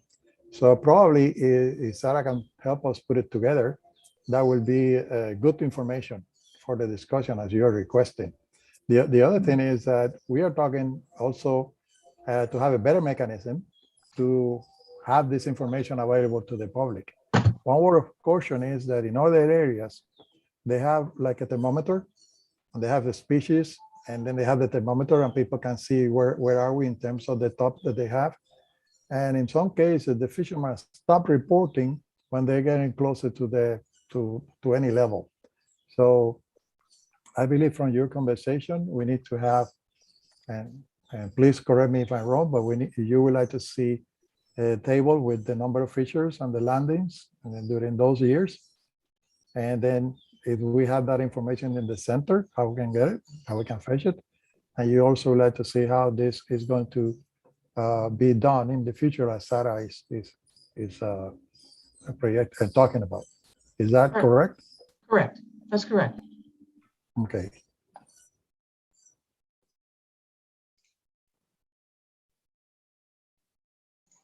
If I may, this is Maria. Yes, Maria, go ahead. Okay. Yeah, and I also wanted to add, and I said thank you, Sarah, for providing that information. That this going to island-based FMPs really gives us the opportunity to make a lot of changes and make a lot of improvements on the way that we present the information. And like what Sarah was saying, is just like, what do you want to see? We can request that information. We can we can publish it and make it more accessible to the public. I think these are good things, and good things are coming up. So if you have any suggestions, please feel free to shoot me an email or Sarah, and we will be happy to assist you if you have any additional questions as well.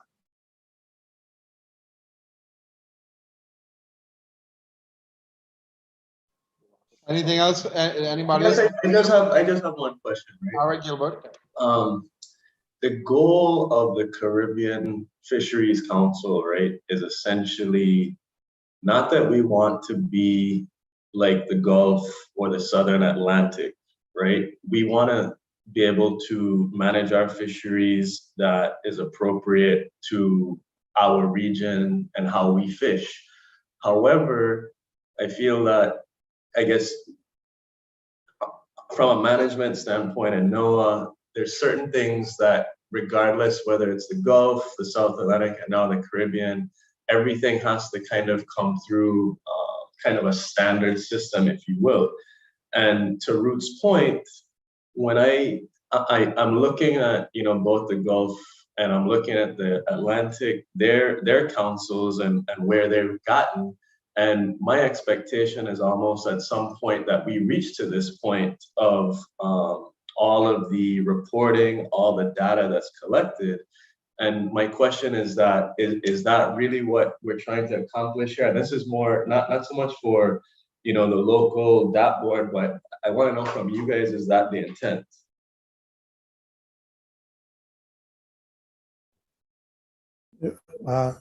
You're asking the question to the DIP or to us?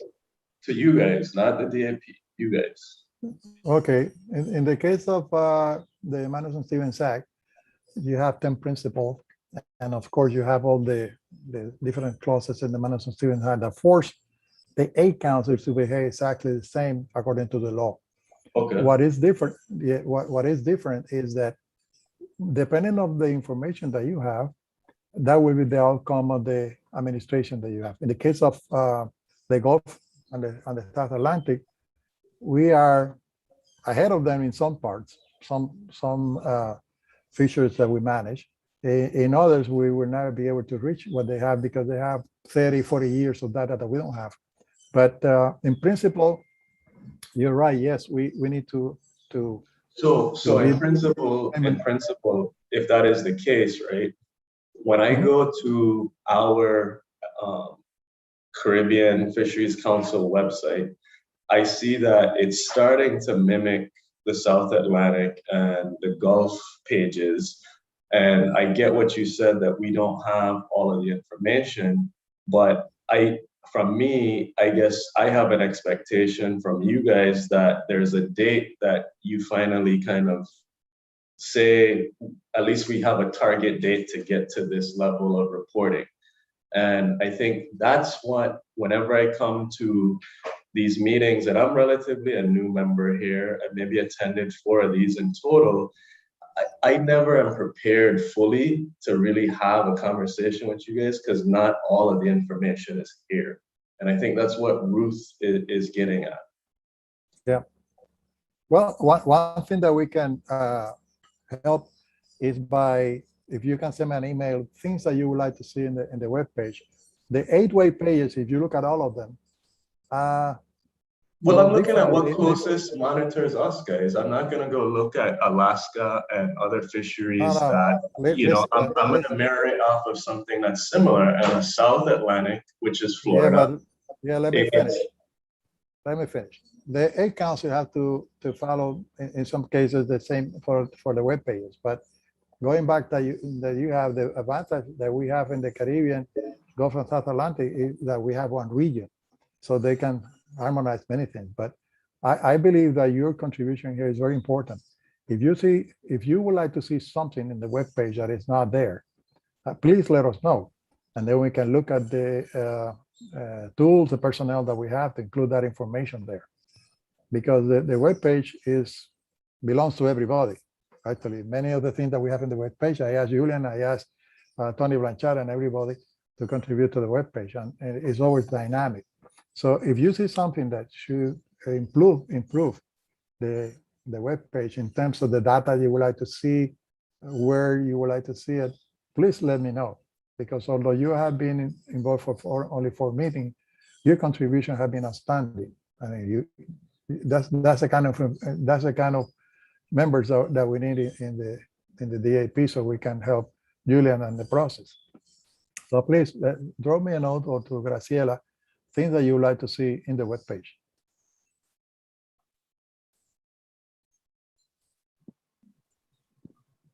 Excellent collaboration. Great questions, Matthew. Anyone else have anything else they would like to add or ask? I do. All right, Ruth, go ahead. So I took a look at the 2 links that Sarah sent, right? And one of them is the 2020 to 2021 and 2021 preliminary Gulf of Mexico commercial landings, right? I understand the Caribbean fishery isn't as big as the Gulf or Alaska, but nevertheless, it's my fishery. And it's important to me and the gentleman on this call and the people of the Virgin Islands. And NOAA is charged with monitoring our fishery. So I would expect nothing different. The level that you give the Gulf, I expected no different than the Caribbean. I'm really, really tired of the Caribbean being treated like some second-class fishery. It's an important fishery because a lot of you, right, spend a lot of time, and your job is to monitor this fishery, right, on a scientific level. So please give us the respect and give us the same amount of detail that you give the Gulf, because it ain't only gonna be half the work or a quarter of the work, because we're like quarter or even smaller than the Gulf. So if you could do it for the Gulf, you could do it for the Caribbean. Don't send me a link. When I punch on it, it's one table. But when I punch on the Gulf, I could pick, choose, and refuse of what it is that you guys have already provided as far as numbers, preliminary, that sort of thing. Please give us some respect here. Give us the same and I want to level expand all on the other that. people. And Ruth is absolutely right, guys, because that's why I made that comment. You know, I'm looking at other places, and admittedly, maybe for the first or second time I'm on this page, and what's represented here is not in any shape or fashion equivalent to any of the other fisheries around. So Ruth's point is heavily important to me and taken as well, okay? Can I say something?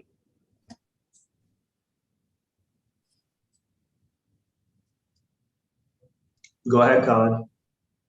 Yeah, Colin Butler for the record. As far as the landings are concerned, particularly for a dolphin, for example, Southeast United States, they separate, they separate recreational landings from commercial landings. Why is it in the Virgin Islands that recreational and commercial landings are contributed as a whole and counted as a whole towards our ACL?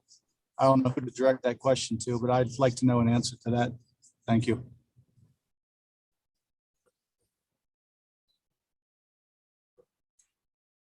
So, Mr. Chair, if I may. Yes, Graciela, go right ahead. So the Marine Recreational Information Program has not collected information in the Virgin Islands except for 1 year way back in 2000 or something like that. So that program, I mean, there is an initiative to get a steering committee going so that we can bring the program back to the Virgin Islands and then have specific data from the recreational sector to separate the data from the commercials. Lacking the information from the recreationals when the ACLs were being developed, they would have to account for the two sectors that are actively fishing and have to consider it based on the commercial side. So that's something that it's happening. The steering committee, I don't know, Sarah, when it's meeting again. There have been, some small development in the past year. But the idea is to have that program back into the Caribbean at some point, and to actually have the two sectors provide information on their harvest.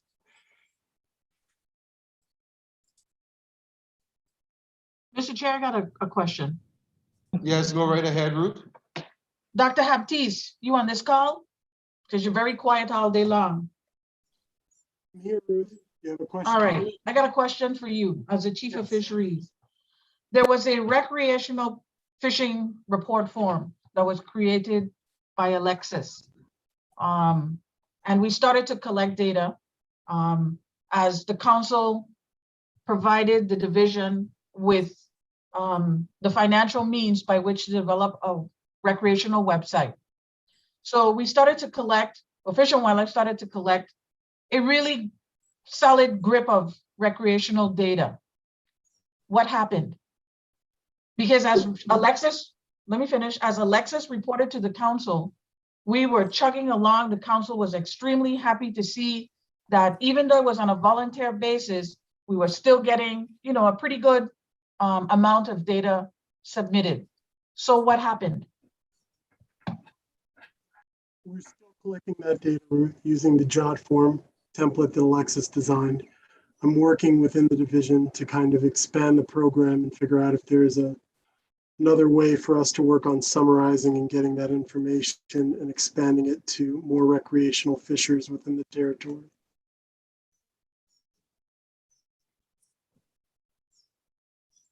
So you collected data or not? We are collecting data. We still collect the data using the reporting form that Alexis designed. So Miguel, is there any possibility of having DFW present that recreational data they've collected? I know it's too late to do it at the December meeting, but how about April? And that way that we could have a discussion, a nice robust discussion with the council about the recreational fishery.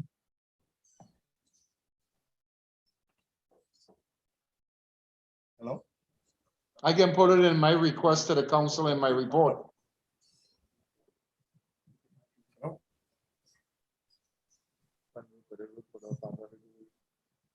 Miguel is trying to get on, but we're not hearing him.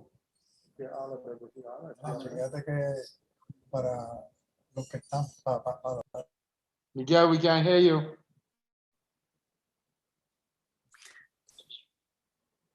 So the other question that I have, if I may, so we need to bring back onto the table the MRIP because they are the ones that have the funding available for the recreational data collection efforts. So I think that we should take also note on that. And I think that Sara is our rep with the steering committee. So we'll take note of that too. Gracias, and I have this again for the record. If I may, I think it would also be beneficial for us within DFW to, coordinate with MRIP, determining, the utility of the recreational fisher data that's collected, because it's also not collected along the same formats that make it statistically available for some analyses that could be used in associating effort to recreational fishing as the MRIP phone surveys are. So I think that could be a bigger discussion that could be had amongst the DAP as well as in the CFMC to determine how and if this recreational data can be used to associate effort with the recreational fishery in the USVI.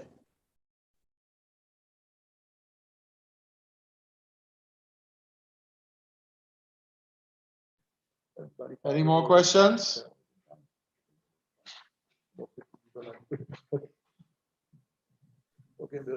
So I see I will have a very lengthy report to give at this upcoming council meeting. I think I might need 2 days, Miguel, but I'm gonna get it. Yeah. I'm gonna get it across. Yeah, we can help you with the main points. And the important part is that by calling this meeting, I believe this is one of the best meetings I have been in any DAP. You have the elements to this for discussion to present to the council. At this time, do we have anything else in other business that anybody wants to bring to the discussion today?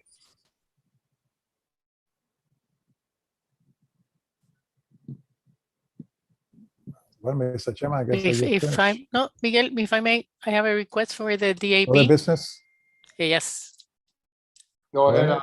Graciela. So we do have a grant to look at the deepwater snapper fishery.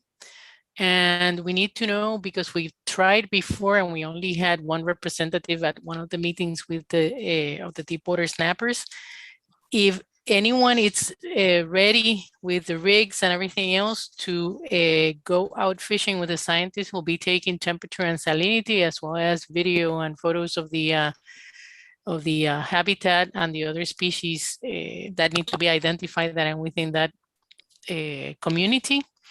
So we would appreciate it if at some point we can have an exchange of names of people who might be interested. And this is a grant that we have through the Coral Reef Conservation Program. And as I said, it's to go out with the fisher, take the equipment, with a CTD. These are all small instruments that need to be taken out, and to, follow, basically convert the knowledge of the fishery into science regarding salinity, temperature, depth, the species that are in the area, etc. So the other thing is that we will have an ROV, a remotely operated vehicle, next year operating in the Virgin Islands to look at the 50 to 150 meter depth. And that's also will be conducted with the help of the fishers. So any collaborators would be appreciated. Thank you. All right, Graciela. I'll talk to the guys that I know that do that type of fishing. Actually, what I'll do, I can't do, maybe tomorrow afternoon I'll give you a call. If not, Thursday morning early, I'll give you a call and we could discuss it some more. And I'll speak with the different individuals and request of other people that they know that would be willing or has the size boat to do that, take you guys out to do that. So I know we have a couple guys, like Colin and Winston and maybe Alvin that does it, but I'll work on that for you. But I want to have a discussion with you first before I talk to the guys. Great. Thank you, Mr. Chair. Mr. Chair, I have a quick question for Graciela. Go right ahead, Ruth. What scientists will be doing that work? Could you repeat the question?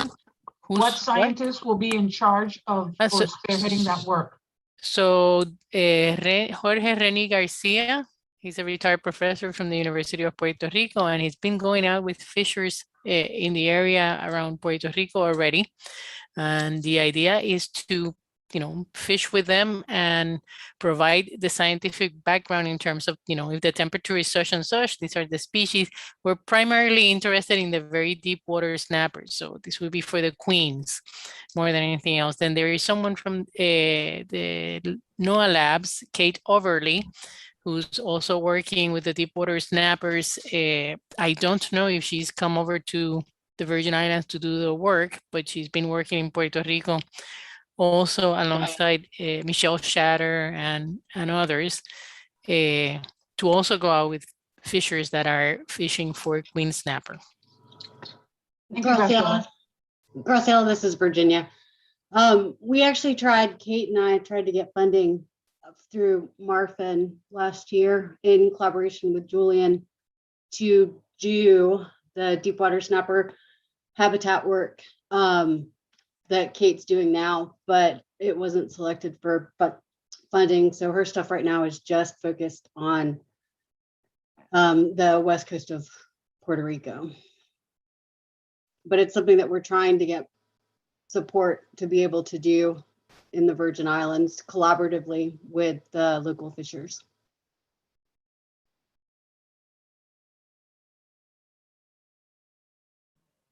Anyone else has anything else that they would like to say? Or anything else they would like to talk about? I guess with that said, You may close the meeting if you finish, Mr. Chairman, just the time and the date. yes, I would like to just say a special thank you to the presenters today, and thank you to all my committee members, all the people that are on this call today that participated and were able to answer so many of our questions and guide us on how we move forward. I look forward to giving a presentation at the upcoming December council meeting. And most importantly, I look forward to this committee getting together to continue the collaboration with all the different issues that we have. So like I say again, I would like to say a special thank you to everyone. It is now 2:19, and I would like to adjourn this meeting. Second motion. Thank you, everyone. You not need a second to adjourn the meeting, but so Julian, if you need any help with the presentation, Graciela and I would be more than happy to help you with whatever you need. Great, and well, I think one of the most important things, if I can get the minutes and all bullet points, it would help a lot, and it's going to be a good one. Okay. Thank you all very, very much again. Thank you for allowing us to have this meeting.